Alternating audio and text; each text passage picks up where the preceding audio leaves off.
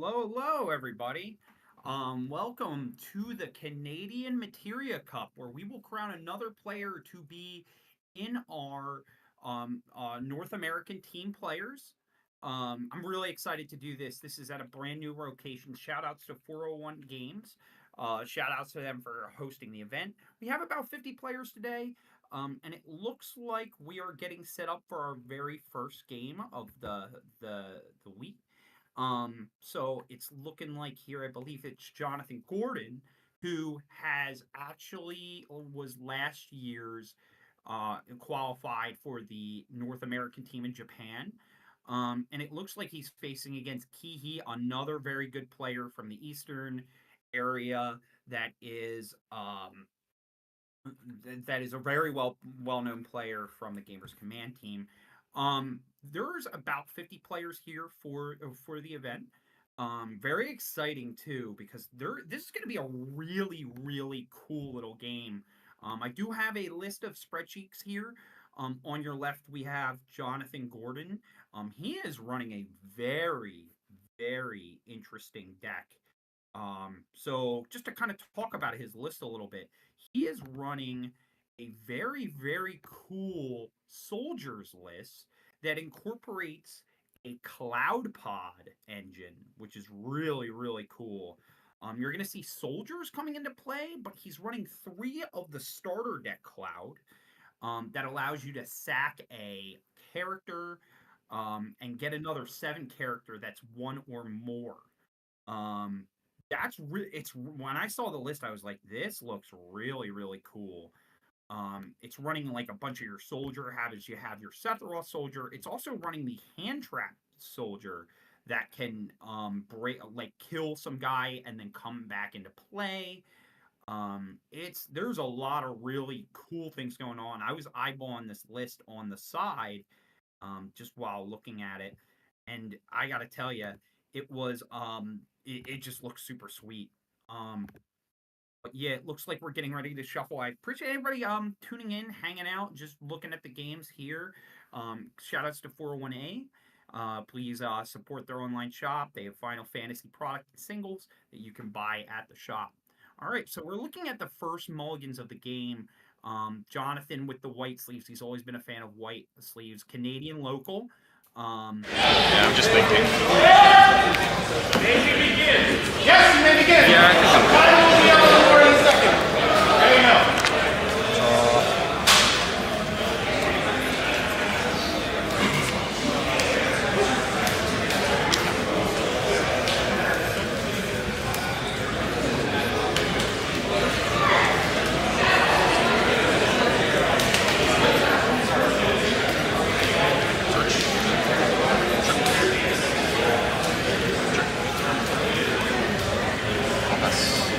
I was thinking information.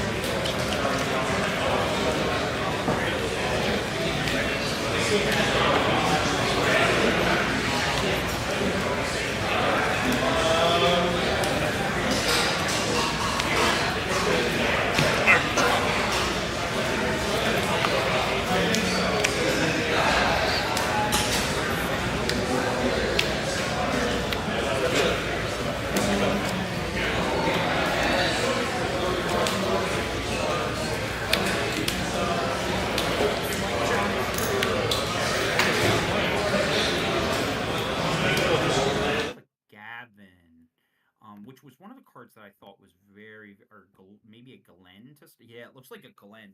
So this Glen is just like it's a 8 cost brave. When he enters, you can search up to 2 soldiers and add them to the hand, and then you can play up to 2 soldiers of forwards 2. Now he has a plethora of options to do that. One of them being the Cloud Pod engine. One of them being the looks like he is searching for a um looks like he might be searching for a mat to start, as well as let's take a look. Trying to see what the other card is here. Looks like a mat and maybe a Lucia. It looks like it on the side. It allows you to play up to 2. So you kind of just want that incoherent value here. Um he's reading the cards. I had to look at this deck because this looks super interesting. So he is just looking to play a bunch of these soldiers out there. And he looks like he's cracking his one Lucia to dual 3 active soldiers to draw 1 card.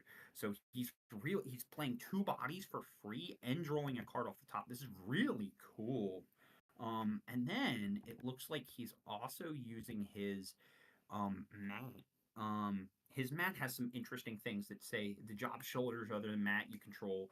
They gain it cannot be chosen by your opponent's abilities, which is really interesting against the Yuna matchup. Um, the and being able to dull his forwards to make forwards lose 2k becomes a level of removal. So it looks like he's starting off playing the Rosa. Also looks like he is opting to play the Cecil here, which gives him auto reach into Win Cecil, which can become this little engine. It looks like he's paying the alternative cost, so he's taking a damage to cast. But now it brings a very interesting kind of um, lines to be able to uh, at least go ahead and do it. But John has some interesting. He's going to tap 2 soldiers to try to make Rosa lose 2k at the end of turn. Super duper interesting. Um, that can be an engine. Now, Cecil is there. Now, looking at that grip that he has, it looks like, and it's hard to see with the shadow, um, it looks like there is he whenever you respond to that, it'll pass back to his turn. So he's deciding whether he wants to respond on something on that area. Um, um, so let's take a look at what he decides to do. It looks like he's opting to cast a like he's opting to cast the Aerith to make it lose abilities, and on the stack he's um, activating the lose 2k on the stack while Aerith is on board. Let's take a look here. Right. If only Matt was a very better answer to it. What I would say is interesting. So he goes ahead and cancels the auto of the Cecil being played with Amat. So he is just canceling it immediately. This is super interesting. He kind of got a little greedy, I think, with that play. I think that he was in a good state, but now he has 1 card in hand, and John just has bodies on board. I really, really like this optimal kind of play of what he's doing here. So it looks like he's going for a draw. Um, right. Um, so it looks like he's drawn 2 cards. He's looking at his LB just to kind of see what to play here. He has so much tempo right now that he has to capitalize. Now, his one Glen, I kind of forgot to see who Aerith has targeted for the abilities being in play. Let's take a look here. Looks like he's thinking a little bit about this play. It is a weird peculiar, but I guess if I was John, I'd see, man, I have some big bodies. I would just swing in and put some tempo damage in. Because if he can draw the Yuna naturally, he could potentially go ahead and, kind of bring back some of his game here. If he's um the blue soldier that allows them to say they can't be chosen by abilities. All right, so it looks like he's triggering the draw, so he's digging. It's kind of interesting. Makes me think that John doesn't have the most optimal kind of option, but I kind of wonder here if he just started swinging. Um, yeah, he would have to target Matt. That's right, KP. All right, so it looks like he's going with Victoria because he has 1 or less card in hand to deal at AK, which is super smart. It's going to turn on the abilities. Right, so it looks like he's removing the draw to trigger at the end. Going for an activating and pass. Man, he's kind of out of gas right now. And JG's got tons of forwards here. So here's the cool thing about his list, right? He can kind of go into this like kind of go wide soldier package and just kind of just be in the way. But Yuna is so resilient that it can almost, he can definitely come back, but it looks like he's triggering a draw um to the to at least kind of dig a little bit. Doesn't look like he drew anything super impactful, but he does have a like kind of a full grade. He does have the Yuna in hand, which is kind of big. You can kind of see on the right side. I don't know what the other, but I think he's going for a pass and just kind of allowing him to kind of dictate the board. Now, Victoria's, he has a bunch of bodies right now. Yeah, I like that. So let's kind of take a look. So I think if I was JG, I would go ahead and kind of start swinging here, kind of put a little bit of pressure. I think the longer the game gets into play, he's going to trigger a draw. Kind of interesting that he's really not poking here. I could see why he's doing that, just to kind of get the value train.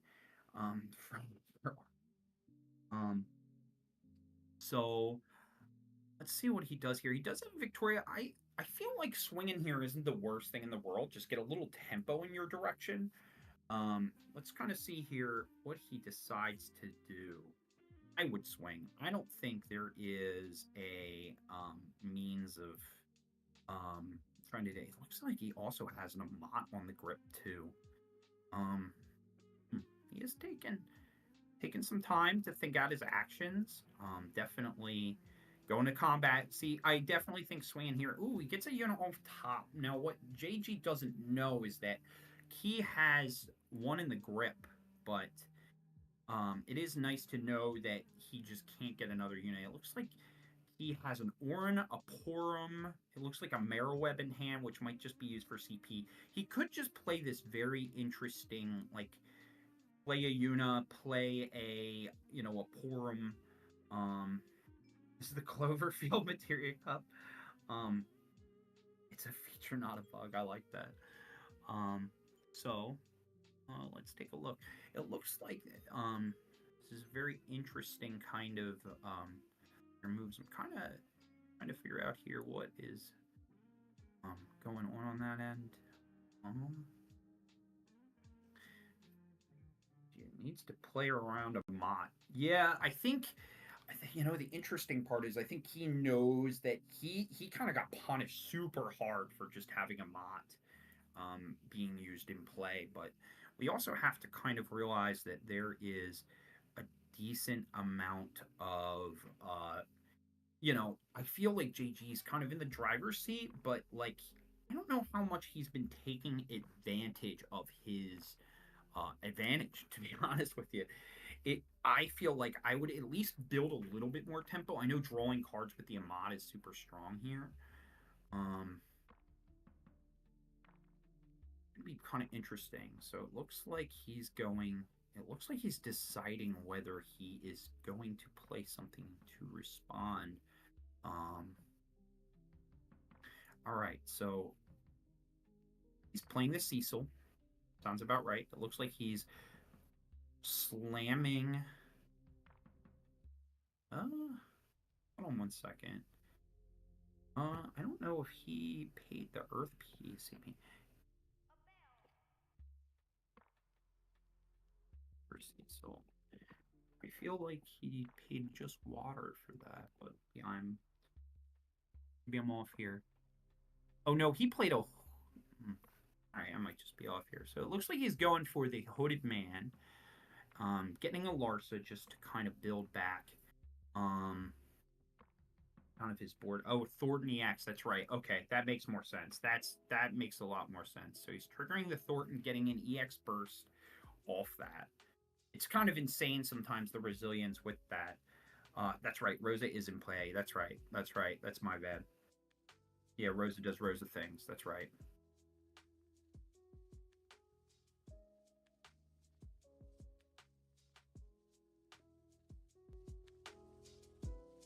I keep Rosa is such a good kind of play here on the back end, just being able to play all these forwards. And now Key is going very, very wide. So it looks like he's going ahead to tap 2 to freeze the Victora. Yeah, Rosa does Rosa thing very well.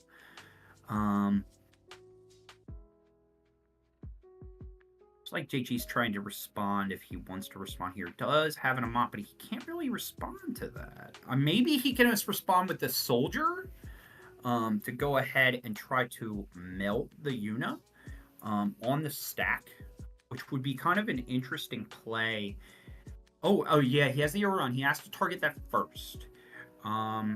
So that is what a good card from a starter deck, right? It's just such a good like kind of like an electrocutor, like a stick here, just to kind of go ahead and do that. So it looks like he's going ahead. He's activating. That doesn't get activated. That's not a soldier. But he's going for the draw here. Now, JG is kind of in this really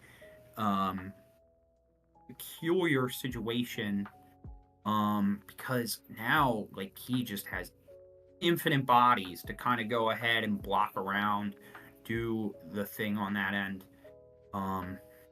It looks like he's going for Elliot. He has a light Aerith in hand, which is kind of interesting for Revival. Oh, man. Take a look here. Yeah, damage 3. So he does have more power because of his damage 3 threshold.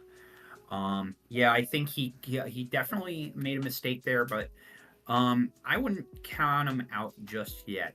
It's definitely a weird, peculiar situation when you try to melt your Auron on the stack, but the damage 3 health threshold gives it an extra 3k power.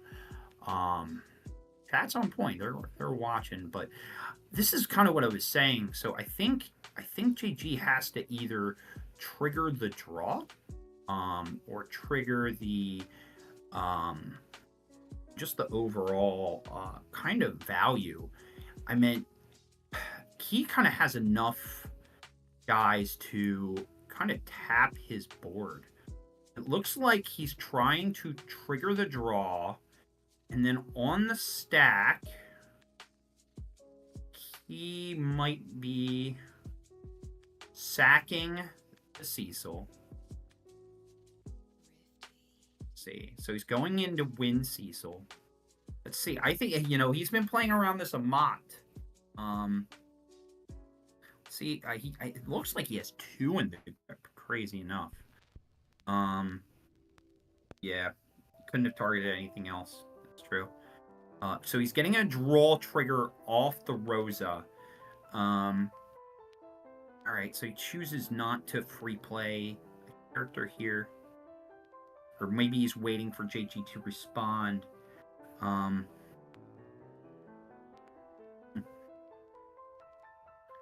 Do have, just to give you an idea, chat, we don't have like a timer. We are at under the 15, it looks around under the 14-minute mark.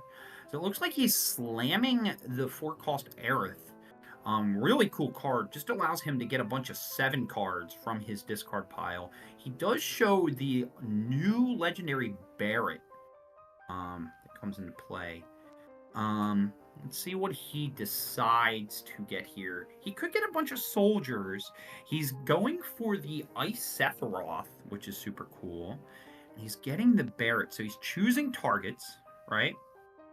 And then on the stack, Yuna, it looks like she's going to with Yuna, and I'm going to see what he's going to play. Is he maybe... Oh, he's trying to cancel. He's trying to cancel the auto. He has... So there's 1. Let's see if he... It looks like he's going to try to trigger again to make him pay another 1. Next turn, LB Matt. So, look here. And just kind of... looking at Key's list, he is running a 1 of Matt and the LB. So that is a possibility. That would be crazy to just go ahead and get Brave, and just dull everything. So let's see. I think he has to I don't know. It's weird because I feel like paying the extra tax also leaves him. Yeah, he's gonna pay the tax. I think that's correct. Because he's gonna have a Mott ammunition just in case. And I think he realizes that potentially, if Matt triggers, he can cancel it, but he just might be just dead on board. So he's going to get it to hand. And it looks like he had one card in hand, not that he could Miwa, but I mean, it's still not looking good for JG. So it looks like his grip is like a Mott. I don't know what is left in the LB. Looking at JG's LB, he might have. Yeah, I mean the only thing that I see in his LB, it looks like he's running one Red Vincent, one Chantoto, one Victora. I mean the Vincent could potentially do something here. He'd have to lose his entire grip just to kill the unit, but the first strike might be a big deal in this matchup. At least like to keep him alive, right? Oh, but he sides for the Zac. I think he just wants to keep up with the body. I don't know if that actually gets him out of the current situation. So he's going to go ahead and ping the Orion because he has to, right? I mean, it's going to resolve because Yuna is kind of at this level of doing that. So he's untapping his soldiers at the end step, but he just has tons of bodies out. He doesn't even have, I don't, oh man. So let's see what he's going to go ahead and choose to kind of, I think he just has him dead on board, to be honest with you. Let's take a look here. So it looks like he has Oran, Yuna. He just has so much. He could just play 2 forwards, Dole for 2, and potentially swing for close to game. So it looks like he's going ahead. Oh man, this is a real back and forth kind of slugfest. I'm kind of looking at the timer. It looks like there's like 10 minutes. It looks like he's going to slam a Thornton. 2 Thorntons in a game seem pretty good here. Let's see. So it looks like, oh, he's getting the Miwa. It looks like that's a big deal. Because if he has the Miwa, he can just go ahead and activate his thing, but looks like he is going ahead and end of turn activating everything with Hooded Man. And this is just a battle of the bodies, and it looks like he went for a freeze to, you know, kind of just keep the Victoria in check. Oh man, this is kind of a crazy little bit of a turn here. Yeah, this Oron is literally holding up the line, plus like Cecil is definitely adding an additional tax to this thing. So it looks like, oh, that's kind of cute that the Zac also works at the soldier line to draw an extra card. Plus he also has the Aerith special that could potentially be relevant to saving one of his bodies that matters. Yeah, I think our goal is to try to interview the winners as long as there's time allowed in each game. So let's see here. It's just such a. I think this is a battle of who's. I agree, Sal. It's a real interesting board state we have here because there's just multitudes of bodies. Now, JG's bodies have a lot of synergy to draw cards. You know, I think the big thing here is that I think the bodies that he has so many ways to kind of move stuff around the board. Now JG's bodies has some relevance, but it's all based on this draw trigger. So it looks like he's trying to pass the turn, and he's trying to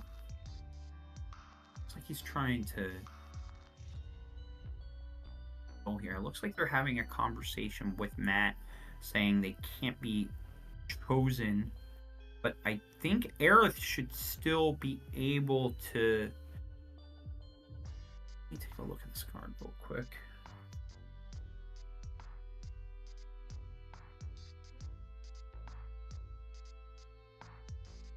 Let's take a look. Did the cam go away? Oh, no stream death. What are you talking about? Yuna's good. I will say that Yuna is very powerful in this meta, but I think it's created a lot based on how many autos have kind of controlled the realm of the TCG for such a long time. So it kind of brings this additional depth to just the overall use of things. Now, I'm looking at, Matt here. It can dull if busted up the equipment. It's kind of crazy here. Yeah, I mean, it says other than this Matt here. Taxing the stream was the right dude. I like that. Let's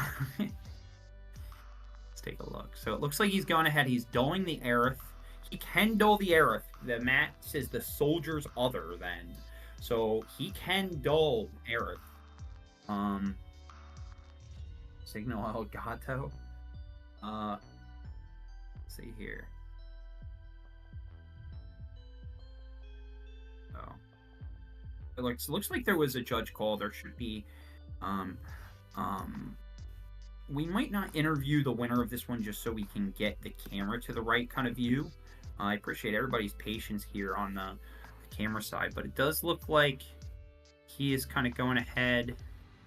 Looks like this is where he is going for, it looks like a Lenora. Kind of an interesting little LB that's kind of came out through the new Tears of the Planet set. Just being able to choose a 4/4 in the break zone and just add it to the hand. Just giving extra value to play more forwards to kind of get use of the Unitax ability.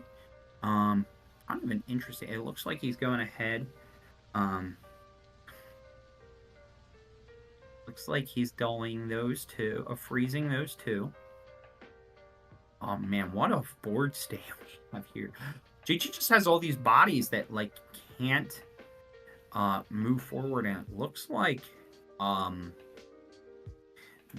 there might be just a ton of way. It looks like he's just freezing a bunch of, but this board state is absolutely nutter butters. It's JG can't really attack, and like a lot of his bigger bodies are very much kind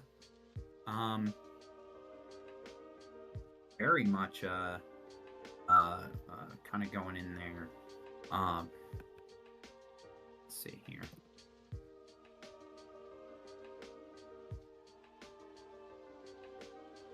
I think we're back.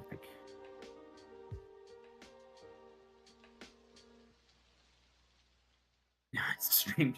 All right, I think we're back, folks. We're back. And now the commentator. Oh boy, Orm should have taken the camera off.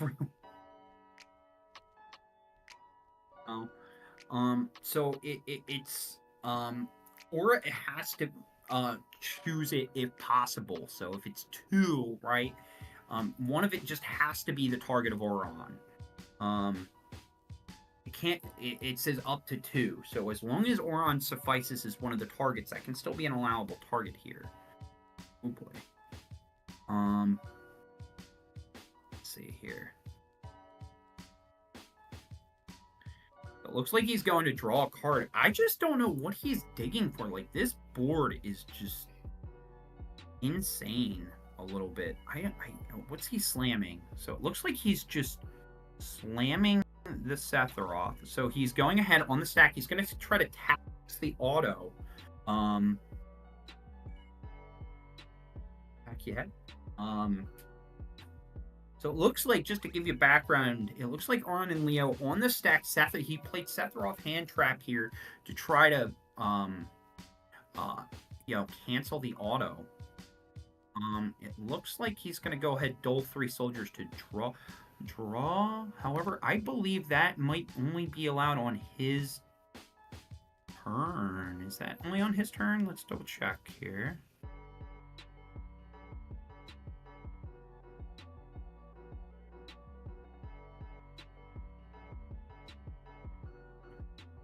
I think, the interesting thing that I have seen that JG hasn't seen yet, he is running a Genesis, and he has not drawn his Genesis this whole time, which is kind of unfortunate.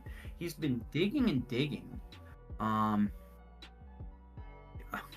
Let's see here. So it looks like he's discarding that to play a little elf here. It looks like he can discard, and if he does so, he can search for an avalanche. So I think he is trying to decide if there's like being an auto here.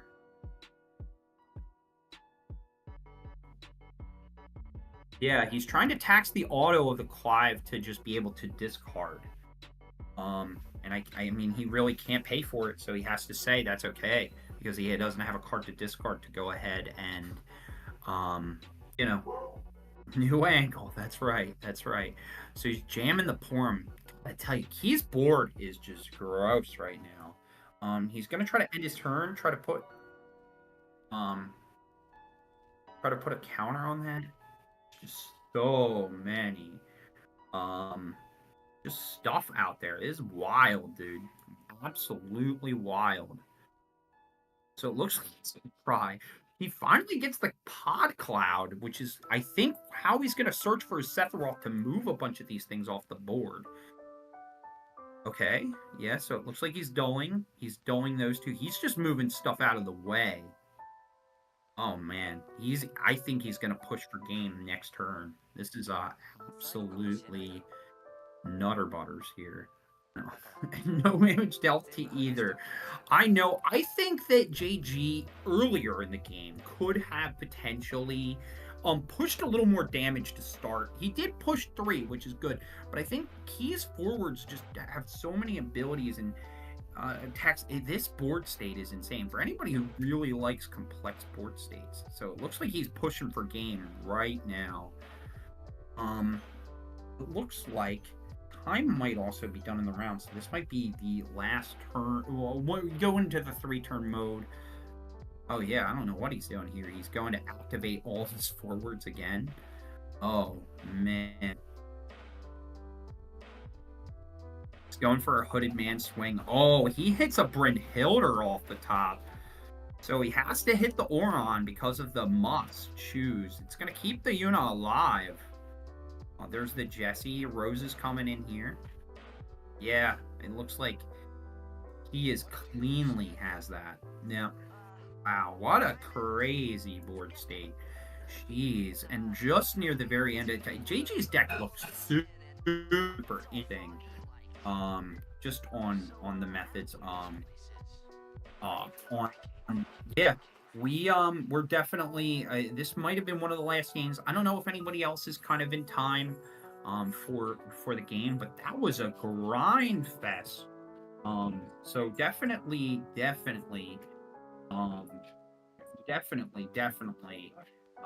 worth doing. But yeah, I think we're gonna go ahead and cut to a little break, get the cameras all adjusted to make sure everything is kind of up to speed, doing good here. I appreciate everybody watching. Shout outs to 401 Games. They have a website where you can buy sealed Final Fantasy product or any product of your desires. We'll be right back with the next match and get going from there. Thanks for tuning in. Thanks for watching. Thanks for vibing. We're gonna see a lot of really good games. I can really tell.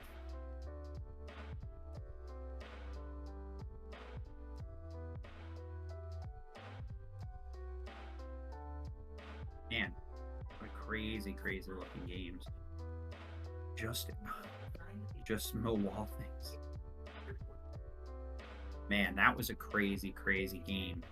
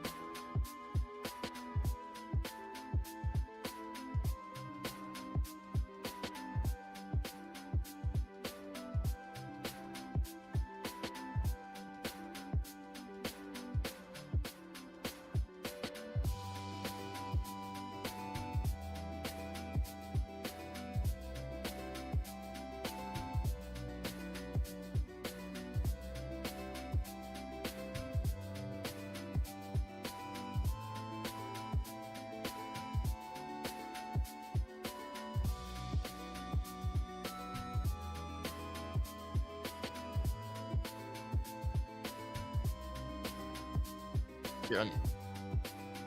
Just hold on. Don't let me pull their deck list up, please.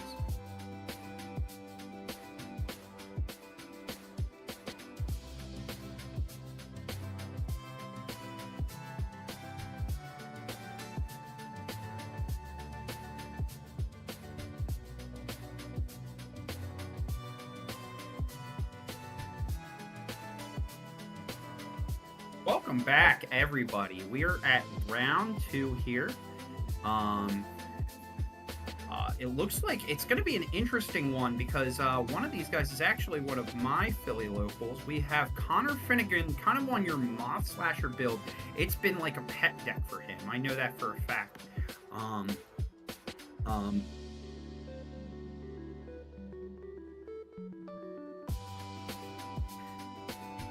So, and it looks like we have here, our good, we have another Knights deck. Now, Knights, as we saw, won the last, I'm doing it from our friend Terry here. So it looks like this should be an interesting match because Moth Slasher, kind of builds this late game kind of like build into this kind of game, but Knights can go so fast. Connor is starting off the turn by playing a Reeve, it looks like, discarding 2. And then he's discarding 2 for the Merweb. So he's kind of setting up this slow game. Now, Knights can kind of do this crazy little aggressive Laswell play. And freeze both his backups. Now, I can't see the contents of his hand, but that would be an absolutely wild kind of thing here. But let's see what he has to respond. So it looks like he's discarding Garland. Oh, he's slamming. Is he slamming a Ramza targeting the Corellia? Yeah, let's see. Oh, so his flip was terrible there. So it looks like for anybody who was there, Ramza allows him to play a Knight that goes flips the top 5 cards of the deck, but his flips were kind of weak. It just got a Gawain, which allows him to search for 2 2 Knights. If I was in the player, it looks like he got a backup Garland, and then he also got a Steiner to potentially pay for the cost. This is real aggressive. I like this out of Thomas. I think that putting this amount of pressure early will make it so that you can play even more. Now, he also has the ability to LB into a Beatrix. This is absolutely nuts kind of play. Now, looking at Connor's list, I would look at this and see how I can respond. Now, which of the Fens would be nuts, but having Ramza on board is insane. I will also tell you that Connor runs a lot of bursts. He's running 9-cost Odin as a burst. He's running a lot of interesting. He's also running a 1 of Mira, which would be kind of interesting. He has a Gao Legend to make his monsters forwards. But he's just going to go on this real big value train here. He has to match the aggression a little bit. It looks like he played the Mira. With that on the stack, he went to tap 4 to kill it. He's still going to get the trigger to search for 2 monsters. He's going to go for a Melazine, which is really, really interesting monster here. And then he's getting an Apakio to draw a card. So he's kind of getting a little bit of his value back. He has a lot of really interesting kind of things. So I wonder... And it looks like in the LB, he's running a Graft, which would be really interesting to sack a forward to go ahead and sack his own creature to deal something 4K. So he's matching the aggression, right? He's kind of taking some forwards there. But now Connor still has a lot of aggression here to kind of go ahead and really kind of match this kind of pressure. So it goes with a Delita. Gets the Laswell. Dole freezes the Graft. Absolutely crazy. Laswell can make a lot of pressure. So he's going to go to attack. Connor's going to take it. It's going to hit a Melazine. He's going to hit he's matching this aggression. So he's going to pass and go to discard. Ooh, he discards his one of Emperor. So Emperor is one of these cards that's really good against some matchups like Yuna, sometimes the mirror against monsters, but is a brick in this hand. Absolutely a brick.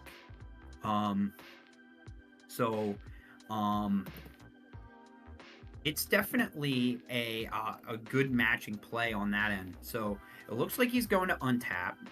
I think Connor needs a witch, right?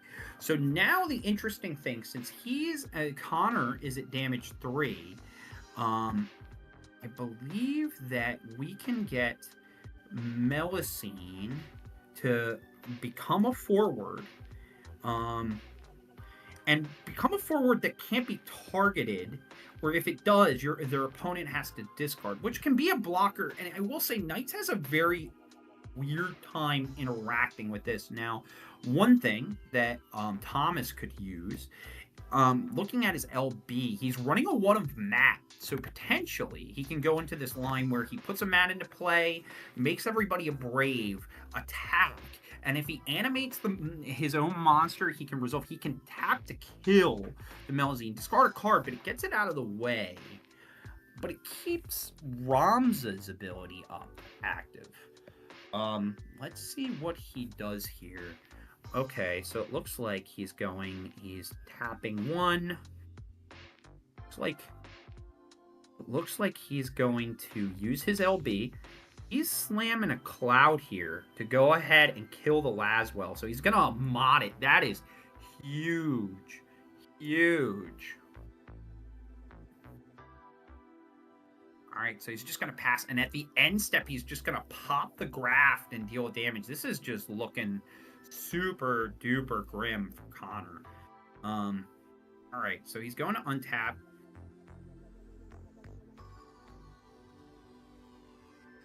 So he's going back to his main 2 because of that trigger. I think Connor has to play something here. Man, it is looking like he is running, looks like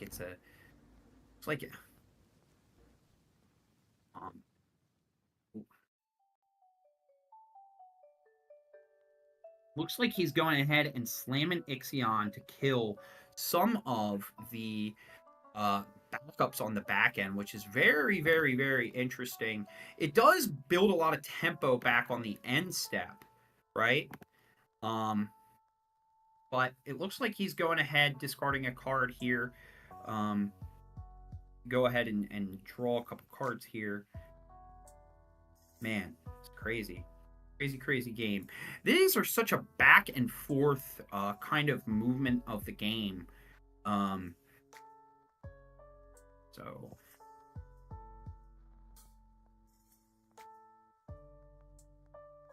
looks like he's going to tap down, discarding the Marrowweb. Oh, he's playing the Gao to try to go ahead. He just has back-to-back Amats. That is crazy.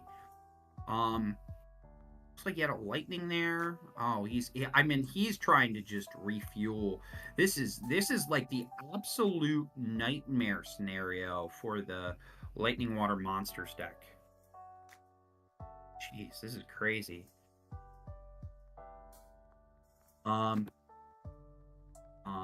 So let's see here. Connor's kind of out of gas. This is where the Knights player really takes advantage of the situation. Ooh, it looks like he's coming out to play the multi-card Lightning. Beautiful, beautiful Lightning.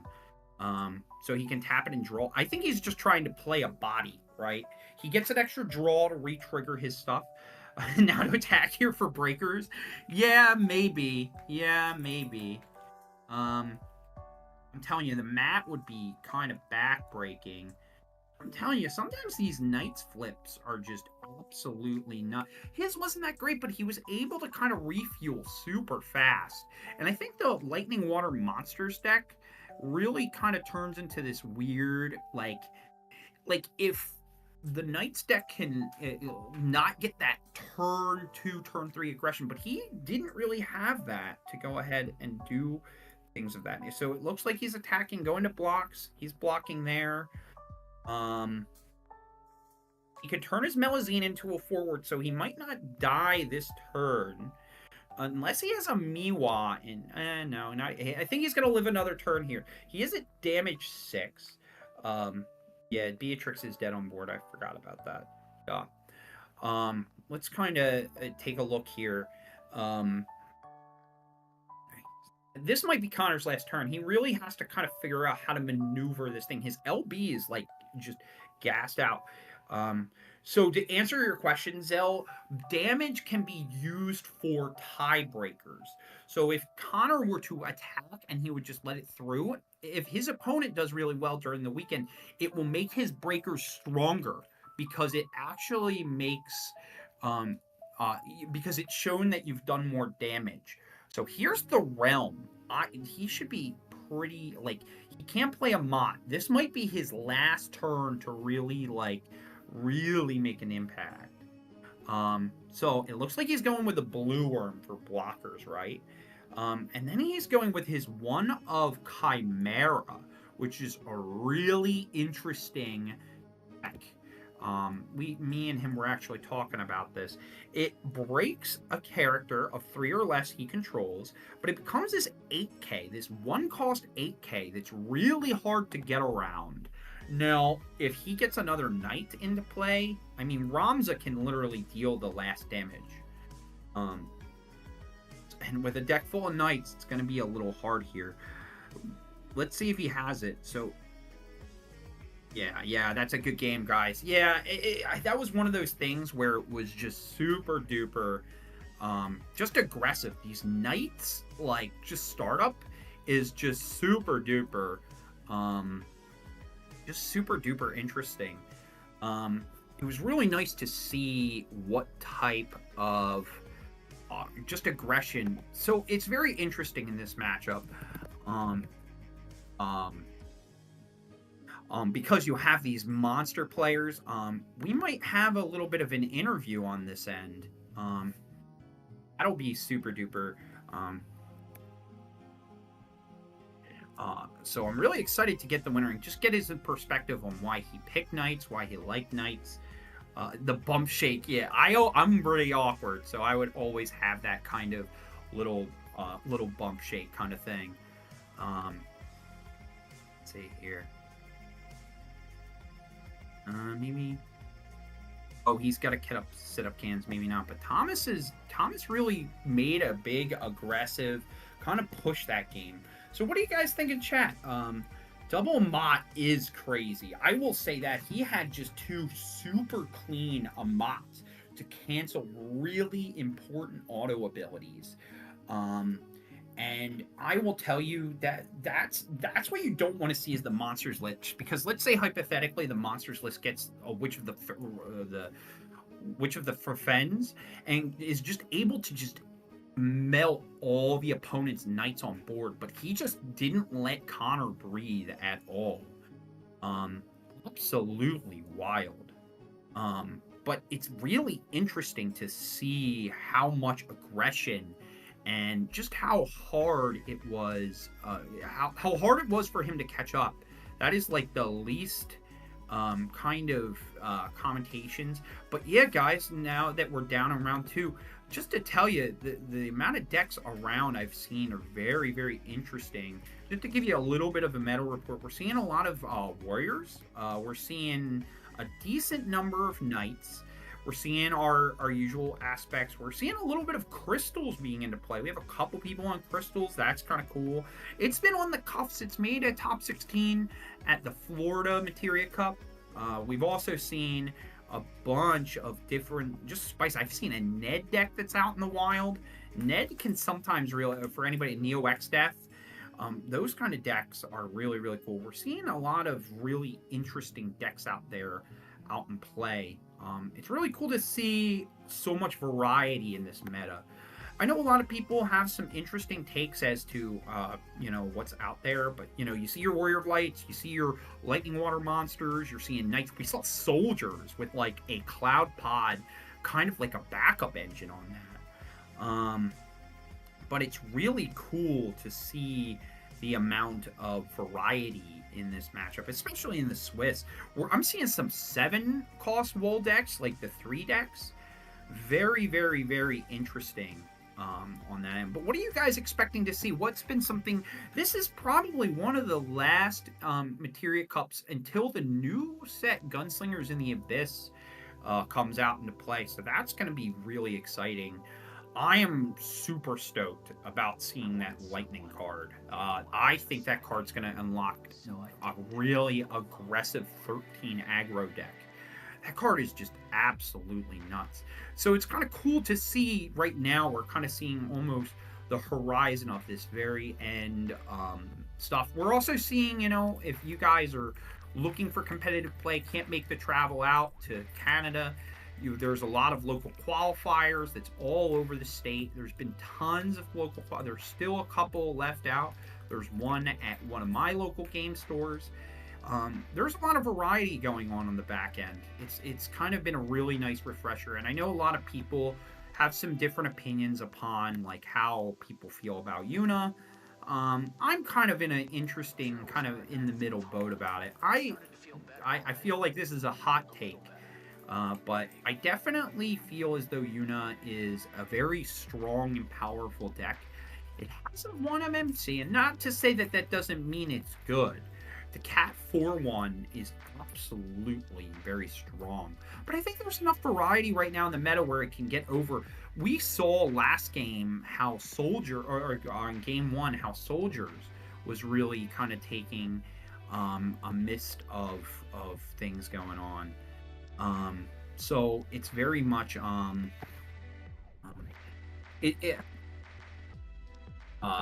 definitely interesting. But what have you guys seen in your local meta? I'm just curious on what's everybody getting excited for. Nats being at a brand new area. This is the first time in the one in Vaughan, Canada. And shout outs to 401 Games. Like, they've done a really good job of coordinating this. I mean, you can see they're really working hard to get this clean and so I'm really excited to see, and I'm really glad everybody's tuning in and enjoying the vibes as we're trying to really just kind of go ahead and really just get ready to at least sunset this meta for at least this upcoming set. I'm really excited to see more and more games, more things on that end, and just kind of go ahead and do that. And we're still kind of waiting on a bunch of different games kind of going on. I'm looking at the field right now. There's a lot of variety. Well, I've seen a lot of Warrior of Lights. I've seen a decent amount of variety of different decks. The Soldiers deck still gets to me a little bit. There's just tons of variety there. And we can kind of see, I mean, I'm even seeing some Chaos Arc out there, which is really, really interesting. Yeah, strength of schedule is definitely still numero uno, but damage dealt can also be used as a good catch, KP. It's definitely one of those things there. I think we might try to go to a quick break as we are getting kind of everything adjusted so that everything kind of runs smooth on the camera side. But shout outs to 401 Games. We'll be back with round 3 on the next in the next little bit. I appreciate everybody staying tuned. It's On the Grow Games still thriving and surviving here. And we'll have some more Final Fantasy action. So stay tuned.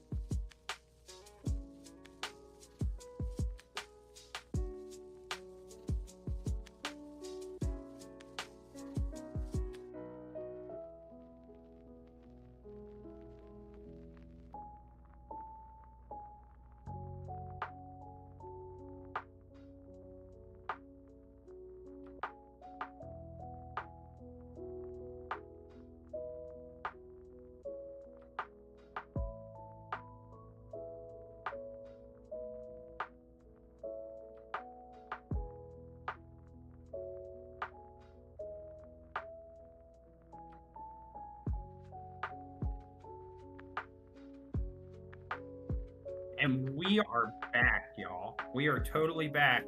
Welcome back.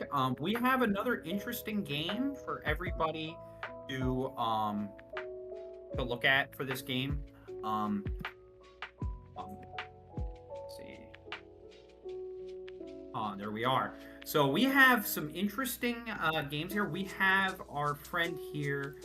It looks like our friend here, uh, Taylor Guildhurst, who's on a really cool Scions deck, and it looks like he's playing against the 4-color Warrior of Light list. Now, a lot of these Warrior of Light lists can be a little bit uniform. Kind of some interesting things to note. It looks like they are running they're one of Shinju, which can be really good into certain matchups, such as like 7-color wall, things like that. We can also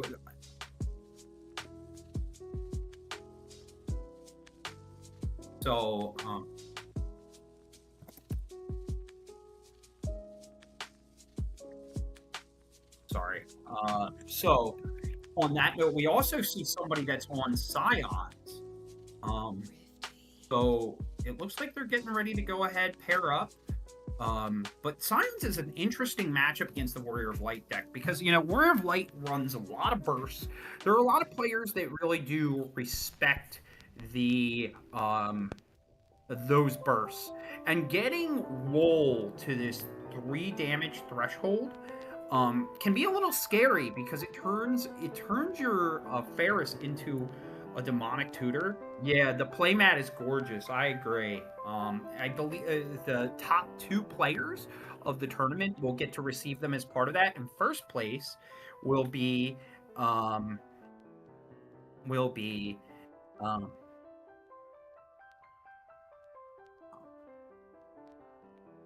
um, yeah, yeah, but usually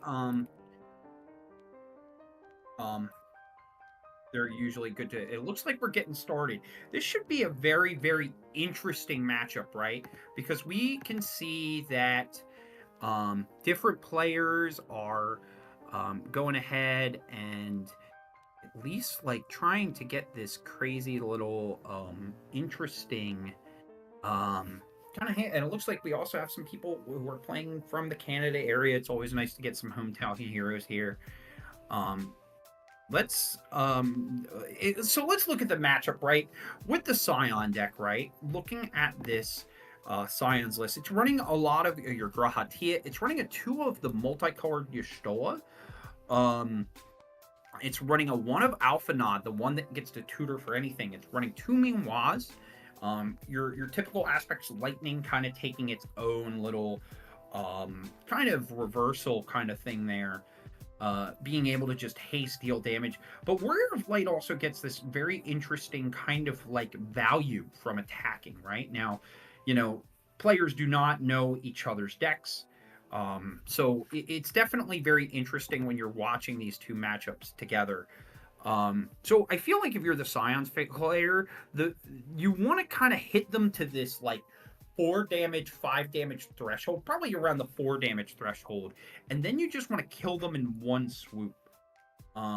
Should be pretty interesting game. Now, if you're the Warrior of Lights player, if you see all this aggression, you might take it and take a little time to build. You also, and just kind of looking into his list, he's running a decent amount of bursts. He's also running a 1 of the Wind Cecil that we saw the last game, 1 of Bosch.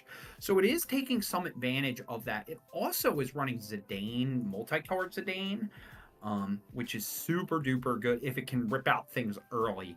But I think it will be very dependent on the play on the draw kind of scenario. It's running your King Typhoons as burst. It's running Tyros as burst. It's running, you're running 3 of the Luneth, which I find kind of interesting to have 3 Luneths on here. 3 Amats, your Brynhilders, your Kusiths. They're at a 2 of, which is kind of interesting on that end. So it'll be very interesting to see what, how these matchups kind of run together. to at least go ahead and all right, it looks like the game's about to start. It looks like, if I am correct, it looks like the Warrior of Light player will be on the play for this. It does give him a little bit of advantage, just seeing like he's kind of going in blind. It looks like no mulligans were made in there. So that should be pretty interesting. So let's kind of take a look here. It looks like he's going ahead, discarding 2 to play the Sarah FFL. And then we'll search for 2 Warriors of Light. Kind of go ahead and kind of tutor the engine that you need. Now, for the Scions player, because he doesn't know, this kind of tells a lot to that Scions player, right? He knows that they're going to have a heavier burst counts for when he hits him for damage. There might be some getting the Ferris and the Refia. So just cards really, really, really key to the matchup. Now, it is also thinning a lot of non-bursts out of the deck, and that's something that you have to kind of be aware of as a whole. It's definitely something we have to be aware of. So it looks like he's starting out with an Alpha Nod, back up to start, right?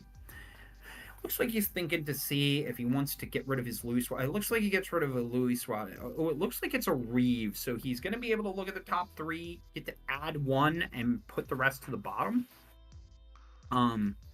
So from there, it looks like he gets some card selection. He's putting Lightning in the discard, which is very important. Getting to play the Lena.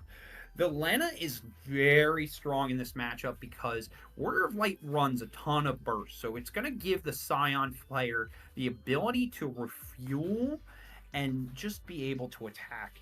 Getting an Irving and just ripping Break Zone would be good if they run it. Well, I would say, I agree with you. I think running that would be very good. He is on 2 Irving, so it's possible that he can run it, but he needs to build a little bit. Usually Scions gets to this like 2-level layer backup kind of thing here. It looks like he's discarding a Warrior of Light for King Tytoon to get the Lena to kind of build. Warrior of Light is kind of locked into this build scenario. They have to kind of build a little bit, and it looks like his hand is pretty good. He's been able to unlock most of his backups and things of that nature. And just really kind of build his board. Now, Taylor, the Scions player, has to kind of decide how he wants to kind of go through this kind of world. Now, if I was the Scions player, depending on the sculpting of his hand, if you look at what he has in his discard pile, he still has Ferris ready.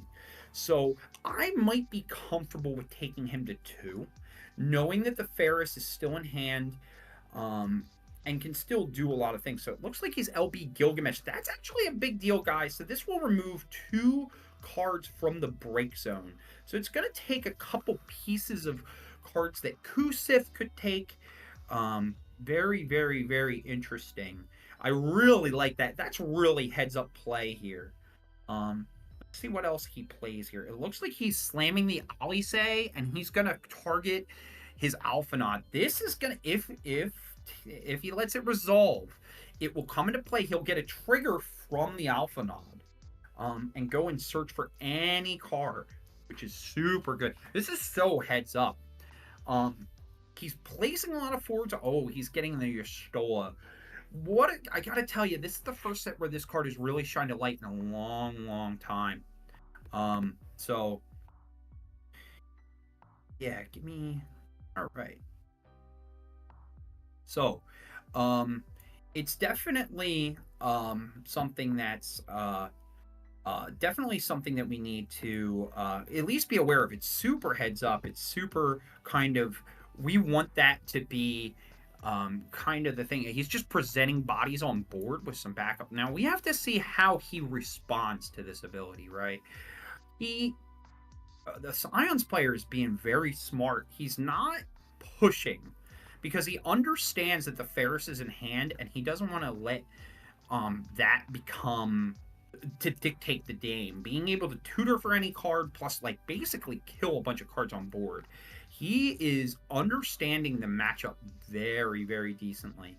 I really, really do like that matchup is in there.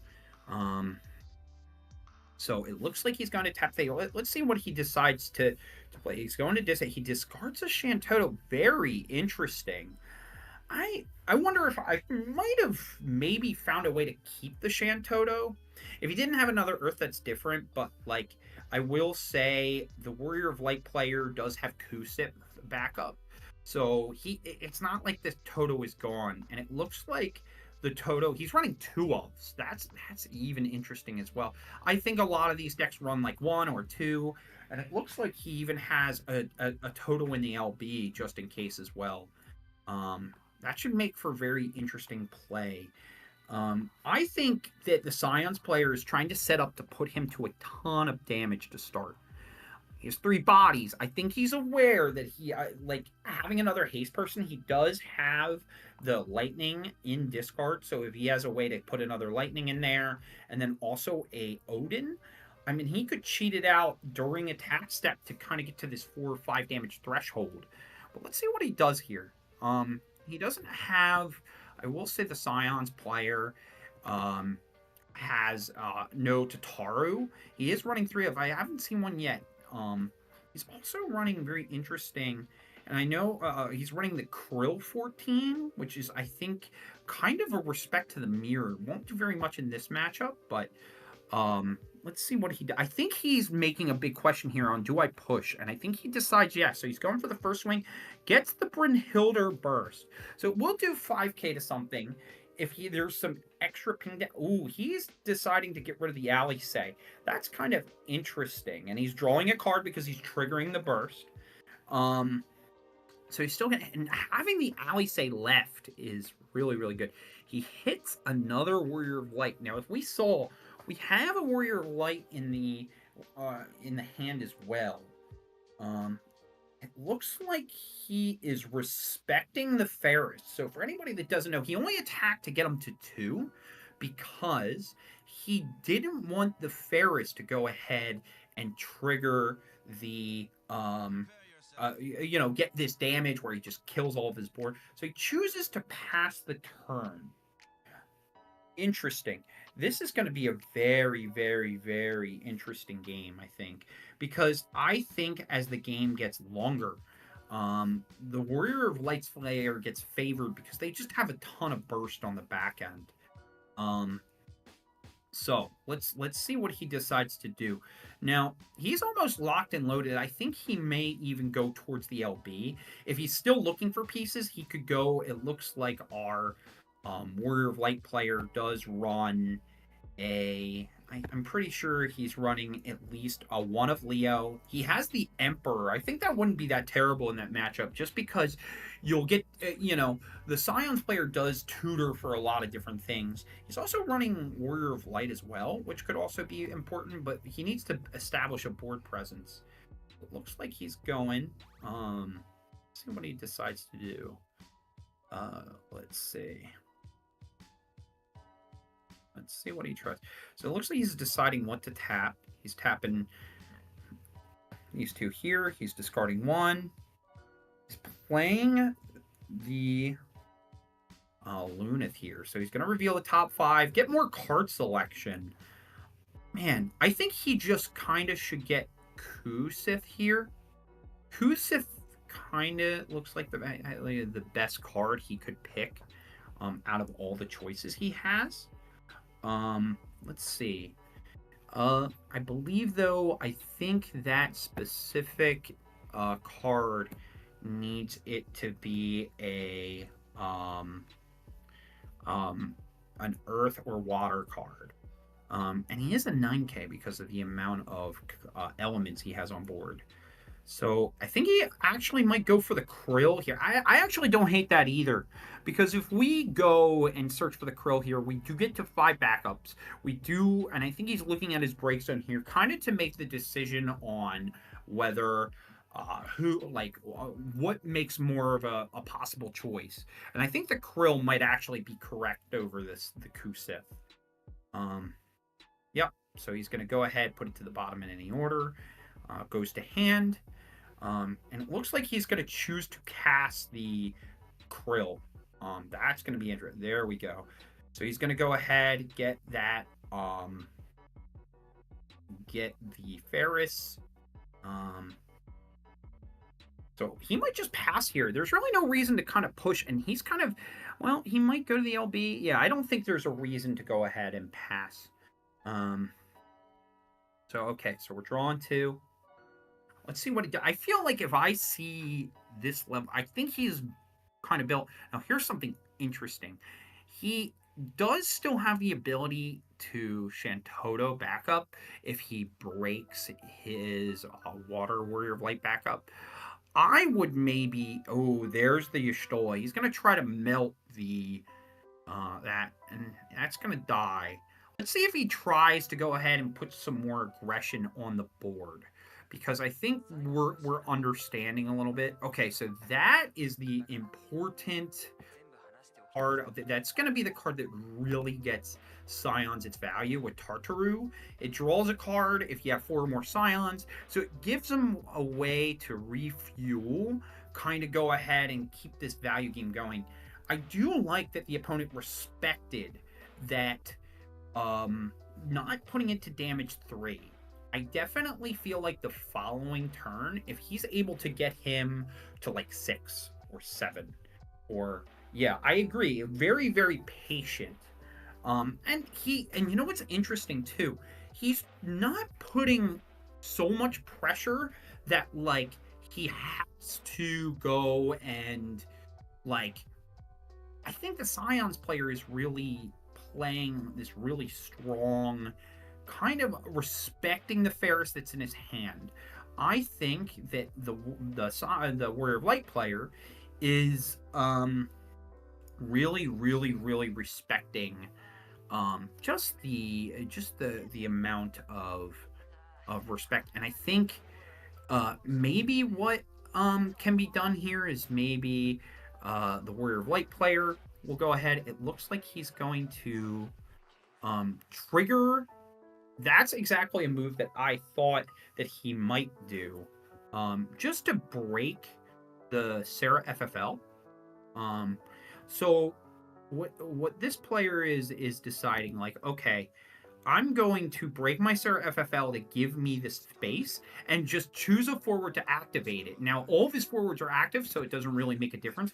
So he's just playing the Toto here, which I think is one, very smart of what the Scions player did here, because it's very much, you're just kind of respecting that the Scions player is doing that. What I maybe would do, and just as the Scions player, kind of as a means to at least respect the kind of what's going on, right?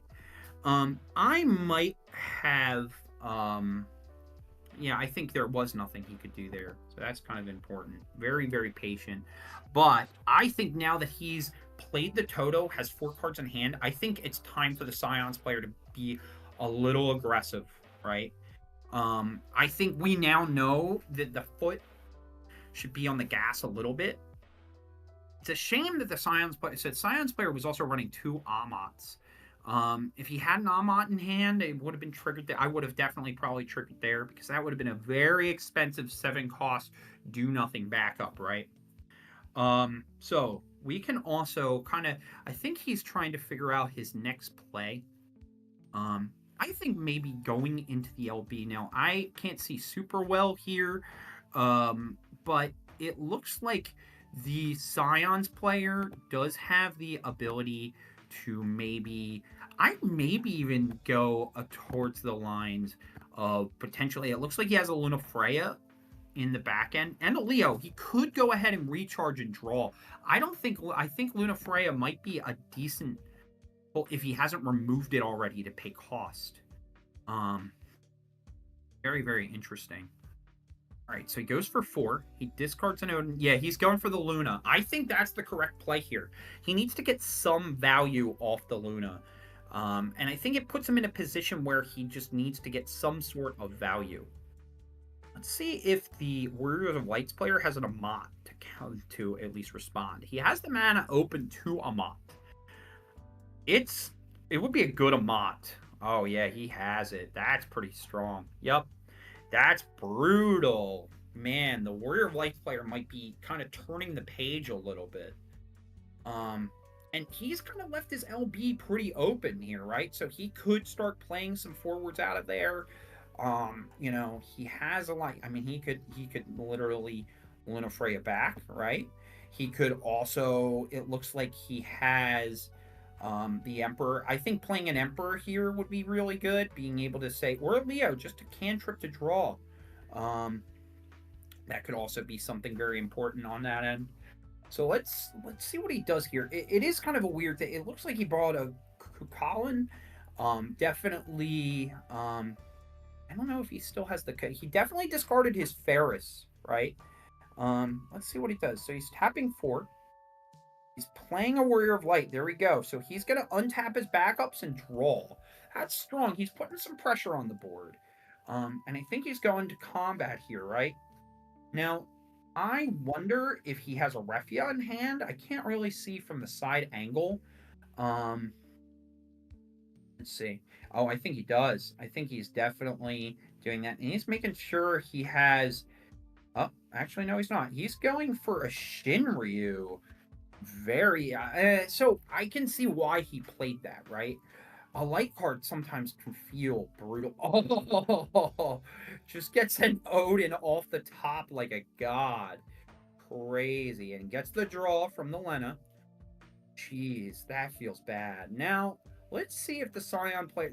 I will say, Shinryu is very good against some of the Scions because if it flips the top card, depending on what it is, he can refuel, draw 2. Very, very, very interesting kind of play here on that end. Here's the Grahatia. So he is looking to tutor something on the back end. So it looks like he's paying, and he's going to decide after the payment, on what he's going to play. Let's see. Okay, so he's discarding. He's paying. Looks like he's paying 4. Does not have another Mott, so it doesn't look like it from the hand. And I think he's looking at his LB just to kind of make sure where his next one. So he's gonna let that resolve, right?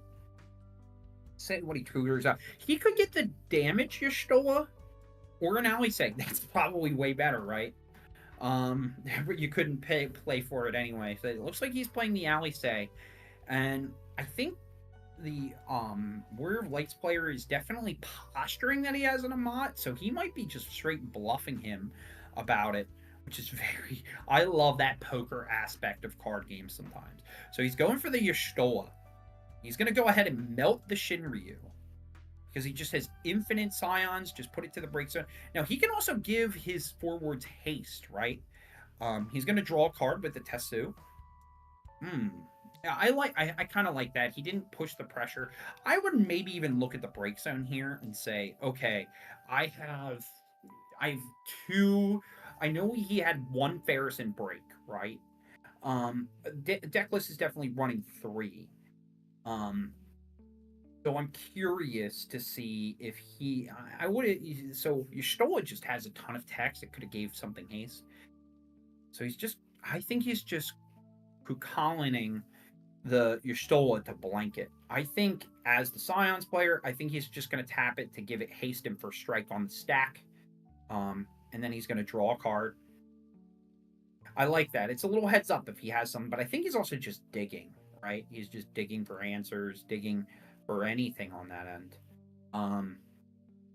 But we can kind of look to see, and it looks like he's deciding to go to the break zone. Kind of get that going. But let's see.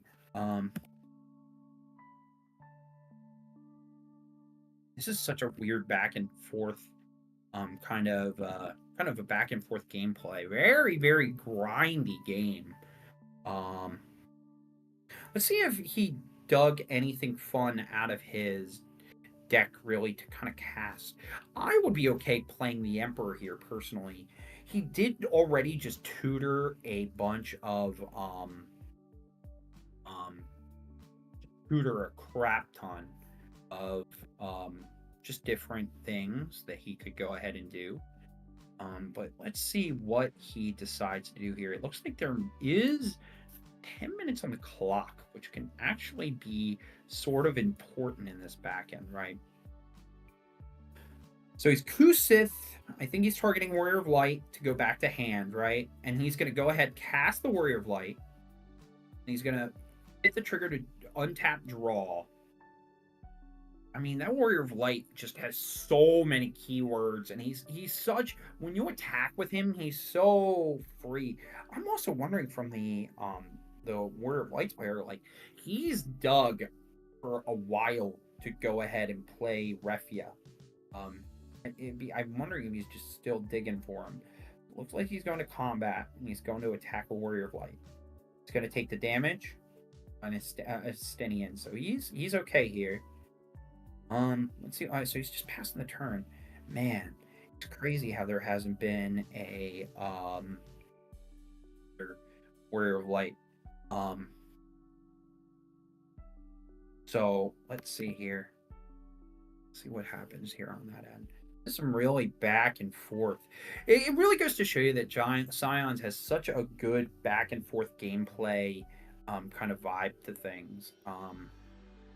Such a good it can play this fast game early, but it can also play the short game kind of early too. Looks like he's going ahead, he's playing his edge. This is huge, right? So it's going to give all the forwards a lightning forwards. It just gives all his Scions that already have a crap ton of keywords even more keywords. It says all the forwards, when they attack, you choose one forward, deal it 7k. I also wonder too, and I was looking at his, and unless he already removed it from his LB, right? I mean, he could have even, if he could have paid the additional cost, I'm curious if he could have played Tidus here. I think Tidus wouldn't have been a bad thing. I can't tell if he's removed it from the LB deck, but this is pretty good too. You're putting a lot of pressure in. Kind of going ahead and melting a bunch of things, right? It's very, very, very interesting. Yeah, guys, this is a really good grindy back and forth kind of game, right? Kind of what we needed to see. A lot of variety we're seeing here at the Materia Cup. Really makes you think that there's a lot of things open. So we see the toss. There's the Irving. Somebody called in chat earlier. Let's see what he's definitely going to target 2 forwards. Let me see. I think he's choosing the forward, so it's going to give Irving haste. So he's going to go for this really big swing. So he's going to Kukulin the Irving. No. Did he Kukulin the Irving? It would not have haste anymore if that's the case. It should blank the haste.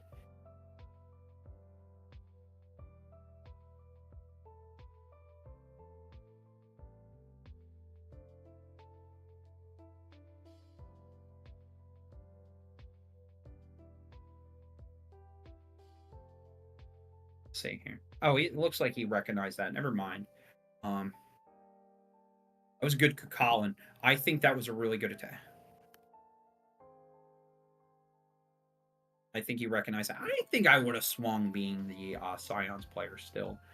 I think we're kind of at this weird board state. So let's take a look. So it looks like we have about 6 minutes left on the clock. So here's the interesting thing. Now we have the Warrior of Light player being at that damage 3 threshold that we can go ahead now and tutor with our Ferris. But there's just so many bodies on the board, so many. And I think it was very smart for the Scions player to recognize that he's played the Shantoto, right? He's used his LB. He wouldn't know this in normal play unless you're in top cut. But, like, he can't Shantoto. He has to deal with his board with Ferris now. So he has to play a bunch of forwards and then ping everybody to do incidental pings. But, like, Scion's player has played this so patiently. So patiently. But,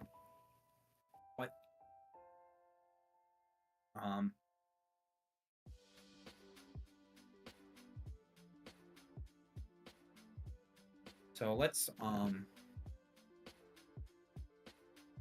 see what he decides to do on that end. This is a very scary board for Warrior of Light, right? I also like, right? So Warrior of Light player also is running both arcs in the deck. The one arc says at damage 5, you can go ahead and revive a Warrior of Light at cost 3. So he very smartly attacked just to get it to damage 4. So he wouldn't get that additional trigger. So the opponent is, but the Scions player is playing this absolutely beautifully. Both players are playing like madmen. I'm telling you, this has been a really good best of one game. He does have a Mist Dragon in hand. I will say we are getting under the 5-minute mark. Okay.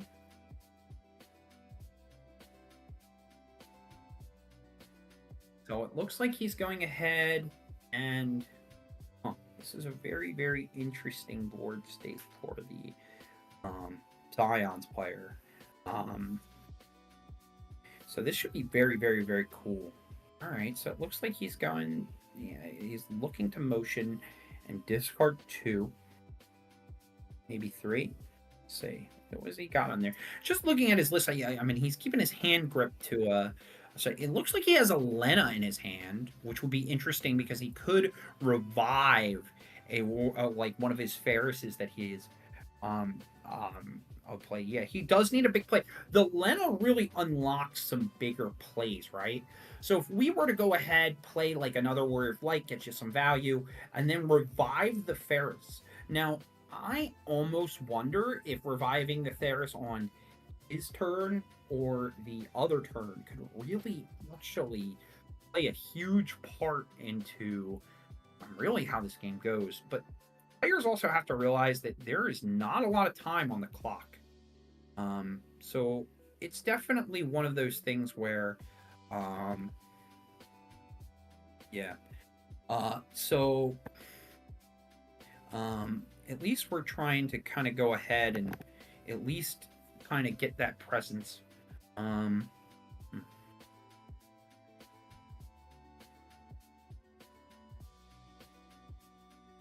Let's see. Looks like he's going to tap 2. This is a very crucial moment for the Warrior of Light player. I think he has some crazy stuff. So he's going towards the LB, paying 5, right? Ooh, he's playing the big man on campus here. I really love this, but the whole Vadajara Wu, he's going to go ahead and fight one of the Scions. And he's going to try to go ahead and target the Thancred, I think. Or is he at least looking, right? I believe, too, that being able to fight this Wu is a pretty big deal. I'm wondering. Yeah, he has to remove LB for cost, right? Oh, man. That's the first time he's used the LB. I really like how the Warrior of Light player has been managing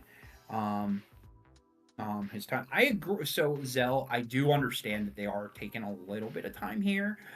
This is a very crucial turn. I think that if he doesn't bring it back on that end, I mean, he could literally die on the backswing, right? But he is making relevant motions to play, right? This is a pretty key turn for the Warrior of Light player. And it looks like he's passing the turn here. So yeah, we have a little bit of time on the clock, but I will say the Scions player. So let's remember, right? So not only does the Scions player have your Stoa, like Elena Special online potentially, but we're also looking at this line and saying, hey, like, you have this lightning that's been chilling in your discard. So if the Tyro tap, I think the Tyro tap for mana here. He might have pumped with the Tyro. Let's take a look really quick here. All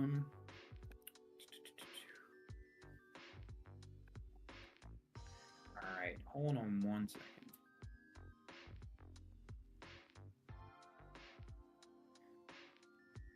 Yeah, he pumped it with the Tyro.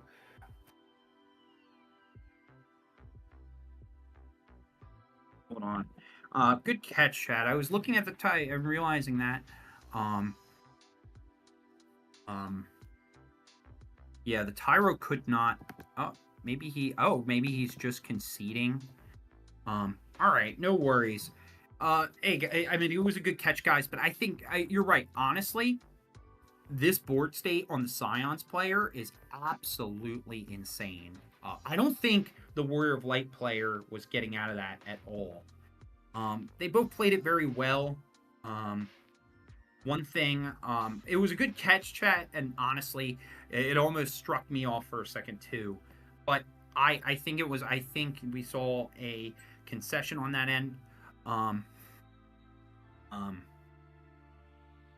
so, um, uh, let me see here.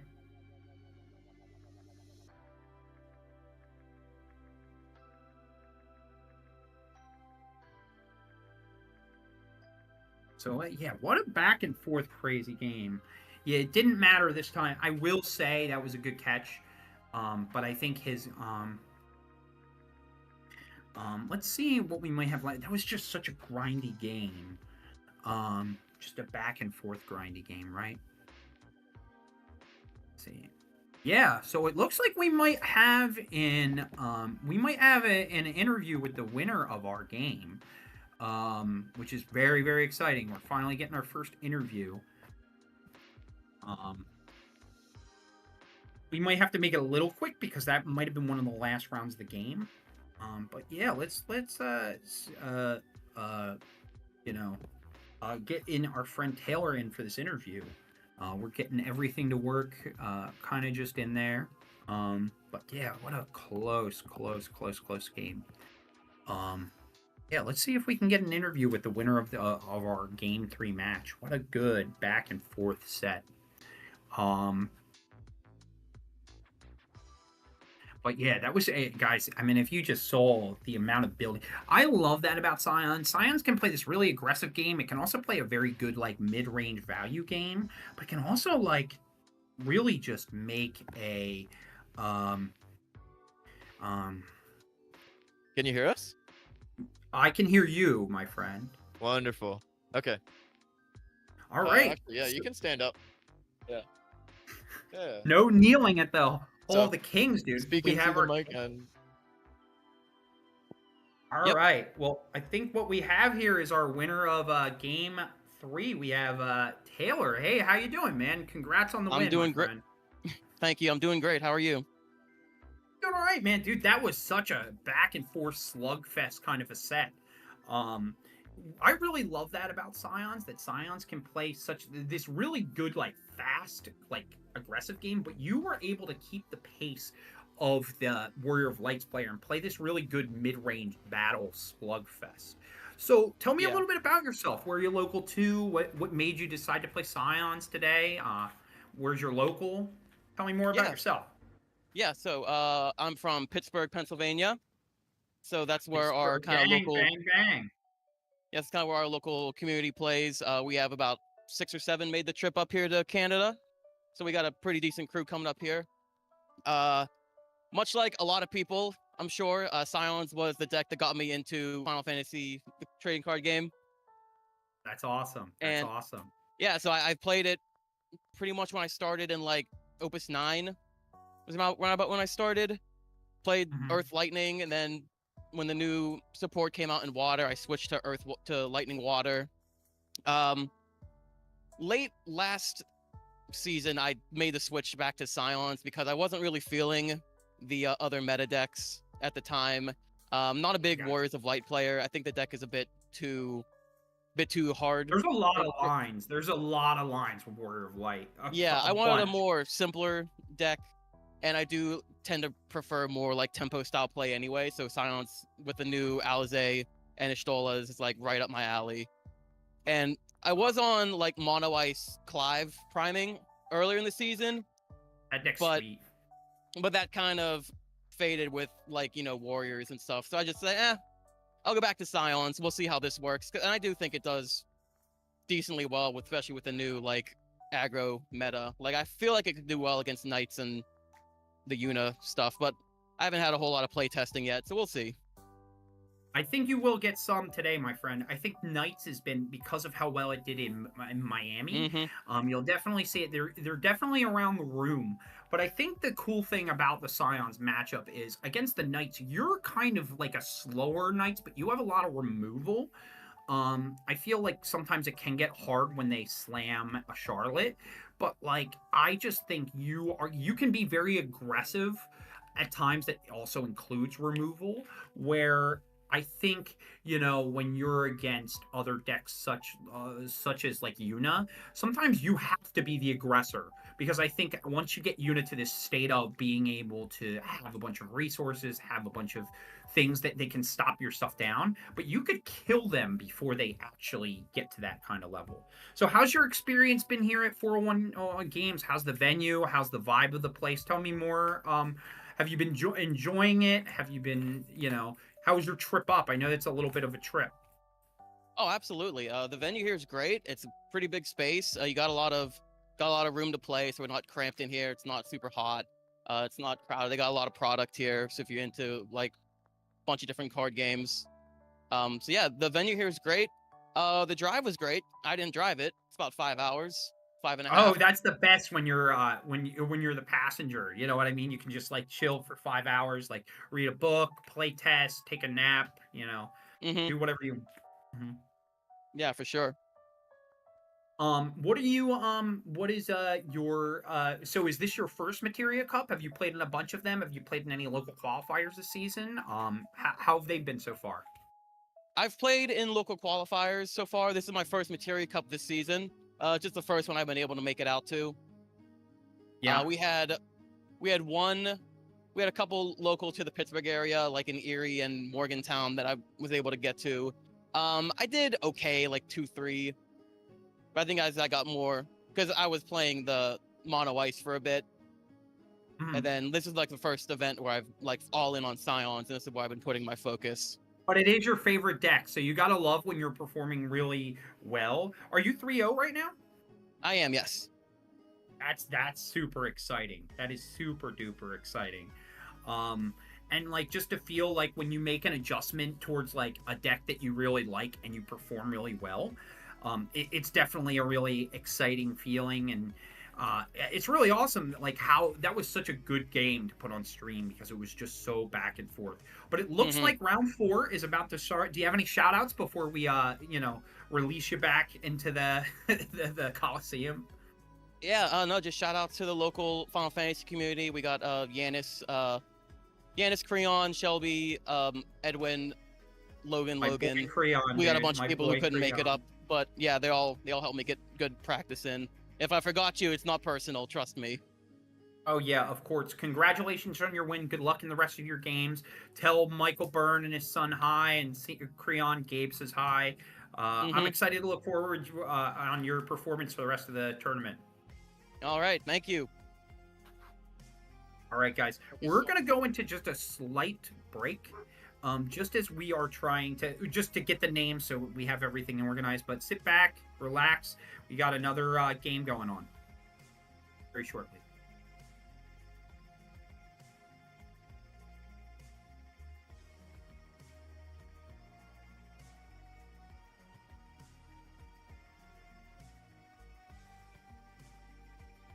Guys, we might even have a little more action coming in. Let's take a look. Oh, dude, Crayon, I love you too, man. Are you playing? I love Crayon because Crayon always has some juice that he's trying, some cooks that I really enjoy.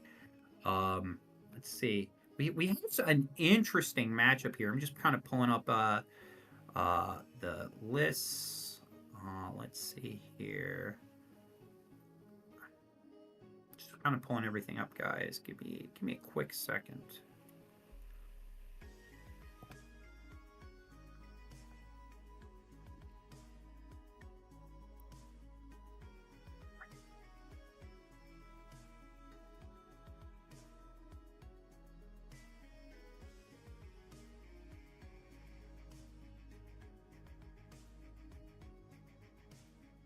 So just to give everybody background, it looks like our match this time is going to be Leo Marcos from the Chicago area.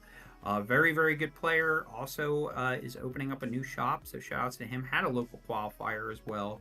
Against Tori Kelly. Tori Kelly has his invite to be on the team, the U.S. team for Japan. So this should be like a battle of really, really, really good player. I'm still pulling up the list, guys. I apologize.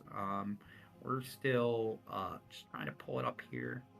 But this is always, I will say, we're going to see a set of very, very, very, very solid games back and forth. Let's take a look. All right. So let's go in. Let's get into the Sloggernaut here.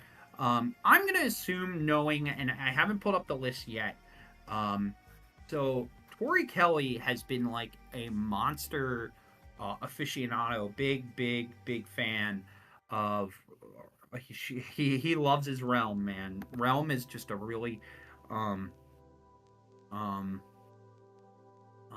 just a really good player here.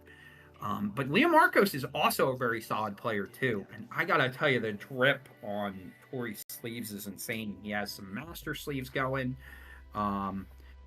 Oh, it's ice water discard is for Creon. That's crazy. I love Leo. All right, so it looks like we are going ahead, and it looks like we see Tori on the right side playing good old Realm, and it looks like Leo Marcos here. I'm trying to look at the grip to what he has in his hand here. Okay. I'm getting a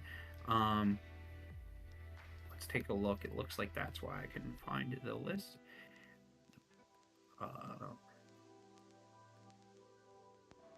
It looks like.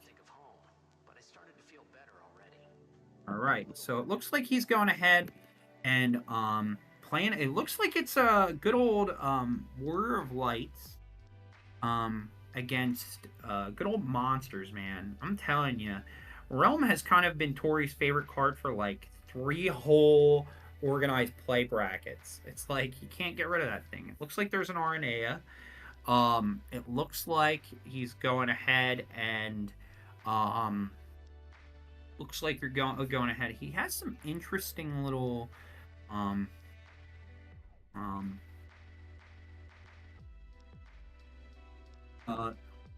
let's see what he decides to do on that. And I think this matchup is very, very weird for the Warrior Lights players. So, ooh, it looks like Tori's got some spice. He's got some Hell Gigas here that it looks like he's running. It looks like he is also he was running the Earth Mira. Is slamming the Mira, so he's Amaing it, which is super duper important. You can't let that card go. It's a Wool 7. Yeah, okay, thank you. I appreciate you guys. Was trying to pull the list up, and it looks like these guys put it on a paper copy. Oh, we found it. Thank you so much. Shout outs to our friend here in the background, really just putting in some work, helping me out here on the back end. So it looks like he's slamming the 7-cost Wool, going for the super aggressive move, getting a 0 miss and a Mog 7. Leo's been playing this deck for a very, very long time. He's playing the Zombie too. It looks like Tori is on the back end. So he's playing the Vincent to shoot the Mog, so he's going to go ahead and trigger and say he can't search.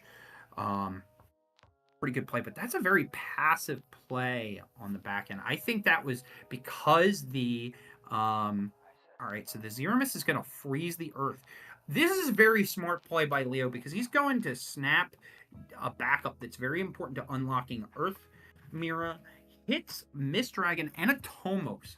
Now, finding the looking at Tori's list, it looks like he is on only one of Tomos, which is actually huge that he hit that off of damage.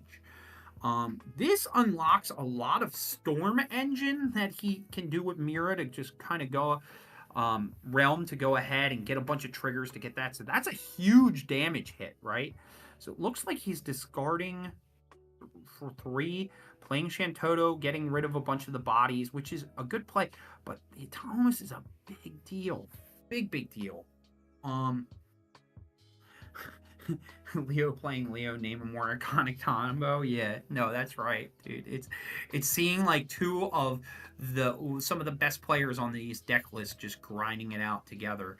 That was a huge Shantoto though. He has one card in hand, but it does have his LB open, or Tori does. But let's see how Leo Marcos responds to it. It looks like he's going ahead, casting another Leo to draw, right? It looks like he's deciding on what to remove. I think Leo's also looking to see what he has to, like, what could be played here in response. So he's going to trigger the Leo to draw. I'm going to draw a card here. See what else he's got. All right, and he's getting the Sarah FFL, gonna at least reload, get back maybe a Wool 7 to kind of reload again. But let's see what he actually picks up. Looking at Liam Marco's list, I mean, potentially, he is also running Gentiana, which is like super really relevant in the matchup, especially with the monsters in play. Looks like he gets the Wool and the Warrior of Light. So he gets the Avela to untap it back. Basically a free play, right? Now, what does he do with this? Is one of Tutor, which is super... Like, his Atomas being in damage is so huge. It may seem unimportant to some that may not understand the matchup, but being able to tap your things. So here is the Earth Mirror he's slamming. What is he going to get? He's going to try to get a Blue Worm. Blue Worm, I think we say that's okay. Gets a draw. So I think what's happening here is that Tori is trying to play... Emmanuel, I kind of... So the one reason I'm not sure if that's the right play into that is because oh, gross. I think that it locks him into one line of play, and I think he's choosing a line of being able to play a lot of his cards, and then getting it later. It might be the correct play, but I think he's choosing to play the slow game on there. So he gets the Mira with the Tyro Burst, which is super unfortunate. But let's see how he responds. That's a big deal. If Leo Marcos doesn't have the Mott, this could be back-breaking on the back end, right? Yeah, man. This is some scary stuff. He's going to slam the Mirror. He has to. That's like part of the engine that makes it so well. But what I think you might just go ahead and... Yeah, Tyro's always at damage when you need him. Does he have the Amat? Nope, it resolves. So he's going to go ahead... Get us, let's see what he gets, actually. It looks like he's putting Blue Worm to the front, right? He's getting Blue Worm to the front. Also getting, Marbo is actually interesting, too, because he can kind of slow down the abilities. So he's going to get a draw trigger, which is super important. Going to refuel a little bit. I will say that he's almost at Monster 5. So if he gets to Monster 5 at the end of the turn, Mirror can just bounce Leo back into the limit break zone. Kind of an interesting thought, right? Let's see if he can slam the 5th monster. It is... Yeah, one more monster. That's literally... Yep. Let's see. So he's using the Avail to untap a back... I think he's ready to slam the 3rd monster. I will say his monster line... Oh, there's the Gal. He's just going to shrink the Leo.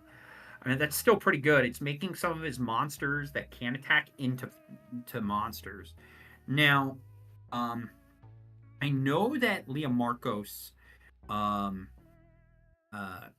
it's definitely... it's a scary card. I know he's not able to play... a Toto. He does have a couple interesting choices. He could go into like a Kuja, which could be pretty relevant because he's just a big blocker that can bounce and tap things if it's targeted. But he has the Flexi Alphanaut, the big Magic collab one. Such a good looking card. So cool. And he's going to Demonic Tutor with the Wool 7. Go ahead. Get what any card he wants. What do I want with this? Getting an Axstar. I like this in this realm of it. Um, yeah, it was a bad flip. It's a real bad flip. You know, one of the he runs 4 total Clive and effort. That was a really terrible flip. Um, Jeez, it's it feels really bad because when you have a lot of threes and stuff, but a lot of these high rolling kind of decks, right? You have the Alpha Nod that can tutor into something. You have the uh, going ahead and Tori could have attacked. I agree he could have, but I think he's being very patient about it because now he could have attacked, but his monster lineup right now, like he could animate his blue worms and then just they would die. He could animate him with the Gal, right? Or just swing with the Gal. But there's the Fens. I think that is um why he chose to chill on that. Now he can just kind of melt his board. Now, if Liam Marcos has a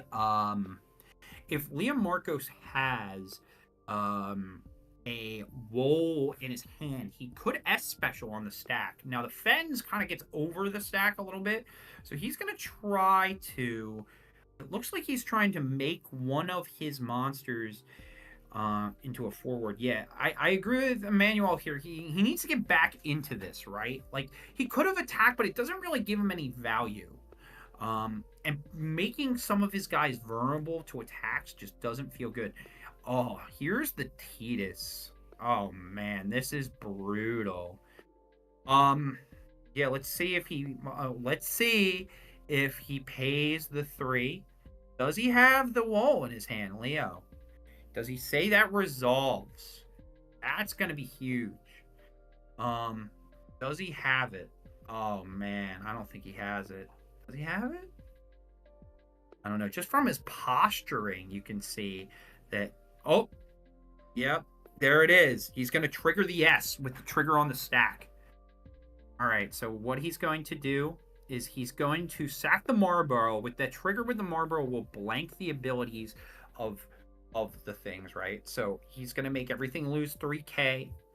All right, so he's doing some very elaborate kind of like ping. I think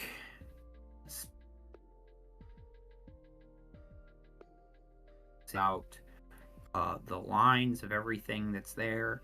I think he's trying to understand, and I think Leo's being very much a gentleman in the fact of just letting him, go ahead, sack, trigger the effect. Everything loses 7k, 3k with a 7k ping. So he's going ahead and putting to the bottom, going to the top. He's blanking the abilities with that ability on the stack. So for everybody to see what happened here, he tried to S special to give all of his stuff to blank the abilities, and then he's erasing that ability so he can still target with the thing. I think, did anybody see if he drew 2 cards there from the Tidus? I think it's up to 3, so he can choose. All right, so he's going ahead and animating there, giving the Sarah FFL. Getting the Mira in here. Oh man, this is brutal. Gets an Emperor off the top. I've seen some decks run this Emperor here, kind of to at least like kind of fight against Yuna. Oh man, this is bad for Liam Marcos. He just has tons of just stuff, and like the Warrior of Light player cannot, like he needs to refuel now, right? I think he has one more in the bin, but that flip was so bad with Wall 7. Sometimes these decks get into these games. I mean, Knights can even have this happen, right? Like you can have Knights just flip terrible, and you can potentially lose on the spot. right? But he's not out, right? It looks like he might have an Amat in hand potentially. Let's kind of take a look. See. It looks like he's going ahead. He's discarding. So maybe he's going for a Leo potentially out of the LB. I think he's just deciding on what makes sense. I mean, Leo is definitely a behind. Ember would have been huge in the matchup. I agree. You know, there was so much tutoring taking place that like it would have been very good. And I will say though, Leo Marcos does not have Emperor in the LB, which is very interesting. Kind of hard sometimes for the Wool 3 deck to run a card like that, but I think when you get into these matchups where you need to refuel so fast, right? You just need to refuel, run it back, like you need to go. Like it's hard to excuse it, but I think you refuel. The Emperor draws you so many cards if it's unanswered. Let's see. All right, here's the Clive. Oh man. So let's see if it's prime time. He's priming right now. So he's probably going to try to melt the witch. And the witch is not going to like that. He's going to... He might just like eat a couple monsters just so he can't do it. Maybe he says no because he has so much pressure on board. I mean, I think you just eat a monster or two. Like maybe you eat a blue worm. Potentially, right? Maybe you eat... I don't know. He might not want to. You know what's another thing he could potentially do?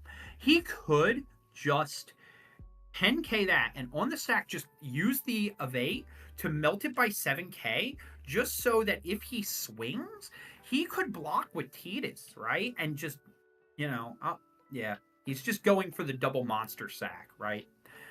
Oh man, this is brutal. And Tori's just running just so crazy. This is just kind of a super huge,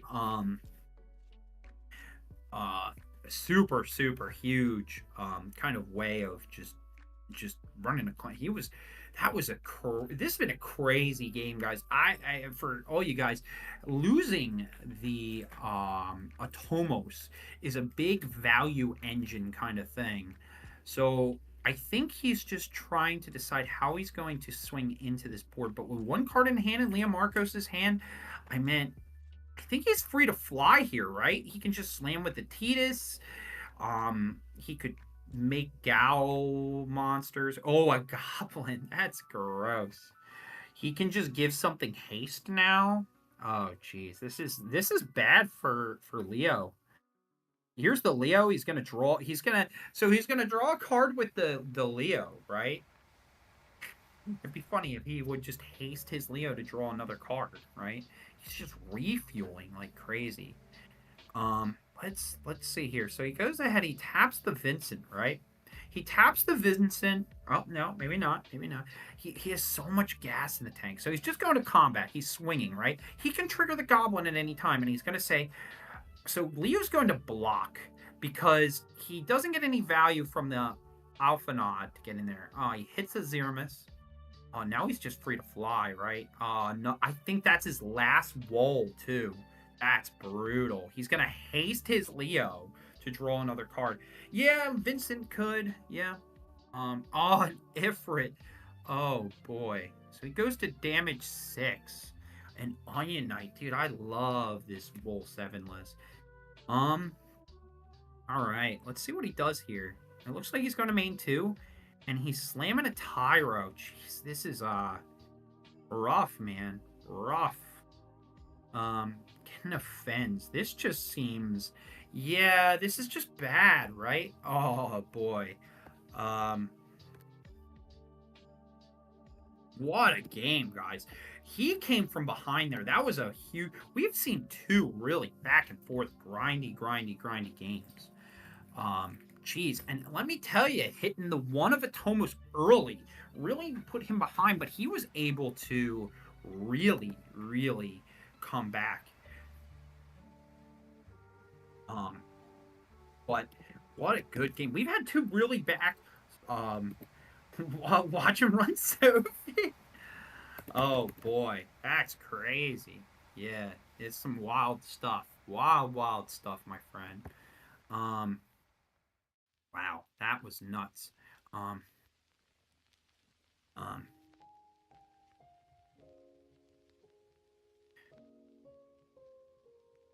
yeah. So we're gonna have an interview with Tori on the stream since he's cool with it.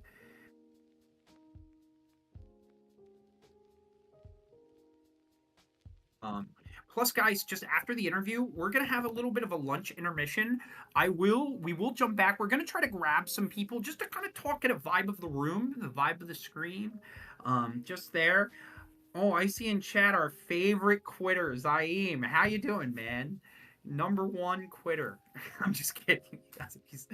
He's not quitting. You can't leave us. You can't leave. Yeah, guys. So we're gonna get an interview with the winner here. Really exciting. What a good game, man. Holy crap. Um, Corey out running all the cool monster decks. He's run like one monster deck all season. What do you mean? No, it's always cool. He's always doing very proactive things. The Hill Gigas is really interesting as well. It's definitely kind of he's been working on this list. He's running a lot of interesting cards that he hasn't that I haven't seen him play at least actively. Um, yeah, there's a lot of. I mean, we could just dig. Yeah, the retiree. That's right. Best Matt right. Yeah. Uh, Hello, hello. Yeah. So we're gonna.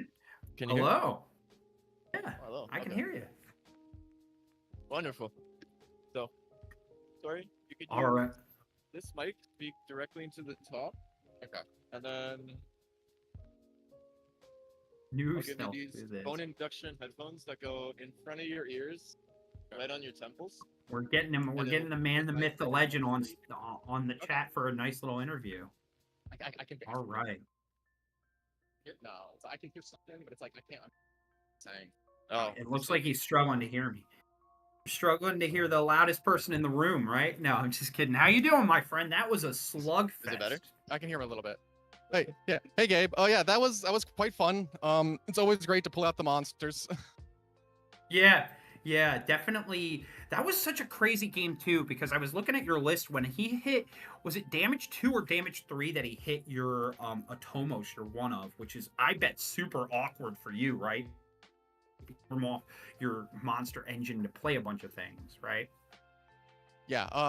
I'm only running the one at Tomos, so it was really unfortunate hit to damage there, especially because he did immediately the next turn hit me to damage 3 anyway. So like damage 3 at Tomos is of course extremely powerful. It's quite oppressive. But it didn't really matter. Tomos isn't really there for the aggressive matchups like this one.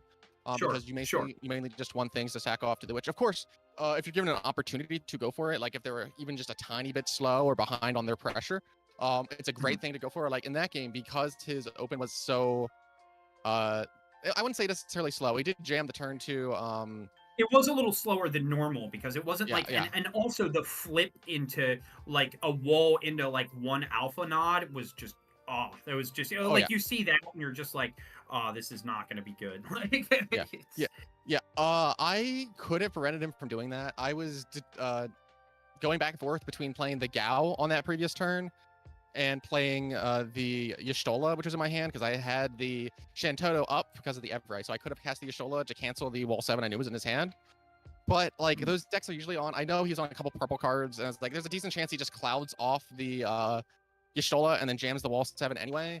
And then in that situation, I'd much rather just have the Gao on the field. So I just took my bets and was just like, I don't think I need to cancel this next Wall 7. I don't think there's anything that's too dangerous, especially because I believe I also had a Mist Dragon in hand. So even if he was able to get the Gilgamesh down and start like trying to pressure me, I just Mist Dragon his break zone. Yeah. I misplayed a little bit that last turn. I forgot to not pitch all of my water cards so I could go for the Sophie line. I didn't have to go for Sophie, obviously.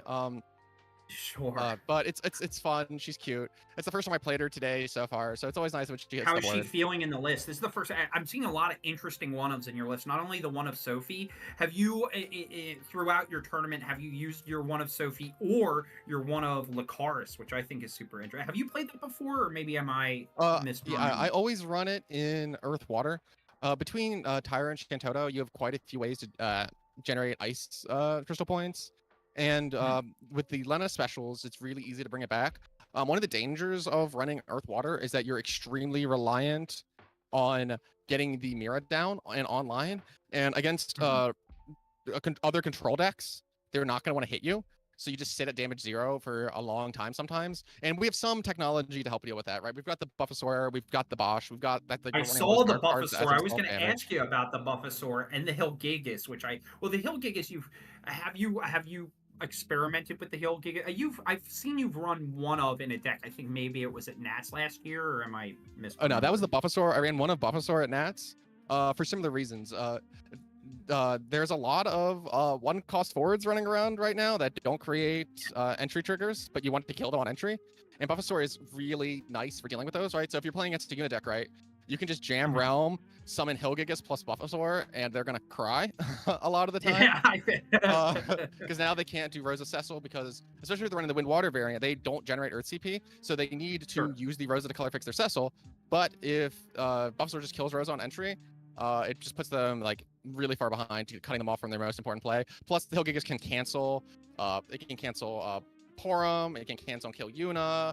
It can cancel and kill Cecil. Great stuff. There's just a lot of action abilities right now, and so just having access to like a one cost action ability cancel that also breaks the thing is really good. Like it's really fun, the interaction with Yuna, because it's an auto ability, Hilgigas, but it doesn't sack itself until resolution. So if they tax the effect, it just re-triggers it, which then re-triggers it, which then re-triggers it. So it's like, I don't care who the IRS sends. I'm not paying my taxes. Yuna will die here.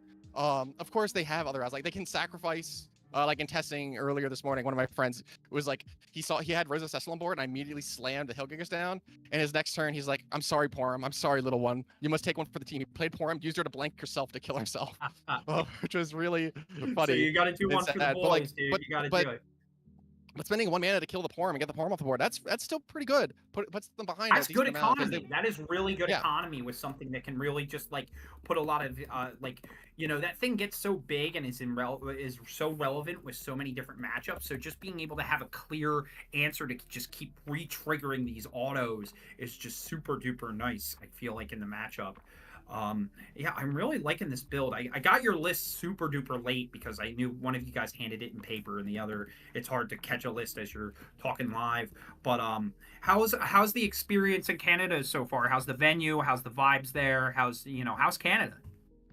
Canada's great. We arrived pretty late last night. We did like a 9-hour drive up from Maryland, which was a bit excessive. You guys are fucking warriors. That's crazy. Yeah, luckily I traded off with my brother-in-law driving, so I did like 2/3 of it. He did the final third. We were both able to get some rest last night. But no, Canada's nice. Everyone seems to be really nice. Everything's going well right now, and I'm glad to be here. We're 4-0 right now, so it looks like we're probably making top cut unless things go disastrously wrong. It's always great to come back out, jam some monsters. Yeah, I know it's like your pet deck and stuff, but it's really cool to see you back in the saddle, just jamming games, enjoying the venue. I feel like you're gonna play this deck until they ban, just ban the realm, dude. No. We don't speak that witchcraft. We don't speak that witchcraft. Yuna's the problem. That's it. Yeah. They can hit some other cards. I wouldn't mind if some certain light forwards were taken out behind the shed. But yeah. It's there's a lot of interesting decks in the room. I think it's been a great event. I played against a Kirin Turbo in round 2. That was exciting. Stressful. You were playing when against what? Kirin Turbo. You know, the Opus 16 Kirin, a 6 cost. You play him. You flip the top 5. Play a 4 cost from your deck. I forgot that's scary. About she didn't actually see Kirin, but what it really looked like was Stax Turbo. She played a turn 1 Neo Exdeath into like a turn 3. Felthanos into like a turn 4 Sid Randell. That list. I saw that list and I was like, oh my god. Yeah, it was scary. I'm not gonna lie. When luckily I was able to go. I went first, and so I was able to develop a backup turn 1, and then turn 2 I was able to go Realm for Opkalu Tomos, Opkalu draw a card, and then I did cast 2 Matoya, and I had just enough cards in hand to pay for the Matoya to kill the Neo Exdeath. Kill all their stuff? That's so gross. Yeah, because you're able to stack the Atomos trigger to resolve before the Matoya effect, so you can actually use the backups untapped by the the Everett, I mean, the Atomos to actually pay for the Matoya. It's really cool. So I went completely empty-handed, but I was able to just getting those 2 backups plus the Atomos down. Even though I was top decking, that's just so much more, so many more resources than my opponent going forward. Because that she now had an empty board, and I had basically 4 backups. So I was able to pull that through. That's But so yeah, cool. really It's scary nice to stuff see in a the lot room. of variety. Yeah, absolutely. Well, hey, Anyway, I know we have a lunch coming up. Any shout outs you want to give before I let you go eat? of course, shout out to all my friends on Gamers Command. We got a bunch of us here today doing well. It's always great having the boys come out and hanging out. Additionally, I want to shout out to my local game store. This weekend is their last weekend that they're in business. They're going out Oh of business. no. So shout out to Gritty Goblin Games. I love you guys. I'm gonna rest in peace. Hopefully we can Rest find in another place in the power, community to dude. play some Final Fantasy. So that's really sad. And I want to give a shout out to my family, Jim, Rachel, Chris, and my parents. Always having my back, watching these streams. They might be in the chat right now. I don't know, but it's so nice having a supportive family who cheers me on and helps me out with going Oh to these yeah, events. it's always good to have a great support system and just have people to take care of the pup, right? Yeah. Pup. Yeah, that's always good. Yeah. Shout outs to Pup, by the way. Shout outs to Pup. All right. Well, I'm gonna let you go. Congratulations on your game, and hopefully I'll see you in Top Cut tomorrow, or maybe later on stream. Okay, sounds great. See ya. See ya.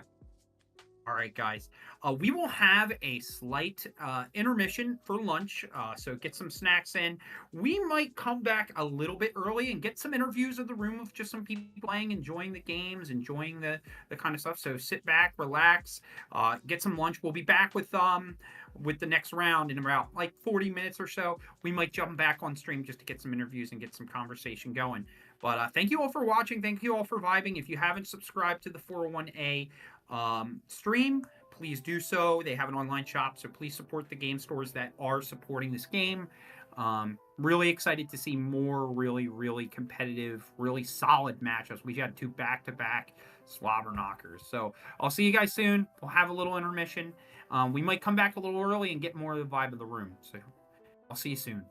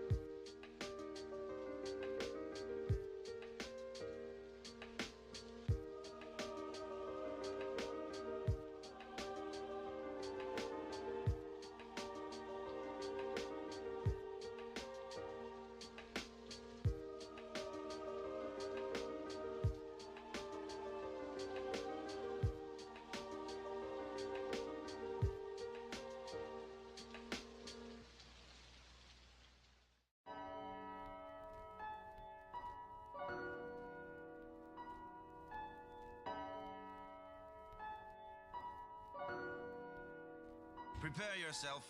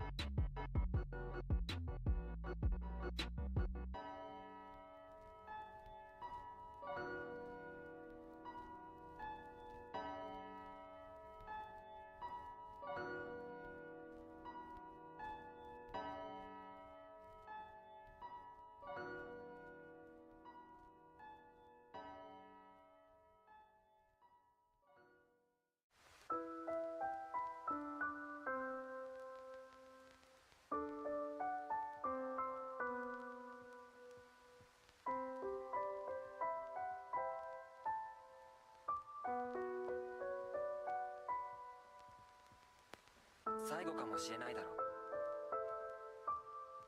だから全部話しておきたいんだ。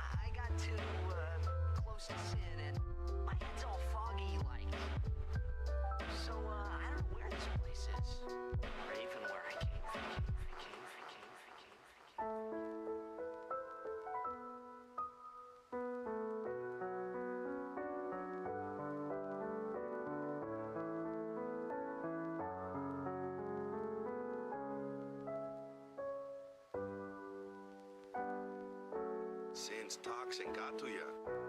But you're still alive. Praise be to Yevon. Praise be to Yevon.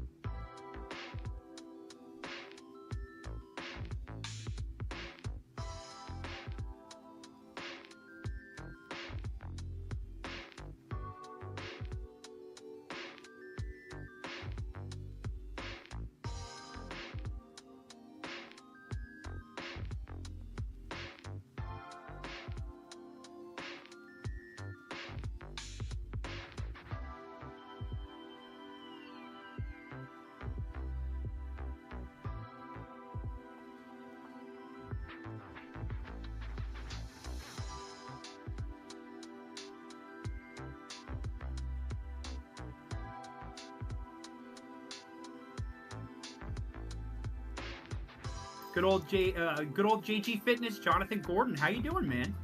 I'm good, man. How are you? Good to hear from you again. Good to hear from you, dude. You have, in my opinion, one of the coolest decks in the room.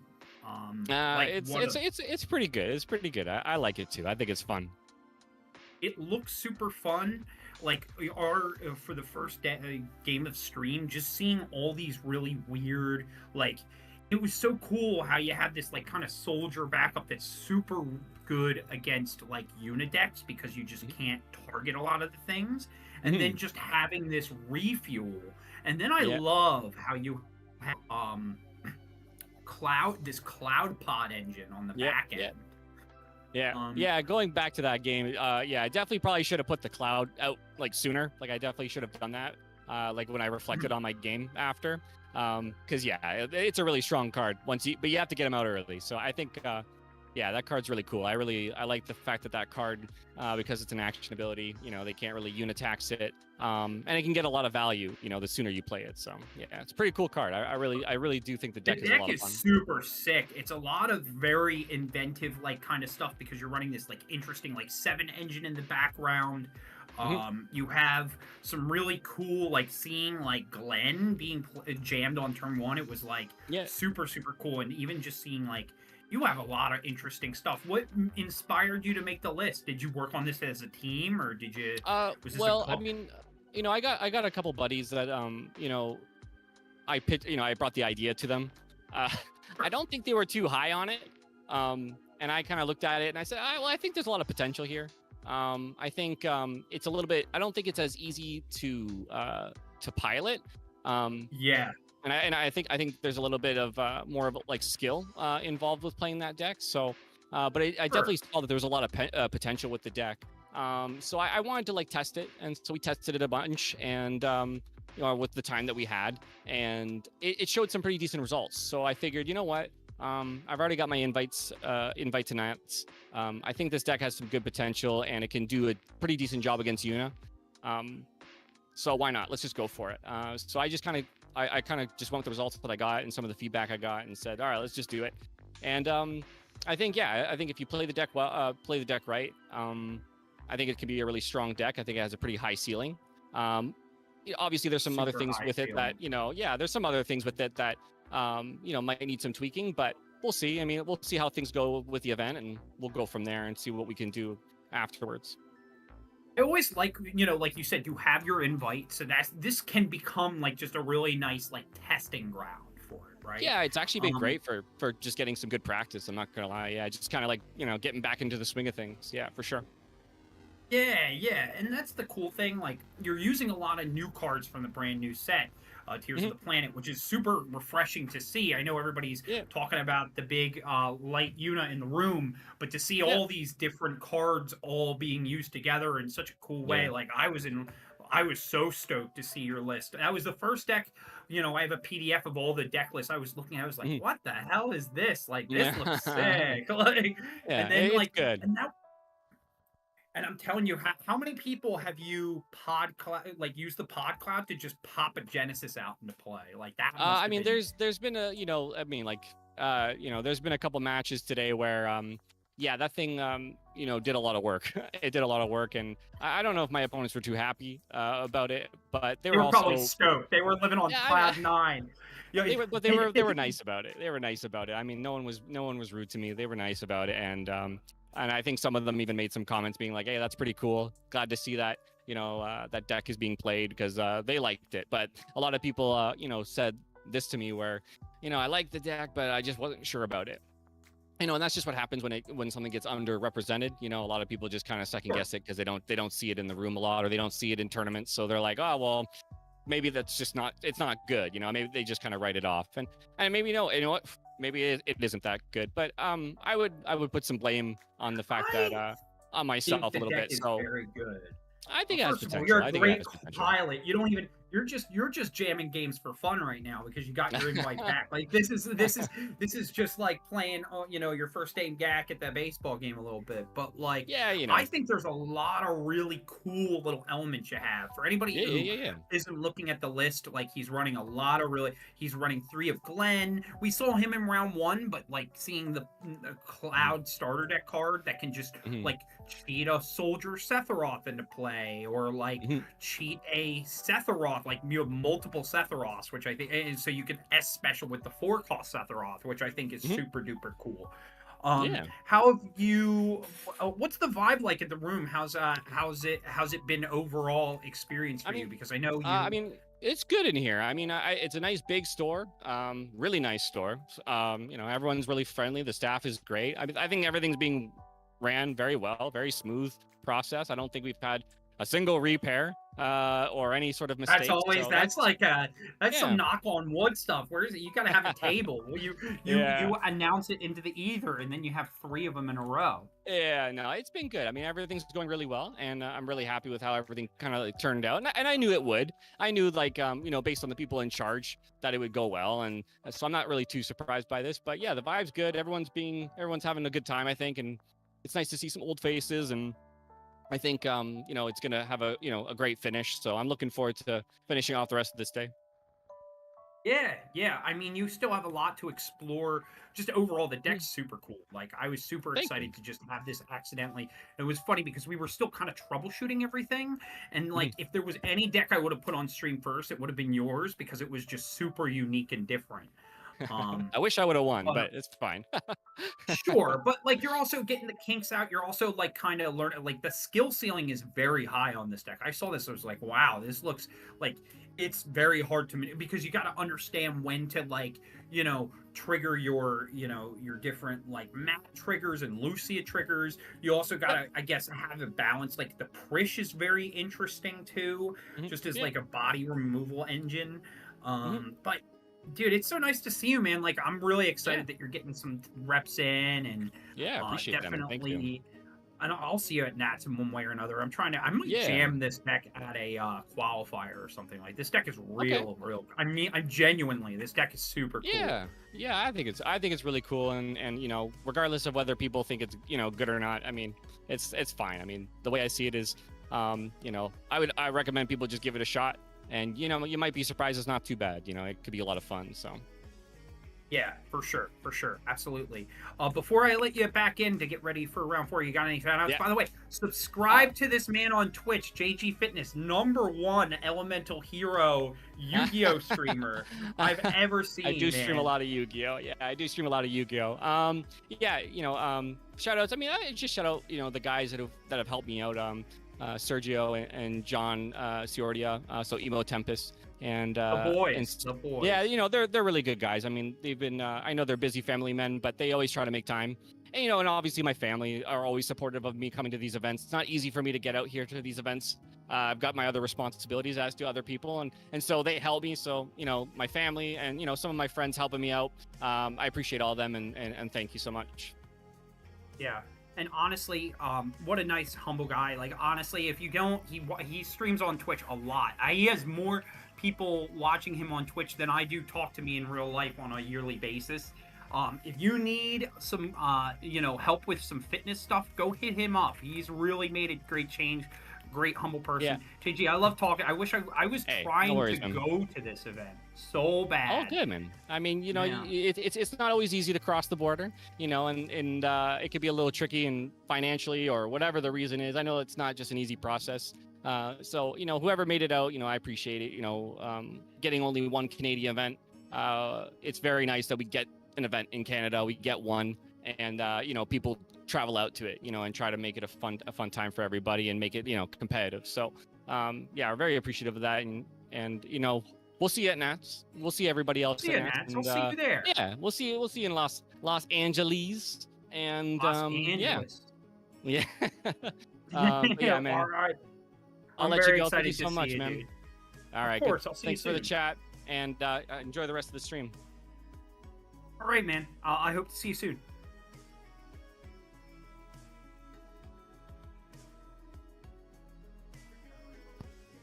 We have another person who's good for an interview. So I'll get them set soon. Snap. I didn't realize people wanted to go on stream so bad and talk to this scary guy.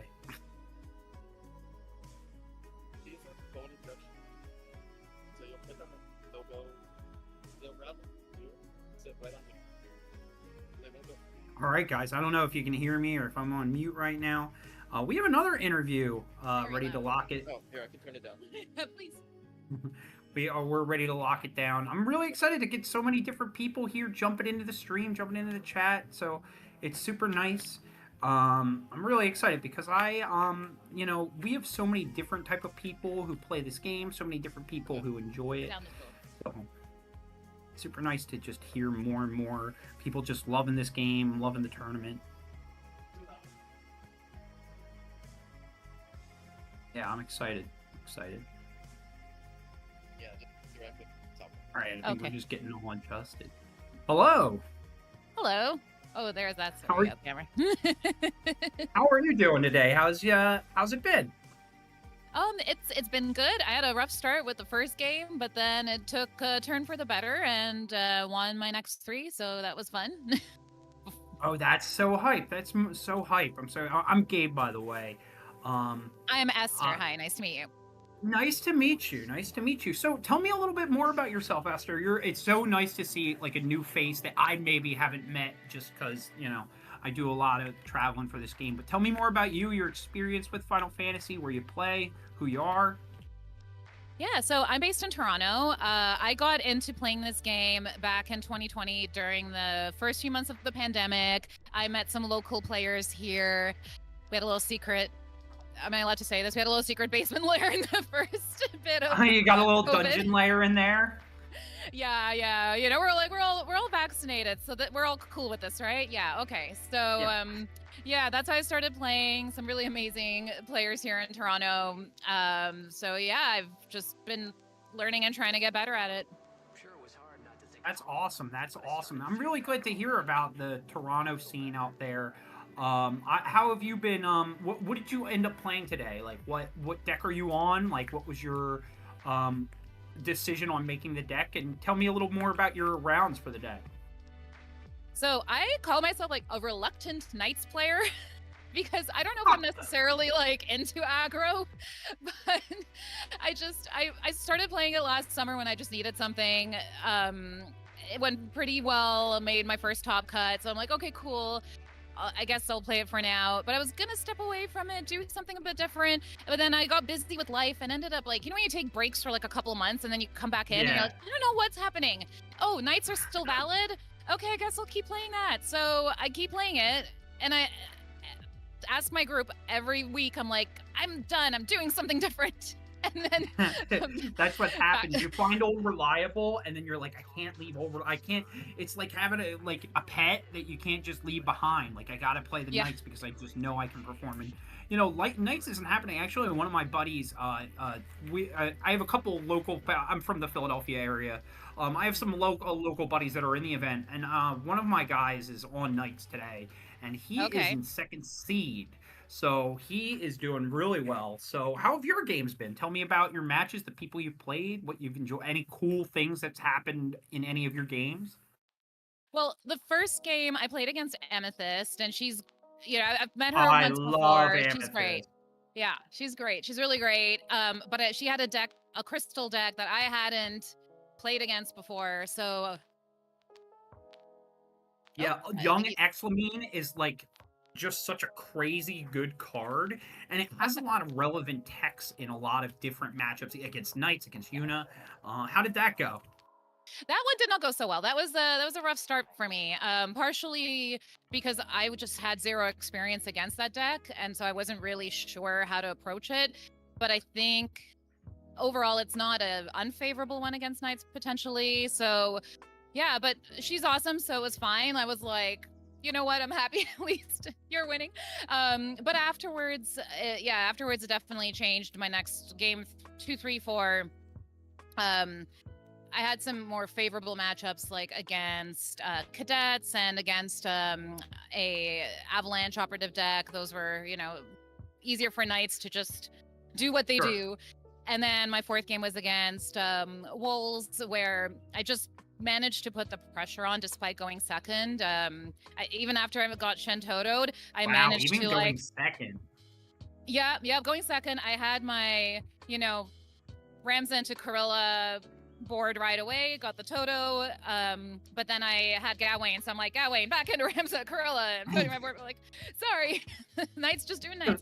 So, when they work, they work. Sometimes they don't work, and that sucks. And so it's a bit of a gambling deck, which is probably the part that I feel a little lukewarm on, because I like to have a little bit more of that control, but I am the unluckiest human being on earth, so I hate having like a high rolly deck. Now, it's just like when you hit those Corellia flips into like the nuttier like Laswell into something else. Charlotte combo, that's like perfect. Just like freeze all your backups. I have 4 guys, and I'm gonna attack and make you discard one. It's like, oh, I guess I lose. Like, you know what I mean? But yeah, totally. It feels weird when you like are not an and I love how you started that by saying you're like a reluctant Knights player, because it's not exactly like something you feel comfortable to just like throw your hand and just play a bunch of bodies, but sometimes you just win the game on the spot. And sometimes, that's the cool resilient thing about Knights too. Like when you were talking about your last matchup,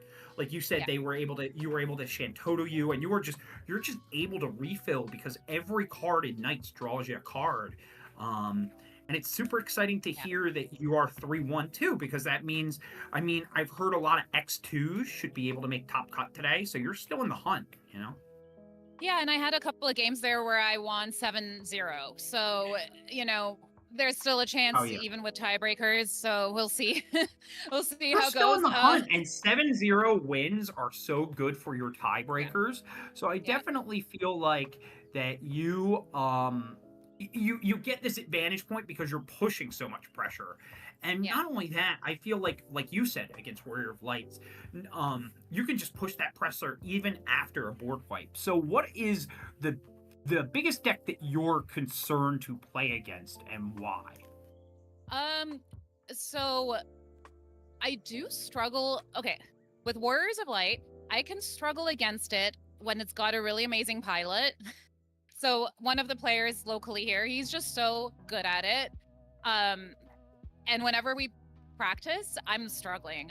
Like, I probably lose 9 out of 10 times against him. So I do get worried about it, but it does matter who is piloting it, because I find that Warriors of Light is interesting. I don't see other people playing it exactly how he does that often, I guess. I mean, I'm sure people do, but like, with what I've faced, people have other approaches to it than he does, and so then it's like, okay, I feel a little bit more confident. But so I think it really does depend on the player. I haven't seen any Yunas today so far. I was a little worried about Yuna. We saw one on stream, so not to make you a little afraid of that one, but they're definitely. Who was it? Tell me. What was his name? I can't tell you. You got to watch the stream. That's the only way. You got to rewind it back. That's how we get the ad revenue,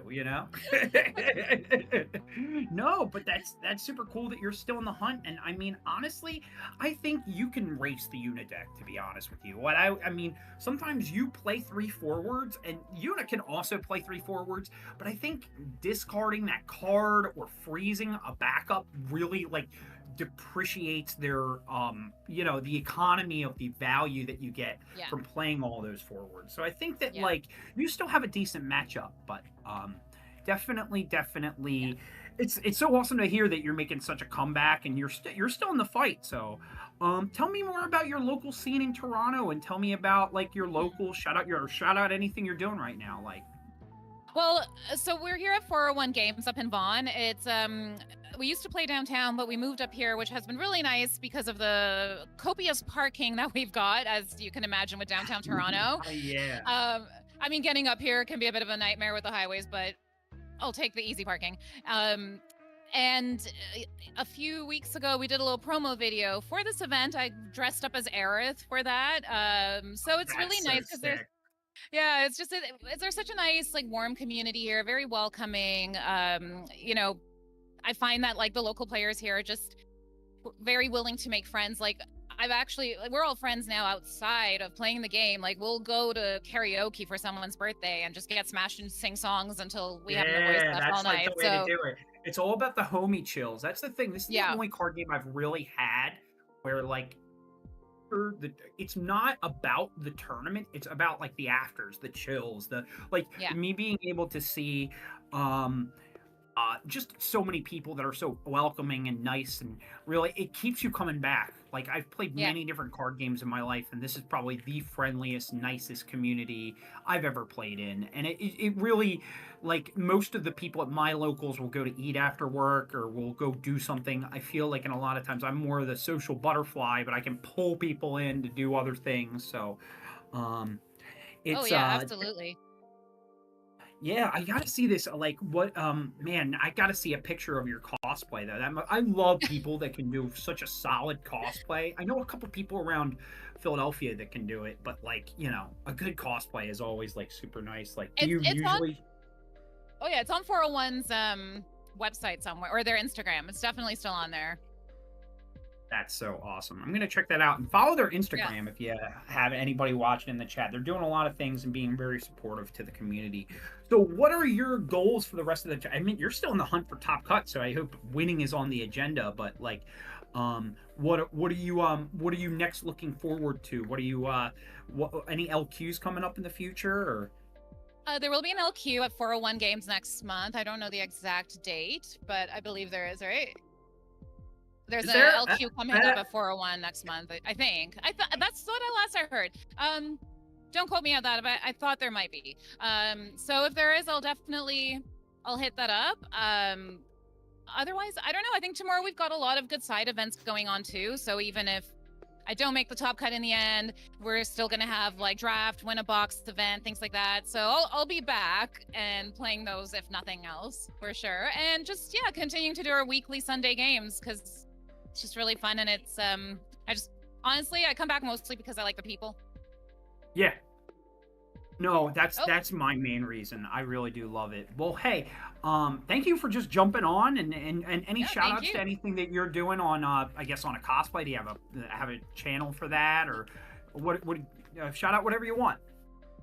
I'm sorry, there are people yelling. I don't know what's happening. I think we're probably going, raffle, got it. Somebody won a raffle. Yay. I actually don't cosplay regularly, so it's more of just, I wish I could be like, check out my cosplay page, but I don't. I just have a couple for like CupoCons usually. I don't know. Just if you're local to Toronto or somewhat close to Toronto, please come join us on a Sunday at 401 Games Vaughan. Awesome. We're friendly. Awesome. Well, everybody, you seem super friendly, and it was super nice to meet you. I hope I hope I get to see you at another event soon. Maybe you'll win your qualification and get to Nats. But I'm rooting for you, seriously, and I hope you enjoy all the festivities.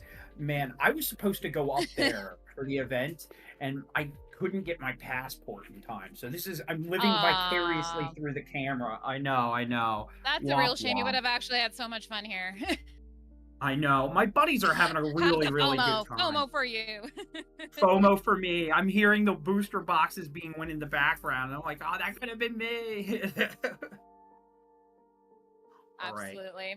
All right. Well, thank you so much. Thanks for chatting with me, and it was really nice. And I hope maybe we'll see you on stream. We'll see. Okay, here, I'll give you some info. Thank you. Well, good luck in the rest of the tournament. All right, guys. It's so nice. I really, it's one of the reasons I love doing things in this community. Just you meet so many good people and a lot of different people just all over the country, just loving the game just to do that. And honestly, 401 Games has done a really great job at making this event feel super duper special. So shout outs to them. If you guys have not, give 401 Games' YouTube a like, a subscribe, anything on that end. So seriously, we are getting very, very close to, shooting up the next round. I'm really excited. We have, I believe, 2 more rounds to go until we decide our top 16. So if we're gonna just go and cut to a little break till we get all the next games going. So we will go ahead, talk to you in a little bit, okay?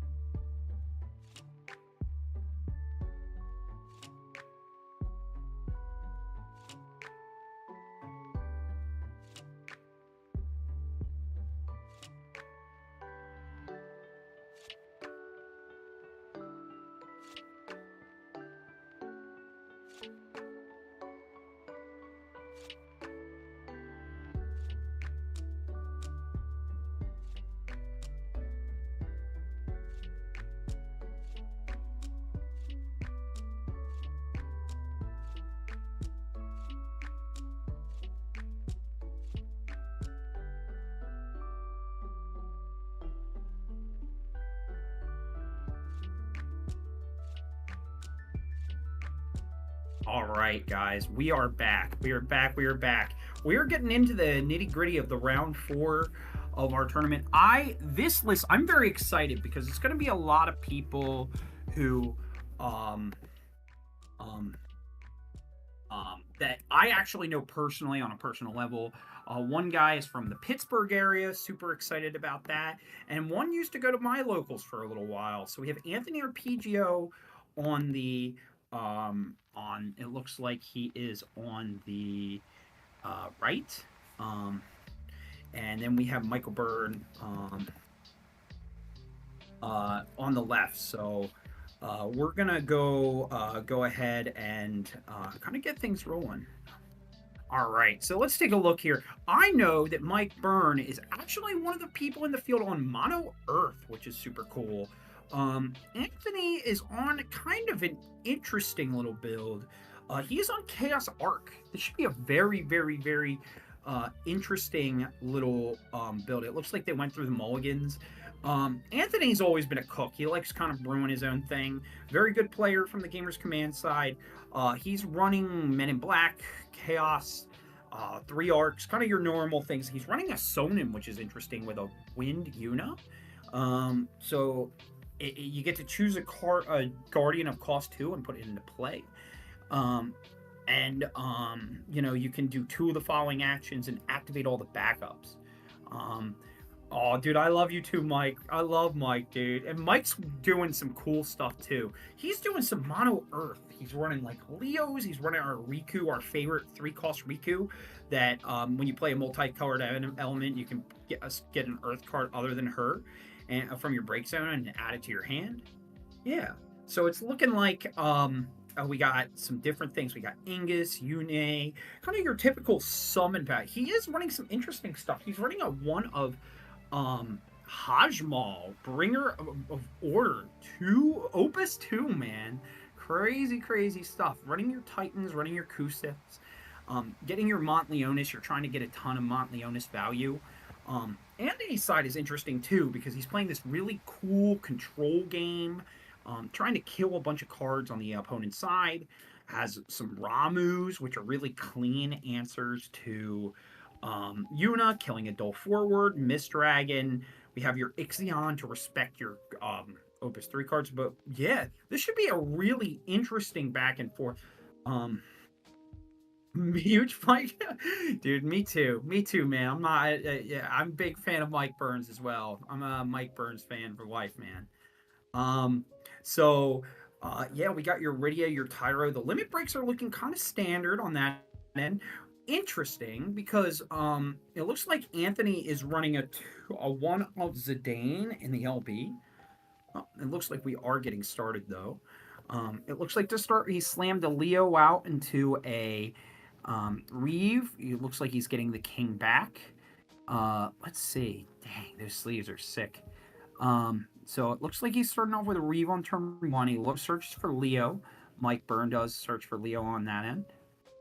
He's looking at his LB here. Now, what do we choose here? And this kind of postures to me that, like, okay, so we're going for a Kusith and a Vincent. So he's really not playing anything that's in with some interesting cards. For people who don't know who Kate Sith, it says when it enters field, you can play a character of cost 2 from your hand. So it's kind of like you're getting double backup. So he's just playing a Vincent to ramp. So he's playing the minor. He's revealing to see what Earth card he has. It's going to be half his deck. He's going to go ahead and also get a Vincent. That's kind of cool. So they're both ramming. This is a very gentleman's game here, right? Like, we're kind of searching for backups. They're doing things like that. And then they're kind of playing very old school way, very gentlemanlike. So he's going to go for Kusiths, target the Tyro. I'm curious to see if Mike Mistdragons this. Oh, yes, he does Mistdragon this. That is interesting. Yup, I think that was a good hit. Real good hit. I think giving Anthony a Tyro here is probably allowing him to set up super fast. I'm actually not sure if he like, if that was maybe the correct way. He could have done it at the end of his turn. Maybe he was just looking for his 5th backup to come into play. So that should be super duper interesting on that end. Let's take a look here what Mike does. So it looks like he's thinking, he's discarding the UA, tapping 3. He's going to the LB. He's casting a Luso. I like this because this will get him to damage 5, get him another Leatherworker in hand. The Leatherworker, he can cast it for free because he has 3 or more Earth backups. It's going to put him online for all the crazy shenanigans that 1-cost Leo has to use to introduce to that. It'll allow him to play his Warrior of Lights, his Yunes, and then his Montleonis, which is his big, like, kind of like back-end kind of destruction spell. I will say Anthony's deck has a lot of, like, kind of answers to the meta, but ooh, okay. So this postures to me. So guys, he just played Chaos, and then on the stack played an Arc. So he's discarding, he's destroying him. He's not going to steal forward because he doesn't have any. But that gives me at least for me, it kind of tells me that Anthony's hand is not as strong as Mike's. All right, so we're going in with the Warrior of Light into Leo. Oh, he's arcing on the stack. So he's going to ping the Chaos on the stack. So he's trying to arc. For anybody who doesn't know, arc costs one less for each dark card you have. For the biggest dark card, and he has 11, so it's a free. So his hand was really, really, really, really gross. Just a double arc. Let's see if it pulls through. I think it was definitely I think Anthony had like the thing sometimes Chaos Arc can have, which is a little clunky. You have this like kind of this one line of Chaos Arc, but sometimes you have this really weird mechanically used game. Oh yeah, we know. It's oh man, that feels bad. The arc on the back end, double Leo, that's just real rough. But I think we can also, I will say, I don't think Mike is out of this, right? So first off, he is running a one of Noctis, which can get other things. He could potentially Luna Freya. He's also running a 7-cost Tenzin in the background, which I think is super interesting. He's running Yuri's. And he can tutor for a Chelinka, which can actually get in there. So he's not out of it. His hand's a little rough, but getting double arced feels terrible. Definitely does not feel as good as some matchups can be. All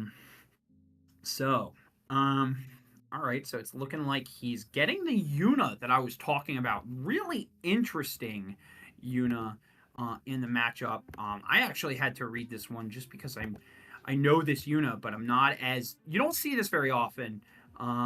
Just to kind of give you a background of what it does, right? It is a... enter the field, select one of the two following options. If you've received 5 points or more, you get 2. You get to choose a Guardian of cost 2 in your break zone, play it onto the field, or activate all the backups. And then it gets Guardian forwards 2k if you're damage 3. So it's kind of an interesting little line here that he has. Dang. I think that if Mike goes for a Noctis, maybe that might be able to build him in. Luna Freya could be good as well once he jams the Leo. But I think Noctis is probably more straightforward and clean. It also allows Mike to play... Right now, all of his backups produce Earth. And the interesting part about Mike's deck, probably, he does not run any Kamaris from Opus 1, at least from first glance. So it's interesting so he has to find a way to unlock the colors in this matchup. So he's playing the Noctis, like I said, just to get a forward back, kind of a clean way to do it. Yep, and he's tapping backups here. See what he targets. He has 1 card in hand, so he can't really play anything of value. I think he's setting up for the following turn. I think he shows 2. I think that means he has 2 Leos in hand, or maybe he's just playing an 8k that can block successfully. I think it's decent here, right? You look at it and you're just matching up 4-4. Oh, here's the Cryo. Oh, that's so gross. So, guys, he's taking a summon from his break zone, and he can cast it whenever he wants. That's gross. Who remembers these cards, man? Good old Cryo. Oh, my God. So what he's doing is he's playing a Seymour. He was originally going to go for the Hedicon chair to break a backup, but I think... Mike's doing the same thing. It's like, what do you want? What do you really need? He decided on the Hedicon chair. I think that's a little better. Another Opus 1 card that's just like, you can break and he gets an Ingus Burst. That's sick. So he'll have the ability to break a backup, Anthony, if he doesn't have a way to deal damage. Now, Mike might have a Sophie that could be available on there.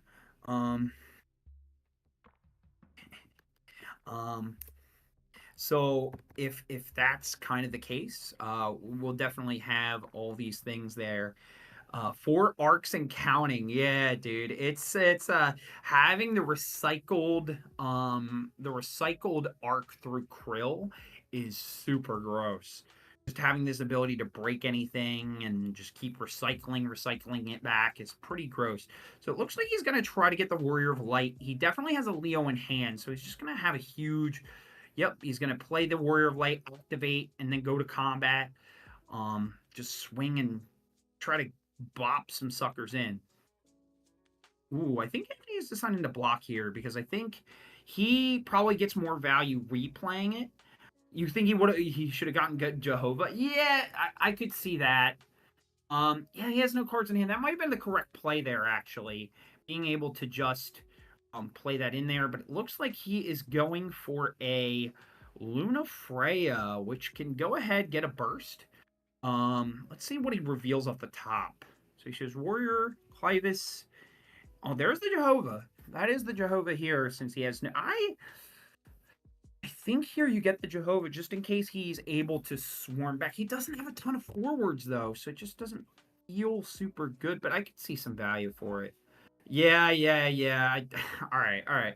We cannot speak. So, all right. He's been talking this much. Okay. I might have talked to some... they showed me the way a little bit. All right, so Anthony has an interesting board here, right? He has a Chaos. He hasn't used any of his LB yet. I'm wondering if he's considering potentially using, and I'm looking at Anthony's list, right? He does have a Toto in the LB. He can also, slap like a Cloud or maybe even Ico here. This is a weird little turn. See what we got. He actually just end up... He's pushing the table. That's Jehovah Witness. Sorry. Oh, man. Can't take me anywhere. Oh, boy. All right, so we're going ahead. We're going in the LB, like I said. Oh man, so we're getting the Noctis. So we're playing Noctis back. We're getting rid of Toto since we can't play it anymore. I think that's smart to get the Lady Leela, and I think he's gonna try to get a yeah, he can't respond to him getting Cryo. So he's gonna be able to recycle the Arc over and over again. He's gonna ping that ability on the stack. Interesting. So Mike's going to go back. They're both in a very peculiar position. Leo is huge right now. It's currently 7K, facing an 8K. Let's see how Mike responds. So he's going to Kusith. He's going to target the character that cannot be named. So he's going to... Ooh, this is a very nice back and forth play. So... Anthony's responding by using Hedaconchar on the 3-cost backup, so he doesn't have enough CP to cast or play the Jehovah back. So that's really cute way to interact. Instant people's you just saw the poo-poo sleeves. He mains a lot of these really sweet like custom sleeves. Oh boy, and he's just gonna go and break his back off. Gross. Oh man, I think Anthony is just slowly grinding Mike out a little bit. But I think Mike still has some reach a little bit here, right? He can go ahead. He can go ahead. What do we do here actually if we're Mike? So I'm looking at this board, okay?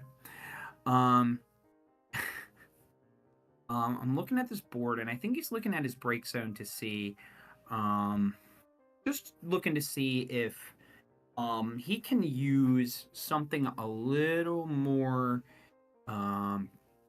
just to kind of interact with his board a little bit. Because right now, I think from Anthony discarding all of his cards with Arc, the double, triple Arc, like, has really made a detriment to his resources.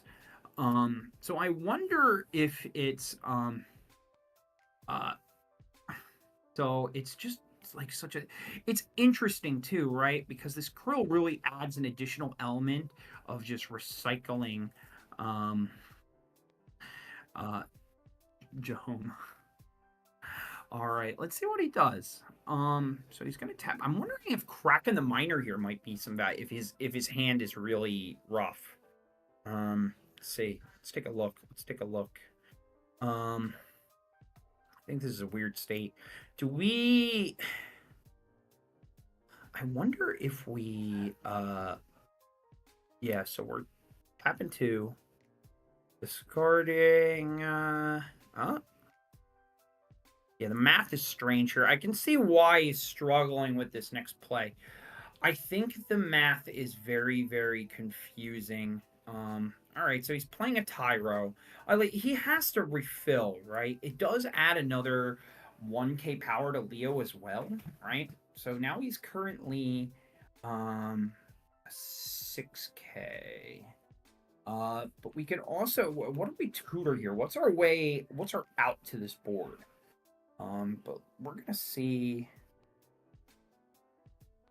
What is he choose? Oh, he's getting Chalinka.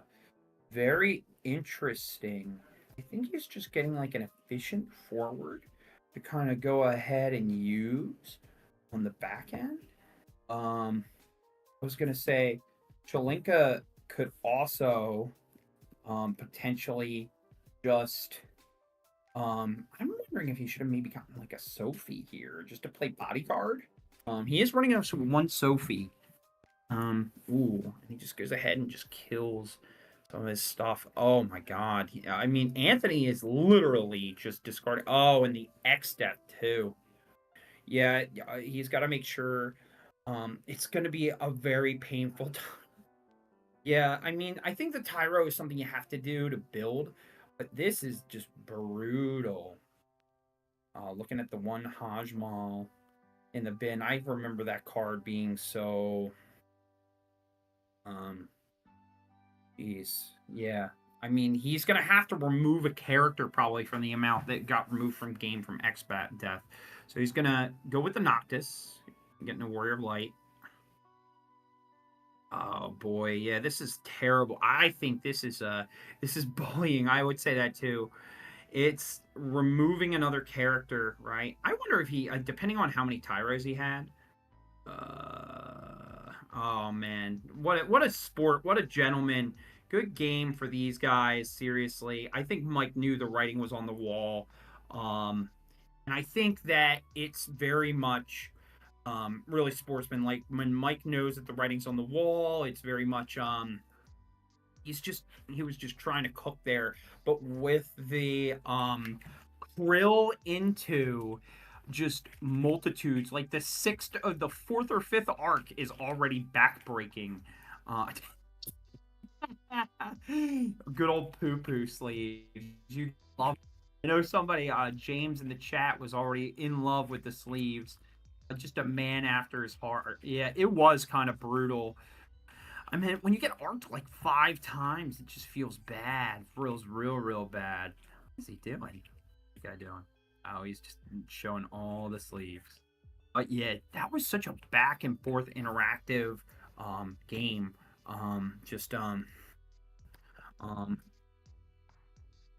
And it looks like we might have 2 interviews kind of lined up, ready to go, guys. It was very nice. Not only did our friend Anthony was making a statement, don't mess with poo-poo. That's right. I saw no poo-poo in his deck. Man, that was a brutal game, but good games to both players. I mean, Anthony's a really good player, really good. And it looks like Anthony's going to jump in. Man, Anthony's going to go jump in for an interview. You know, and just kind of talk to me a little bit, just like old times, to show, because chat's about. Oh boy, what a good time. I love this community so much. They're all talking like, hey, I asked him to show the poo-poo sleeves because somebody wanted to see some poo-poo sleeves, which I think that's what the people wanted. They wanted to see an interesting, unique matchup and poo-poo sleeves. The 2 things you need in life, you know? Don't need much, but that's This what mic you need. is how you'll be speaking. All right. Can you hear Well, me? well. Gabe? Mainline chess's #1 dodger. What's up, brother? How you doing, my friend? I'm doing good.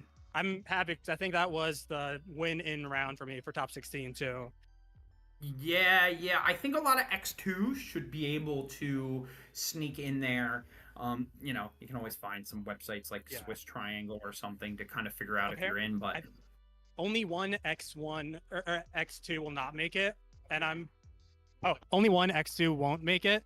So unless I'm very unfortunately out of luck, I think I should be good.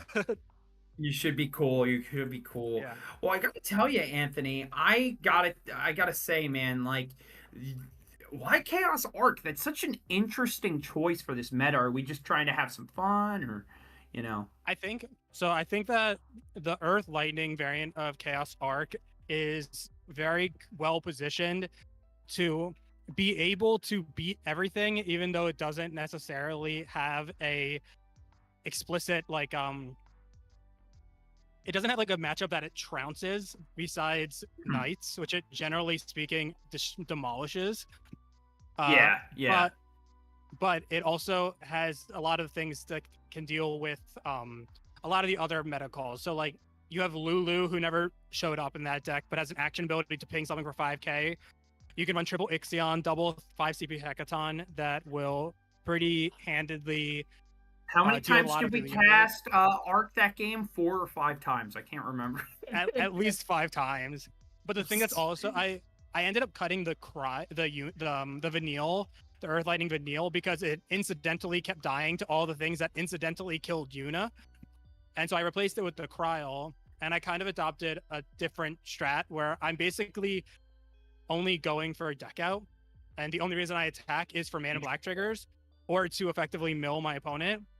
So I have like Zidane LB in my LB, and I have a Yuna in my deck. I saw the Zidane LB, and I thought that was super interesting meta call too. Like you're running that, and you're running just a couple different interesting like strategies to kind of take off the Yuna, because you can mill them out pretty easily, I think. I mean, Yuna, the best thing to do against Yuna is like to slam. If they get the nut draw and they're on Rosa, Cecil, Yuna, that's 3 colors. So if you can chaos for 5 and you have Arc in hand, it puts them in a very weird position, because if you pass priority, then they get they give you something that then you can later on duel the chaos to kill the Yuna. And if they crack the Cecil out, you can Arc the Rosa, which would then lead to them pitching their whole hand. And then they have to give you green Cecil or fail to find. And so if they fail to find, that's terrible, but they can't give you the Yuna because it specifies it can't be light or dark. So it was like a little bit of a meta read. I hate Yuna, and so I didn't want to pilot Yuna. I don't like playing Refia into Yuna, and I like beating up Knights, ideally. And so it's the best deck that I have like a 85% plus win rate into Knights. Because if you just like turn one Reeve into Vincent, it makes the Laswell awkward. And then if they don't play Laswell, then you can play Rydia into Seymour, put Odin on top of the deck. Then they still don't want to attack. You've taken no damage for 2 turns, and you have 3 backups, and you've curtailed the rest of your hand. You probably put Mist Dragon in off of the Rydia. And so I think that it is not a fun deck for me. I actually think it actually can go the distance.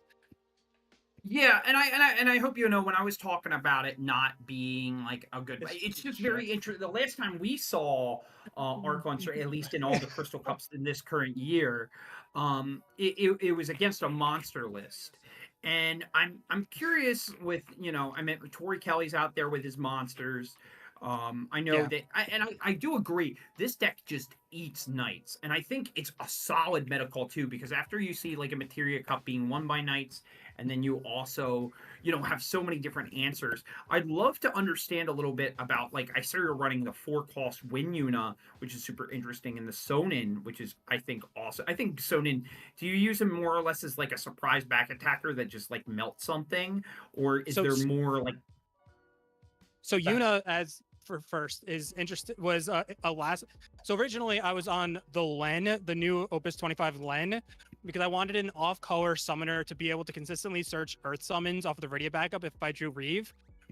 Yuna can recur Lulu from Break Zone if she's castable. And she also represents Zidane LB, so that way if I draw into if I curve out to 5 backups and I don't have Tyro or Shantoto on the field, I can still do a mill effect with pitching the Yuna. And then Sonon is just like a good card because he's got that surprise back attack, in addition to the fact that he can trade up into things like Warrior of Light. He can trade up into things like Cliffrit. And also he one cheeky line. I won an LQ with this deck not that long ago. And one cheeky thing you can do with the new Kate Sith backup, Kate Sith has an action ability to actually tap 1 Earth and put Kate Sith in the break zone to recur a Cat 7 character. So I was playing against Mono Earth. I saw that. That was cute in that game. I did see the Kate Sith that Mike had to read because he was like, "What's this card do?" But that card has a lot of relevant text. If I have Sonon, I can block. Like, let's say he had Genova and Ingus on the field. This is expensive, but I can block with Sonon, break Kate Sith on his turn. When he swings with Genova, I replay Sonon, shrink the Emmet or the Ingus or whatever, and then buff Sonon, block Sonon onto the Genova, and it trades 2 for 1, and it's like very cheeky. It's really expensive, but if it wins you the game or prevents you from losing, it doesn't matter. So yeah, exactly. I feel like with this deck, it needs time, and sometimes when you can do, you're like a mid-range combo deck essentially. You get to do a lot, but your deck has a lot of reach and different game plans and scenarios that it can still come back into the meta. Not to say that the deck was like it's very interesting how this deck is lined up. It's running Ixions in there to kind of. I also like the 2 of 3 cost chair, like that whole turn where you were able to chair one of Mike's backups so he couldn't cast the Jehovah. I keep saying that name wrong. He was so what I was planning on doing was I was planning on keeping the Hecaton for when he tried to Genova, because if I Hecaton when Genova comes out, it checks at resolution, so it would only deal 4k to the board. So I was hoping he misplayed by doing that, but he had no option to if he wanted to try and do the wall route. But by going the route that he ended up choosing to go, I was able to break the Hecaton so he couldn't cast Warrior of Light. And then I finally drew into... I was hoping to Hecaton loop him, which I was pseudo doing, using Man in Black or Cryo, which is basically how I win con the... Cryo did so much work that game. That was a crazy, crazy Cryo. Yeah, and she's only a $10 full art, so that's... Raising the Stoinks up. I gotta buy them before I sold mine a while ago. Now I need to rebuy back in. It's a really fun deck that can, like, I've played against basically every meta deck. It can beat. It doesn't have favorable matchups into everything, but it has answers for basically everything. Like, into monsters, I have 3 CP Ramu that can kill Witch and Atomos or Witch and Blue Worm. It has Shantoto, I'll be easily accessible. Via Refia, it's more of a mill game plan where I basically just double Hecaton, ruin their life until I can X-Death later on in the game. And that is basically the win con for that, because you don't really ever want to attack Refia unless you're attacking for Man in Black to recur summon, which is why Cryo is so good, because she can do it without recurring. And if you have Tyro, you can use Cryo to use your opponent's Amats. I saw that. That was like so cute. Like this, I love Cryo. It's one of my favorite cards, definitely of all time, I think, because just like it allows you to be very modular with your answers in many different ways. And it's so cool to see this deck do so well. And, like you said, unless you get super unlucky, you're probably in the top 16. So I'd love to get my fellow commentator on here. Do you have any shout outs before I try to bring him on real quick? Oh, shout out to my wife. I think she's watching. She did the sleeves. She also did my mat, which did not get featured because I used the Titus mat. To know. That's what the people needed. So yeah, the sleeves she made are excellent. I poo-pooed myself. Oh, it's this one? Yeah, I poo-pooed myself. I think chat was more tuned into the game because of the poo-poo sleeves than it was the game itself. But shout outs to the wife, dude. I miss her. You should have blocked for her today. You should have brought her over to get her invite. She's watching our dog. That's why she's not here. She'd say that as an excuse. Tell her to bring the Yeah, dog. no, she doesn't want want to come either. And then shout out to Gamers Command people. They helped me practice. They helped me curtail the deck. Awesome. All right, I'm gonna pass it back. All Thanks, right, guys. love you, bud. All right, I'm gonna see if we can sneak Mike Burns in. We might not have time, depending on that. We'll 5 minutes just as a heads up. It looks like there's 5 minutes left around. It's definitely, and even the timer is showing, depending on if anybody's in time. Yeah, Anthony's such a good guy. He played at my locals for a very long time, moved out of the way. It's always this friendly banter that we have back and forth. Such a nice guy. Shout outs to him. Shout outs to a lot of the people that are just in there. But yeah, it was a really cool back and forth game. That's like the game I was really excited to see. But I'm gonna try to see if we'll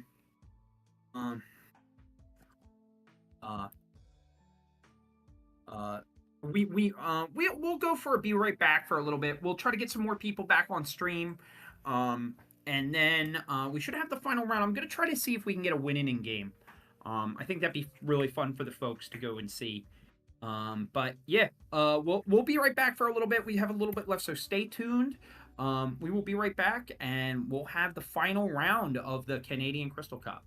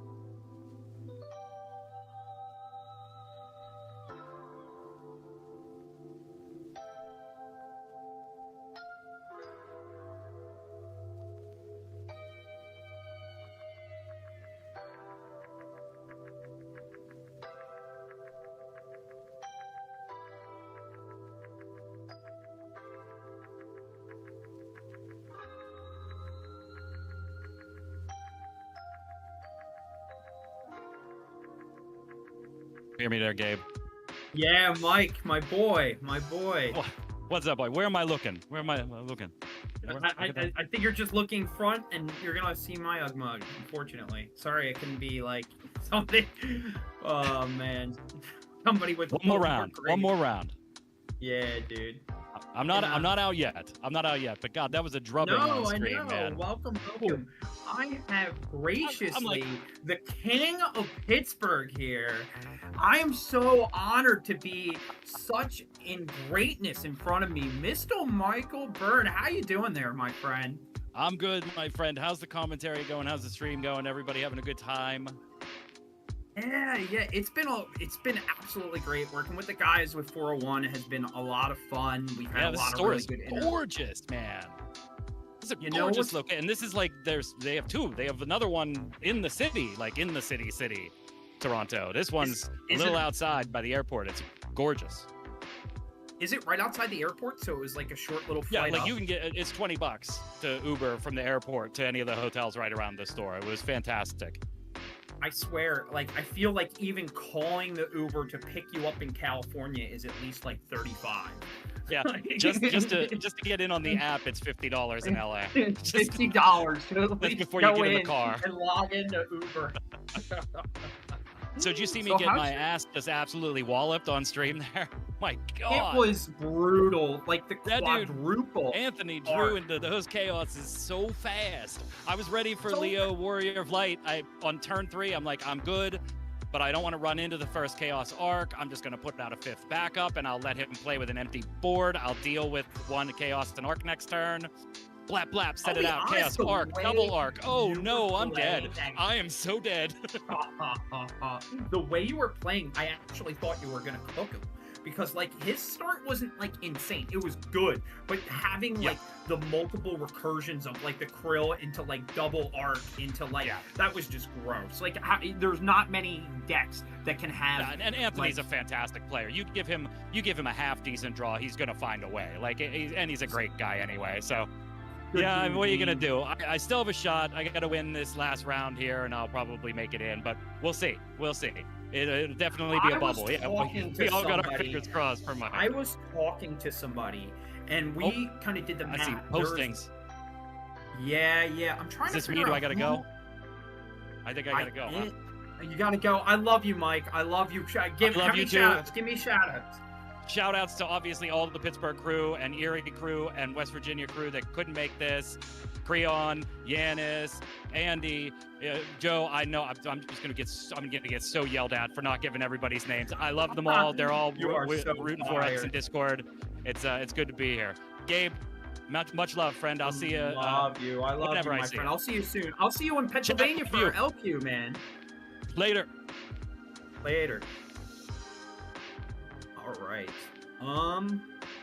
All right, guys. We're just gonna figure out what game we want to put on stream for our final stream. We want to do a winning in.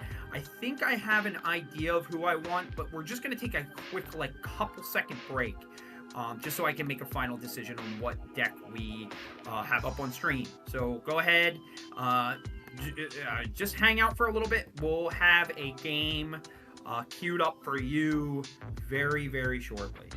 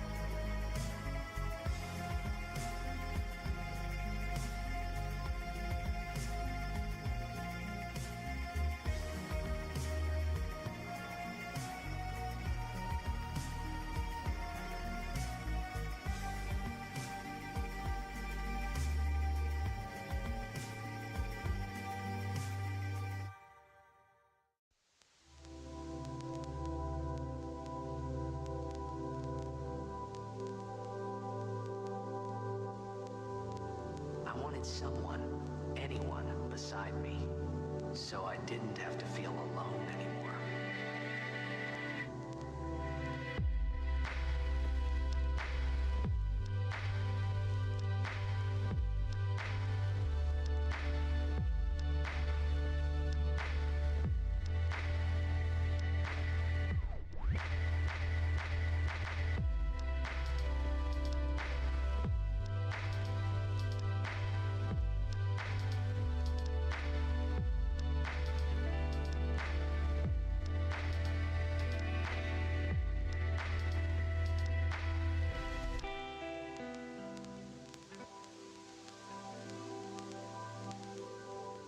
Sure, it was hard not to think of home, but I started to feel better already.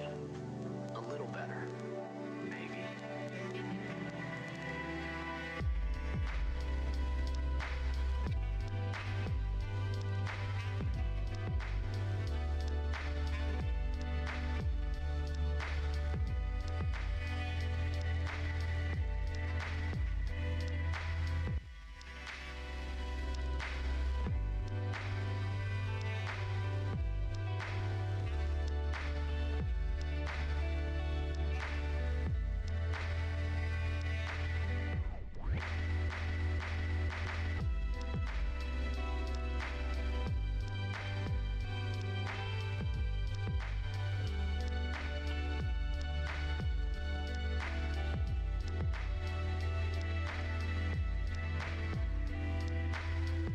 I remember that night we talked for the first time. I didn't know it then, but after that night, everything changed. For everyone. For me.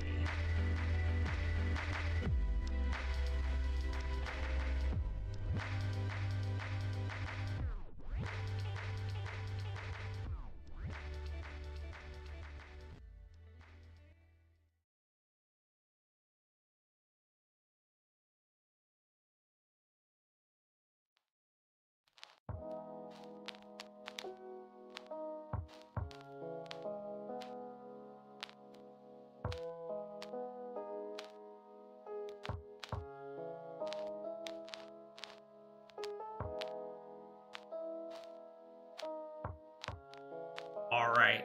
Hello, hello, hello. We are back. We are back. We are back. Welcome, welcome, welcome. I apologize for a little bit of delay. I will own up to that. I was trying to pick a list that might be super interesting. Something we haven't seen on stream, right? And it was a little bit of a trouble to find a little bit of a just an intro. We were looking for something interesting. I made the decision to do Sam Prime, one of our players, very well-known player, pretty much the owner of Gamers Command. And then we have Alexandra Boldarn. Sam has a really interesting Wind Earth list. I think it's definitely what some of you guys might know as the Beldat Mill deck. It's running some interesting things that he has not run before. It's running this kind of interesting Final Fantasy Crystal Chronicles package, which is kind of unique. It's not your atypical Beldat Mill, but it has some new tools, right? We're also running cards like Emmett Setch. We're running a Shadow Lord. We're running a bunch of things like that. So this should be a very interesting match. I believe this is going to be a win-in scenario for both players. This for all the marbles. Now, Sam is very used to being in a very top table kind of heavy. But Alexandra's list is very interesting as well. I like how she's named it as the No Fun Zone list, but it's running a lot of cool things. It's running called Gentiana. So it's your Wall 7 list, but it's running some kind of interesting cards in here, which I think it's running like a 2 of Clive, it's running a Sid Rendell, 2 of the Emperors. We're having like an Ice Vincent Onion Knight package, very similar. But this control matchup should be very interesting because Sam's deck is very much wanting to play this super long, grindy game. And the goal of the deck, it can win through getting damage, but it can also just mill you.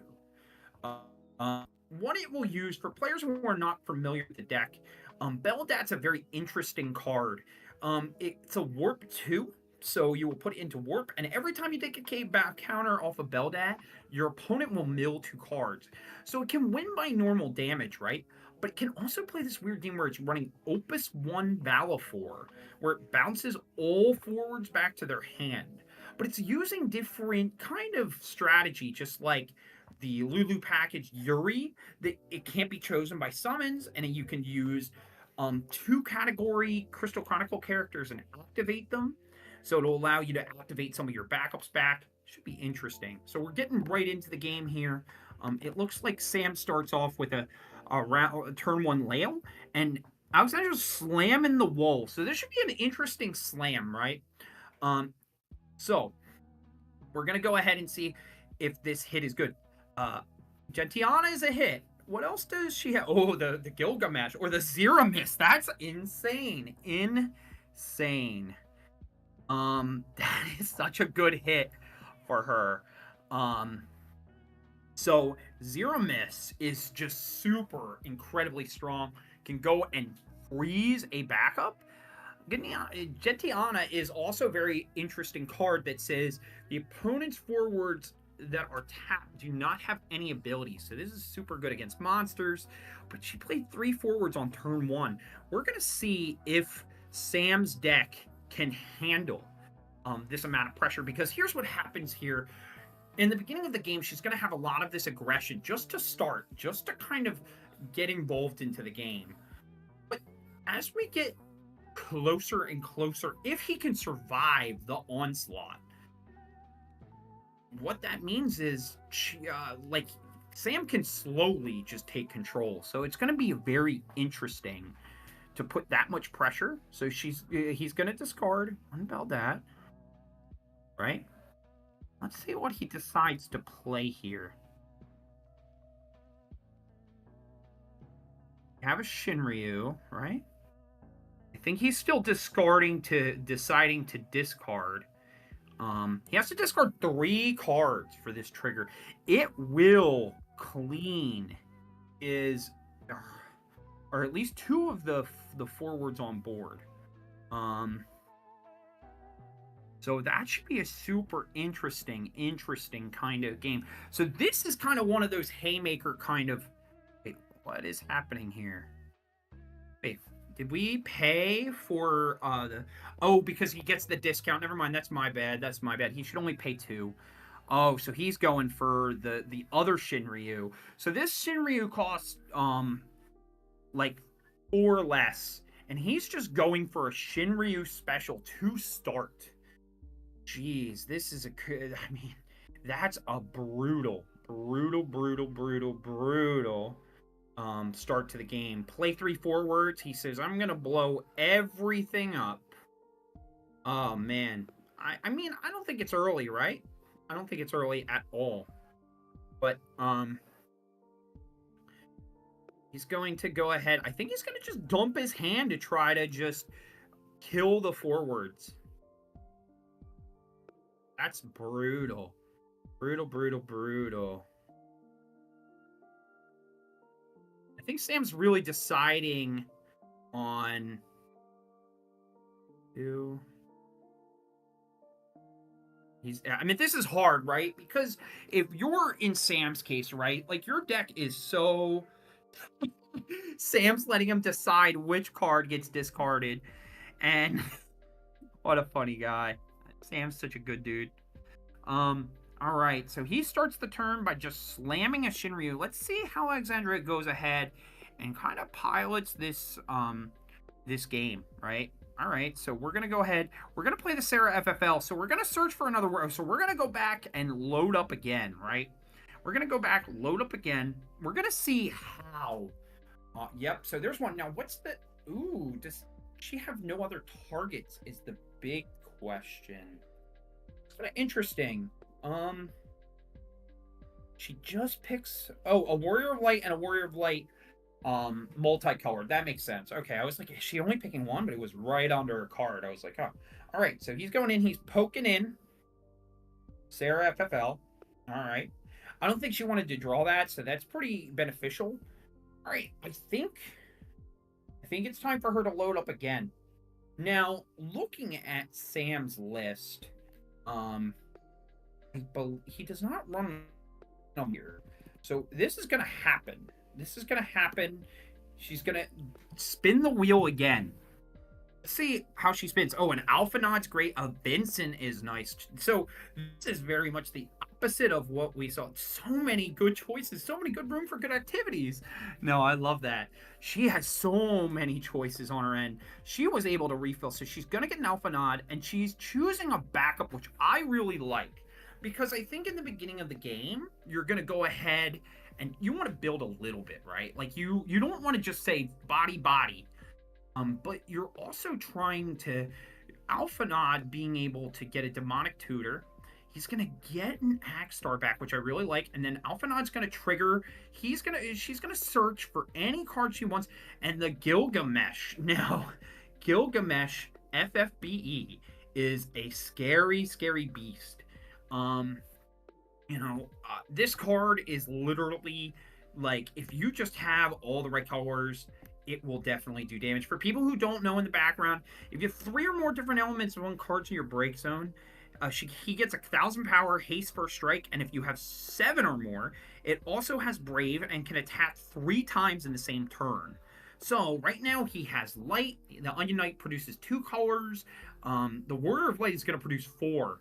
So it might make this really interesting back and forth game. So I think Sam has to figure out how to maneuver this, because that Gilgamesh, he has all the colors. That now I will say Sam also runs 3 Mist Dragon. That's a really important card in this matchup, because if she tries to go to combat and he says, all right, when you're in attack declaration, you're going to go ahead and we're just going to take all these elements out your break, which he just did, makes Gilgamesh not very good here.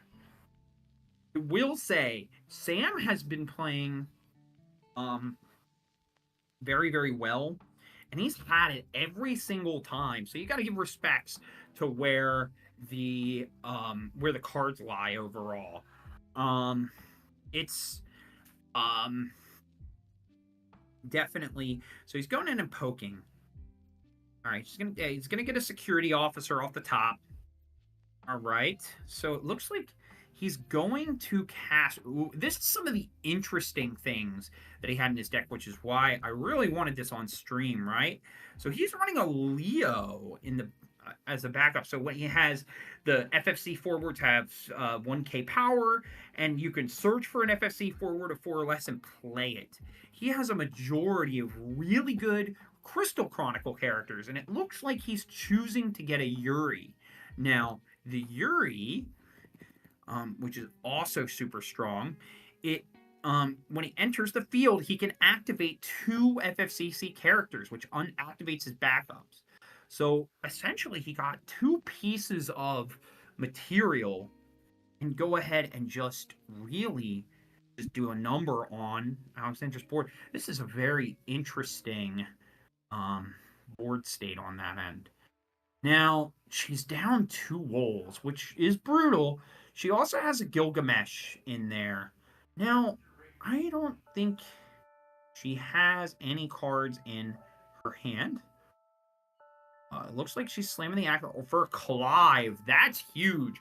Is she going to prime? She's going to prime here. And go ahead, get out the Ifrit. The Ifrit will go. This is the first time we've seen Ifrit make his appearance on stream. So he's going to come into play, and he's going to pop a forward. And then he has haste and can say, if he doesn't block, she can choose a forward and deal it 10k. So she's going to essentially wipe his board again. This game's been back and forth. Ooh, he's going to take it. Interesting. So no burst. And chooses not to burn? That's very interesting. Why? Huh. Oh, you know what it is, and I apologize, guys. I forgot this. He has 3 or more category FFCC characters, so he can't be chosen by abilities. So she actually can't burn the Yuri. Very unique technology in this deck. But his hand is very just has a lone cheese of Yuri, stands alone. So it's weird, right? You kind of want to put forwards to present pressure. And he's looking at his LB. Now his LB seems very interesting. It runs a Sid Highwind to go ahead and mill. He's running a Valahawu. There's a Toto. Now he hasn't used anything on that end, but makes for a very, very interesting board state, right? He has 5 in hand.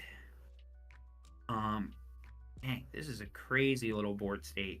So it makes it weird. I think he's deciding whether he wants to put stuff on the board because he knows the Ifrit is just big, right? It's just a big, big, big, big body.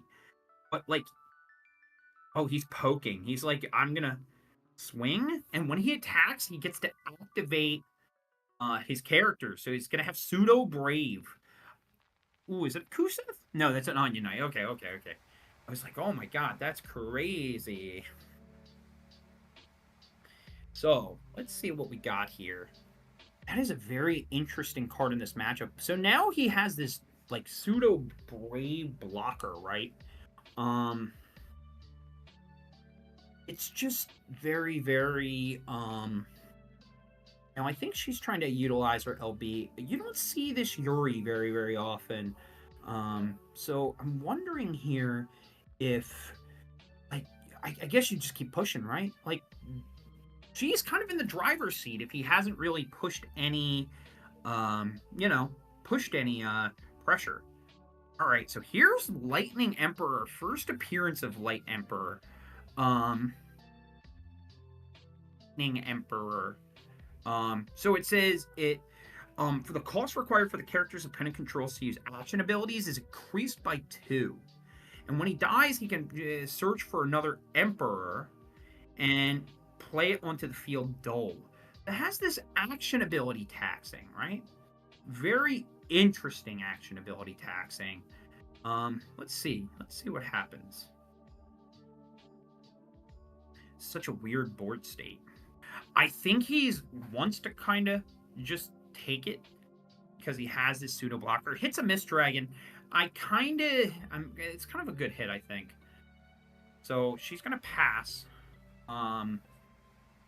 So let's take a look at what we have here. So this is a weird board, right? So you look at 2 Emperors, one being a 7K, the other being a 7K vanilla. He's not very incentivized to attack, but he has to put pressure. He does have this pseudo brave attacking Yuri that can activate itself. It makes me think that Sam drew not very well this game, which is unfortunate, but it's kind of the RNG of trading card games as a whole. Let's see what he has here. Let's see.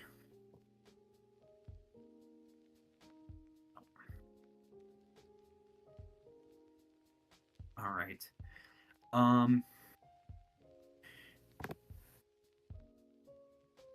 All right. So we're gonna go ahead and activate our Emmett set, which is also another big haymaker we have not really seen. This is a very different kind of technology of being able to do things. So the interesting part with the Emmett set is that you can, with the Emmett set, he can go ahead, search for a Prompto. And the interesting thing, it's a 1-of. So the Prompto can go ahead at damage 5, like remove 2 things, but he can just remove 1 thing with his backup. So it's just like another card that's like a removal based, but he's going to go ahead, attack with the Yuri, and try to activate his backups. Let's see. Oh, I think Alexandra's going to try to respond. Ooh. She's going to go ahead, activate these, her Ifrit. She's going to untap the 2 things. She might go and block here. Block. What happens here? What do you do now? You have a combat trick? See if you have a combat trick, which would make sense if you did. What can he be playing here? So he's going to play a Alexander. It looks like it, at least from this end. I can't see what that card is. It's an Alexander? I'm pretty sure. Alexander, I'm going to say. And it's going to snap kill the Ifrit with that on the stack. But I think that's not the... It hurts. It hurts. I won't lie. It does really hurt here. But I think the exchange is pretty backbreaking because Sam can refuel incredibly well compared to, like, Alexandra, which she's lost a lot of wills. That Ifrit was strong.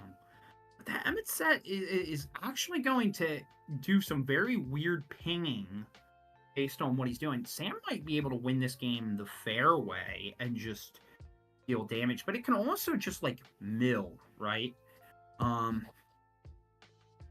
So I think there's a lot of interesting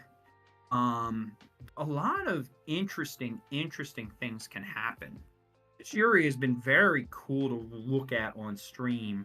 And it's kind of this weird, like, pseudo, like, back in the day we had Ranger where you couldn't target by opponent's abilities, and it was so strong. This Yuri is playing like an old school Ranger vibe. That's an old Opus 3 card to show you how we've been playing.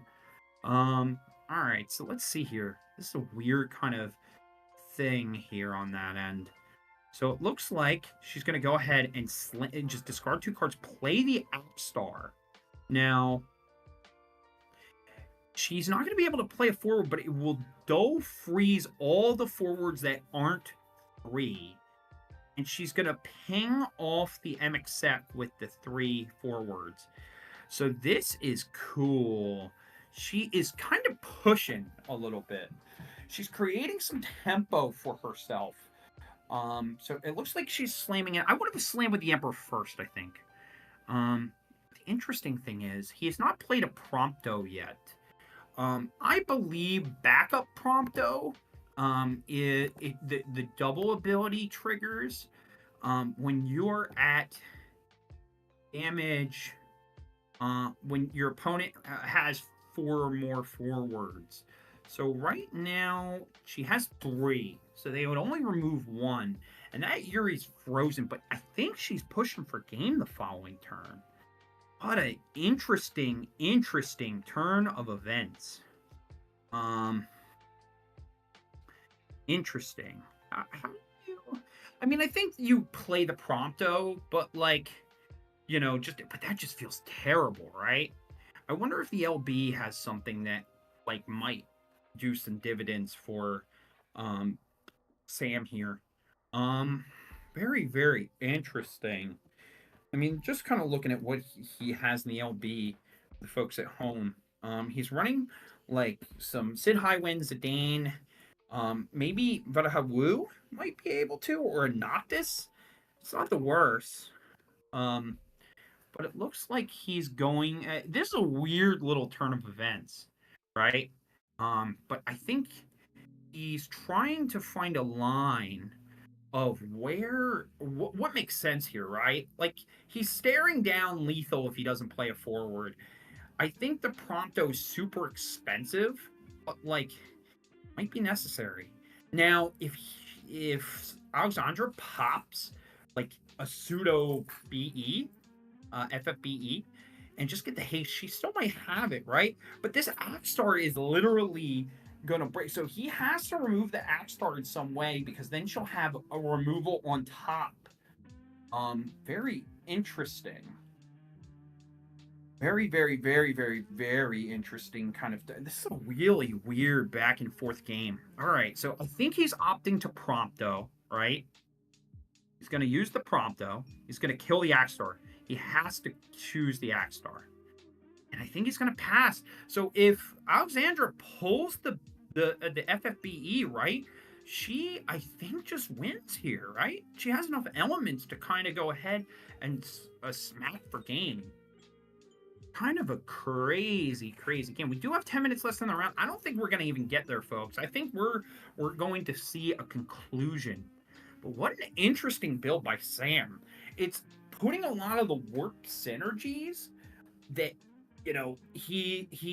his deck list that he had prior that he has done very well with this set was inspired by a guy who won a Materia Cup up in New Zealand. Shout out to the New Zealand Final Fantasy players. But like this is like a very, very, very interesting matchup. So I think she's just deciding, she doesn't have the extra haste. So he kills, she hits with Matoya. He's gonna go to 6 damage. And he's passing. Interesting. So Sam actually now has a... So you're saying there's a chance. Like, this is what the back of words here to say. So he got another draw. Let's see what he pops in his hand. I'm looking from the posturing of his hand. I think... So the interesting thing about Yuri is he does have Pseudo Brave, where he could attack and then have it untapped. Now, I will say, and I will talk about the Gilgamesh list, I believe, right? There is a ton. There's not a ton of bursts in the list, but Sam could potentially be dead to a multitude of things, right? Star is one of the few things that doesn't target and could dull the Yuri without targeting. The other thing that could be used is he could be the other thing, he could just start to try to mill just to put bodies up, right? All right, so goes to 5, and he's going to, I think he's going to go for the Woo Dog here. Shoutouts to Woo Dog. Kind of interesting, and somebody in chat actually mentioned this. Having Yuri attack does give a Lail to kind of do things. So I think he's going to fight one of his opponent's things to try to build here. Very weird turn, I would say. Oh, the Amat. That is crazy. That might be good games here. I think now Sam is opted into the attack because I think the Lail has to be out just in case she has some type of like summon, which I will say the Gilgamesh deck is more of a forward-based deck, and she's not actually, she runs Amaterasu as the only one summon that she runs, which is probably fair, right? But it's very interesting, these kind of attacks here. So he does hit an Axe Star, which is kind of a big deal, right? I think that may put her out of Axe Stars, but like we're kind of at this weird point in the game, right? I mean, she might just have it just to say, I have more forwards than you. I'm going to go in for my 7-point damage, right? It's just such a weird game. Such a weird game. But this is very interesting. I do like this new Crystal Chronicle technology. All right, she's going for it. She's going for the LB. Is she going for Leo just to draw? Just to draw a card? Yep. Going to draw, trigger the draw. Probably one of the best promos that came out in just a participation pack. If you guys ever want one, go to your local qualifier. Most of these things are given out to top 16, so if they have less than 16, everybody gets the Leo. We can't hate on that. So I don't think she drew into anything and passes. I think the big... Also, Yuri does get 2k power because of this, so I think she was just triggering the draw. So this could be a weird little turnaround. It's very weird to say, because I mean, it doesn't make sense for you to trade 2 for 1 for his Yuri, right? But it sure is kind of this free attacker every single time, right? What a weird game. That's, James, I was talking about that a little bit, right? I think the only thing that makes this game so interesting is that, I think the thing that's interesting about it is that the game's very, very like her deck is very concentrated on forwards, where other decks like a forward to her costs a lot more than what it costs to Sam because he has another win con. He can just mill her out. And I will say, from flipping from Gilgamesh, if there was, it would have been worth it. I think. I agree. So I will tell you this much: she is running, I believe, 2 Emperors. So I will say she might have discarded it to play the second Axe Star. That's the only thing I would think of. If there was another Axe Star, there could have been another way we could go ahead and use that. Now, I will say this is kind of important too. There is 4 minutes left. Now time might actually become a factor in this game. Because where Sam is turning a little bit, like he's kind of looking towards the out. And I'm kind of looking at her deck. I would say there's probably less than 20 cards because the amount, see, that's what he's doing. He's counting and he's saying, okay, if I can't beat you the hard way, can I just use my LB and mill you out? That's a possibility. He could play this weird game of just not attacking and saying, hey, you have to get through me because I can just passively win the game by playing a Zidane LB, playing a Highwind LB, just kind of using all these cards that are kind of going ahead and really, really pushing this kind of... And I think that's why it's such a hard thing. So he's going to a combat. He's going to activate. And even though that is a damage, he hits a roll 7. He needs words haste and push, yes. But that is also a mill 1. You're also looking to see how many cards she has in deck left. I think there might be, but he cannot... Correct. He might not be able to. But I'm wondering if within the 3... It depends how many cards in deck Alexandra has. Yeah, I mean, we'll see. I don't think it's necessarily the incorrect thing. This Yuri has been like a weird wall that she just can't... She's been able to push over, kind of be like, okay, but this Yuri has become like a weird attack, like combo attacker, right?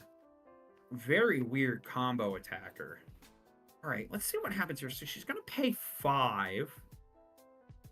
What does she do? Is she going for Kuja here? Yeah, she goes for Kuja. So what do we do? I think this is the turn where we trade 2 of our forwards for 1 of his and try to swing for game. If he has something to answer it, yeah, I like this. She's going ahead and trying to attack, swing with Rio, swing M, see if he Valifors. If he Valifors, yeah, he's going to block. I think he has the Valifor. I think somebody in chat actually mentioned that. I think you can just take away that. Let's see what happens next. Now, I don't know if I like that. I think I would have... I guess that shows that she might have discarded the Emperor. So here is the Valifor. Good old Opus 1 Valifor. So he's going to bounce everything back to their hands. So it's going to remove the Kuja.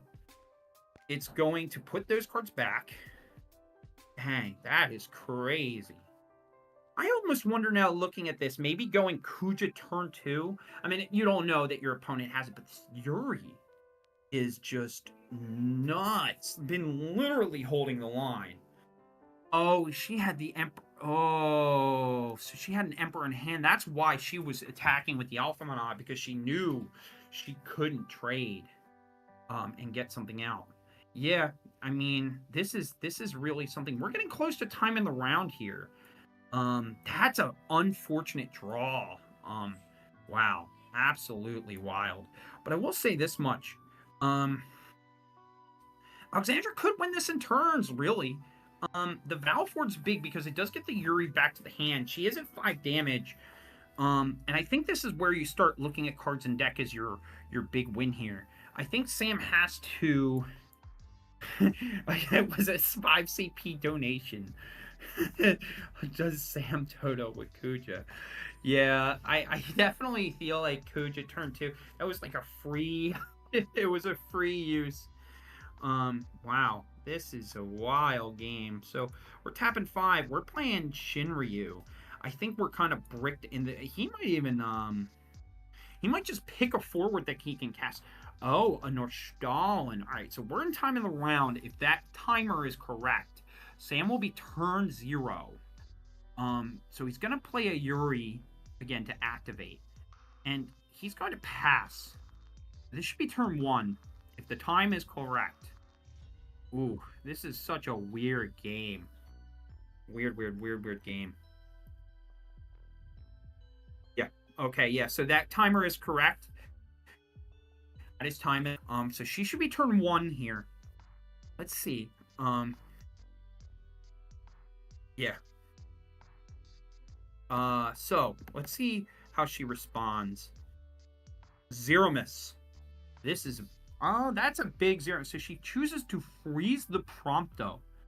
Now 0 miss is very, very interesting because if we get into if she is turn 1 on the play here, it will go into turn 2, but it will he also has haste. That is a big deal, actually. Plus, there is a party attack that can happen.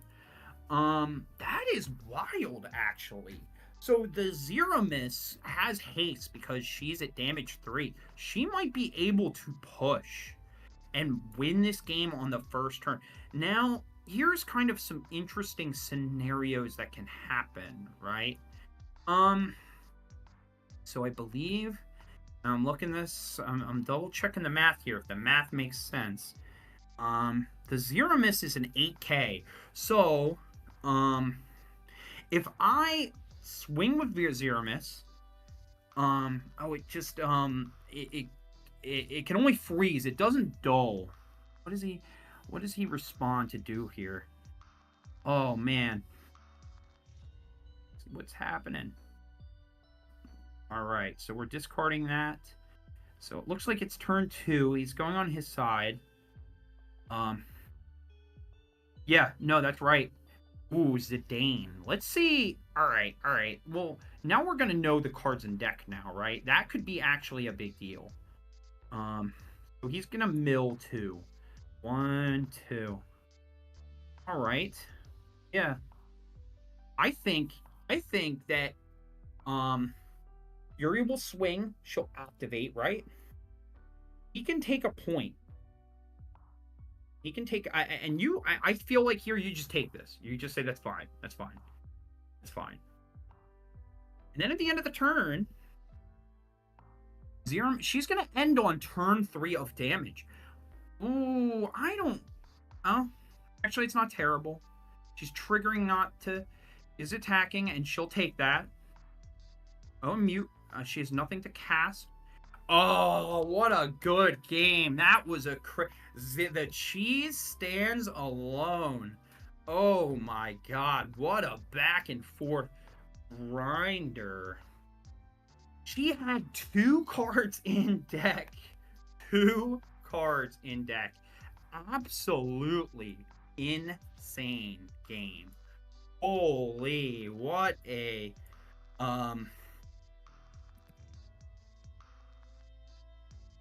what a good game. Back and forth, really to the bottom, the very end of all that stuff. It's an EV pouch. Yes, what's inside? What does he get? It's like pot of greed. A dice. Let's go. What a crazy game. Oh my god. That was so... Whew, I was sweating from back here. I was sweating back here. Folks, that was a match. That was a crazy match. And I would have said if that turn would have, if there would have been an extra turn or 2, I think Sam might have milled her. What a cool piece of technology that, that Sam cooked up a little bit. What a grind fest. I love games like that. that was such cool games. I'm look, guys. I know that this final round, it took me a while to pick something, but I thought this match was absolutely insane. Totally worth it. Totally worth it. Had me hanging from the neck of my seat. Oh man, I love this game. This game's just so crazy sometimes. But we are going to get an interview with the person who will knock in the top 16. I'm really excited to talk to her about Wolf 7 making it in the top 16 of this with a lot of super interesting card choices. Having a Sid Randell, having two of the Emperor, having a Vincent, just having a variety of options for the Wolf 7. That was just such a good game. I agree. She wins despite.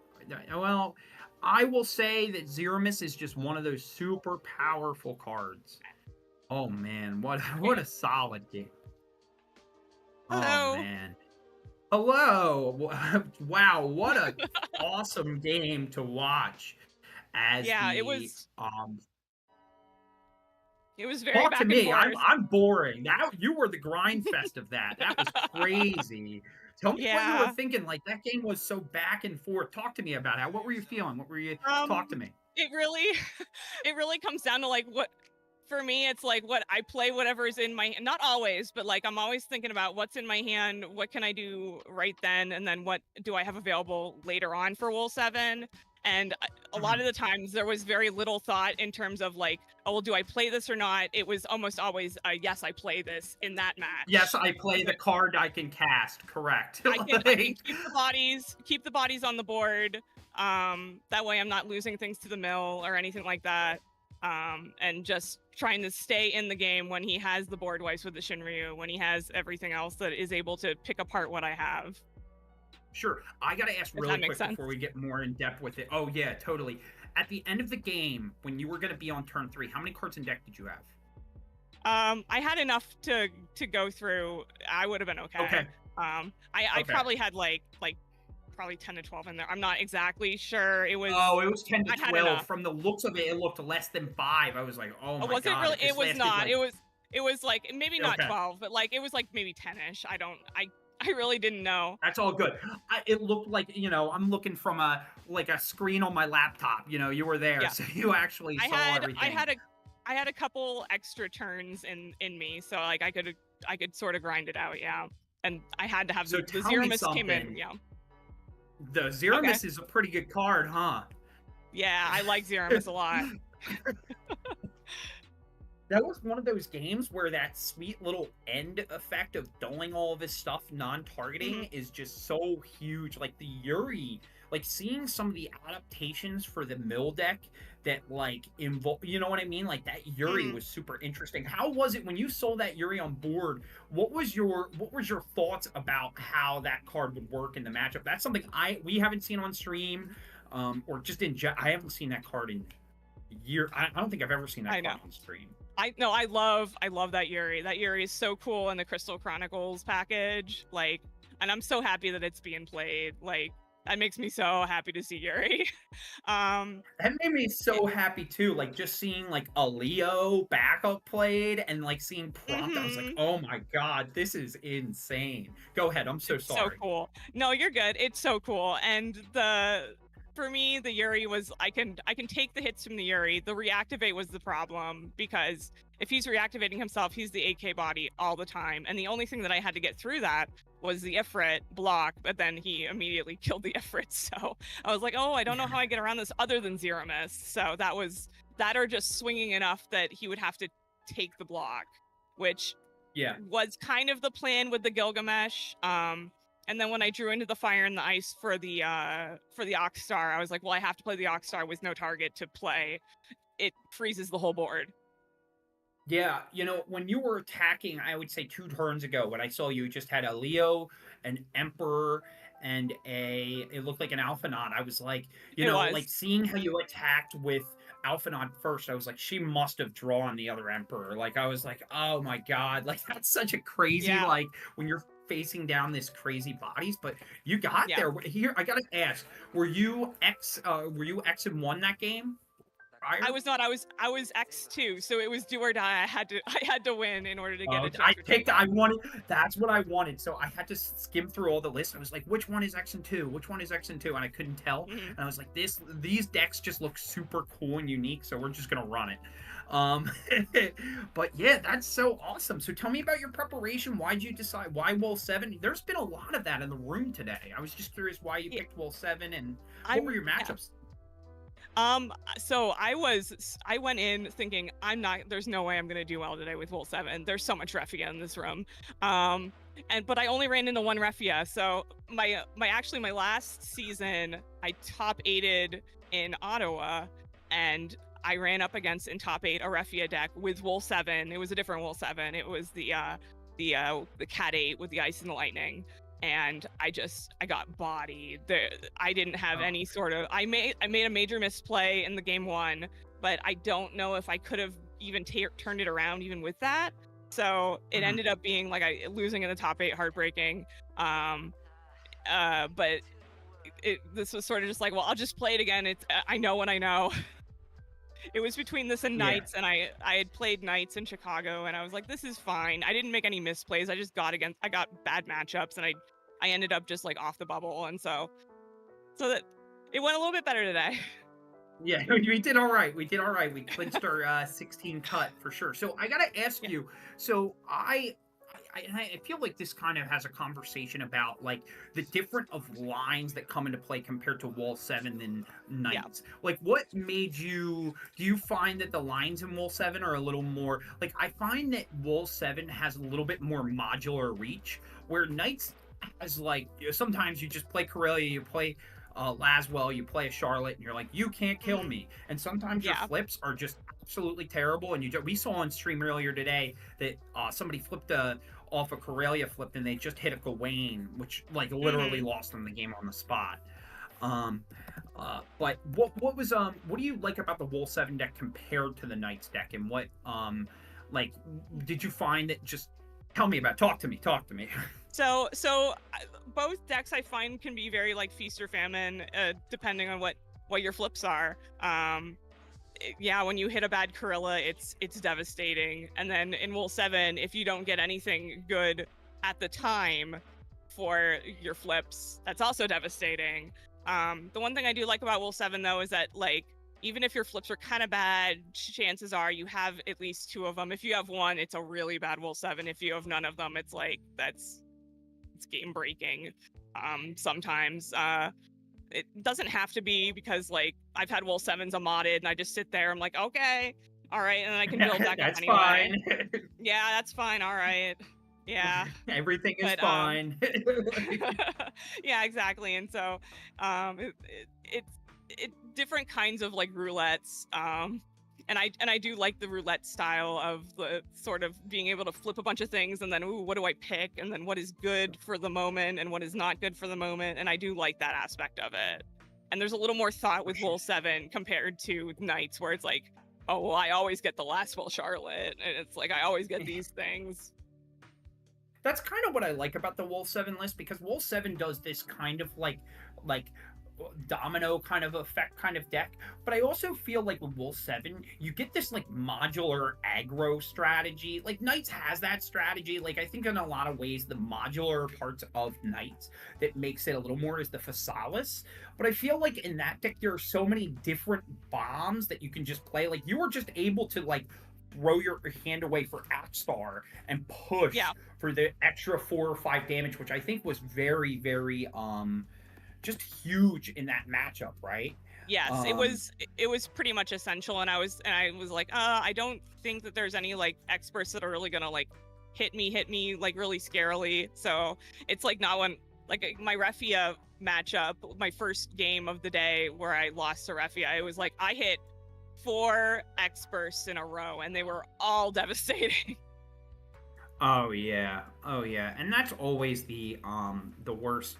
Just the worst part about it, but it's so nice to see just how you were able to maneuver these super crazy kind of weird situations, and you were able to push, and Zeromix just like pulled so much weight. So I gotta like congratulations, like that's super awesome to finally get your little top cut, hopefully get your qualification. You know, there's a lot of killers in the room, but yes. do you got any shout outs, anything like that before we get into the top 16 cut? Yes, I'd like to shout out the Erie and the Pittsburgh crews. I'm from Erie, Pennsylvania. We have a ton of really strong, great players up there. Just shout out to all of them. Shout out to Todd, my partner. Shout out Pennsylvania Final Fantasy, right? Let's go. We've been crushing it at this Materia Cup. It's so nice. Yeah, Let's go. Pennsylvania is so strong, and they're all great people. So that definitely the Pittsburgh and Erie crews. Even in Ohio and the West Virginia area, there's some great players. It's a really cool area. So I'd like to shout them all out. So that's it, I think. Yeah, it's all good. Well, hey, tell Todd I said hello. Congratulations, seriously, you deserved it. What a really like sick game to end the stream for today, seriously. Yeah. Oh, thank you so much. Well, thanks for having us. Yeah, maybe I'll see you in Pennsylvania for one of the Bluebell LQ. Maybe I'll see you there. Maybe, we'll see. All right, well, I'll see you later. All right, thank you so much. Bye-bye. Bye. All right, what a great game. Yeah, so we're gonna just cut to probably a short break. I want to get a little more information for tomorrow to just talk to everybody about. We're gonna go ahead and just make a little announcement. Maybe I'll announce the top 16 at least live, or maybe get that on stream, whatever is easier. I'll definitely take some pictures for everybody to look at, everybody to use. But wow, what a great game to end the stream. But it looks like we're gonna go ahead. It looks like they are. I'm happy to. Here, hold on, I got it. But all right, I might be announcing it right now. Okay, I'm still live. Sorry, guys. This is our very first stream ever. All right, I'm gonna shout out the top 16 for everybody that is in top 16. I'm excited to see a couple names that definitely deserve some spotlight. So in our 16th seed, we have Wayne Hewitt, a local of Canada, does all the updates on Octagon for all the weekly locals. Congrats to him. We have Blaine Morey. I'm not familiar with him, but he's probably a very good player hitting in with the 15th seed. We have Mike Byrne, who was on Mono Earth. We saw him earlier in the stream. Alexandra, who just won her game, her winning in 13th seed. We have Ki-Hee, another really solid player, I believe on I believe it was the Warrior of Light package. If I'm wrong, then don't shoot me. We have Tayo Hunt. We have Taylor Guyhurst, the guy on Scions. He was on stream too. Very good. Esther, we talked to her earlier, was playing Knights. Definitely very excited to see more Canadian talent showing up here at the top 16. We have Anthony Arpeggio. We also saw him on the Chaos Arc. Very interesting meta call kind of tournament. We have Leah Marcos, who was also on Wall 7 prior to that. We have Anthony Signali in the 6th seed. We have Mike Powell, legendary Mike Powell, travels all over with his Warrior of Light. We have Thomas Norwood. He was also on stream. Well, my boy DJ Brock in 3rd seed, one of the Pennsylvania boys, rocking out with Knights. Super happy to see him. Muhammad Kassar, and we have 1st seed Tori Kelly. Definitely a real back-to-back slugfest kind of tournament. But those is our top 16. So that will be our top 16 for the tournament. Definitely very. That was. Oh man, I think I just misshot. I think I might have said a couple names wrong here. All right, we're gonna run this back. I think there was a little bit of an error on that end. We're gonna run this back one more time. I just announced a bunch of names. Oh boy. All right, we're gonna. I apologize. I got the wrong listing. All right. So 16th we have Tim Lasky. We have Jonathan in 15th seed. We have Maximine from Canada. We have Nicholas and Corey Giltz. Alexandra, like we said, made top cut. Anthony, PGO, Mike Powell, DJ Brock. We had Taylor and Esther, who was still on stream. Another Leah Marcos, Thomas, Muhammad. We'll have this listed. I will have this listed up on the Facebook website. They'll work on getting FF decks. I want to thank everybody for going ahead and watching. Thank you for 401 Game for playing this. We will have day 2 tomorrow. So stand tight. Thank you all for watching and enjoying the stream. Shout outs to, 401 Games. And if you feel like following me, my Twitch tag is on the Draw Games. You can also follow my Instagram story on Second Sucks Gaming. Take pictures of a ton of different events for many different. But this will be me signing out for day 1. We will see you tomorrow for day 2. But thanks for watching. We'll see you tomorrow.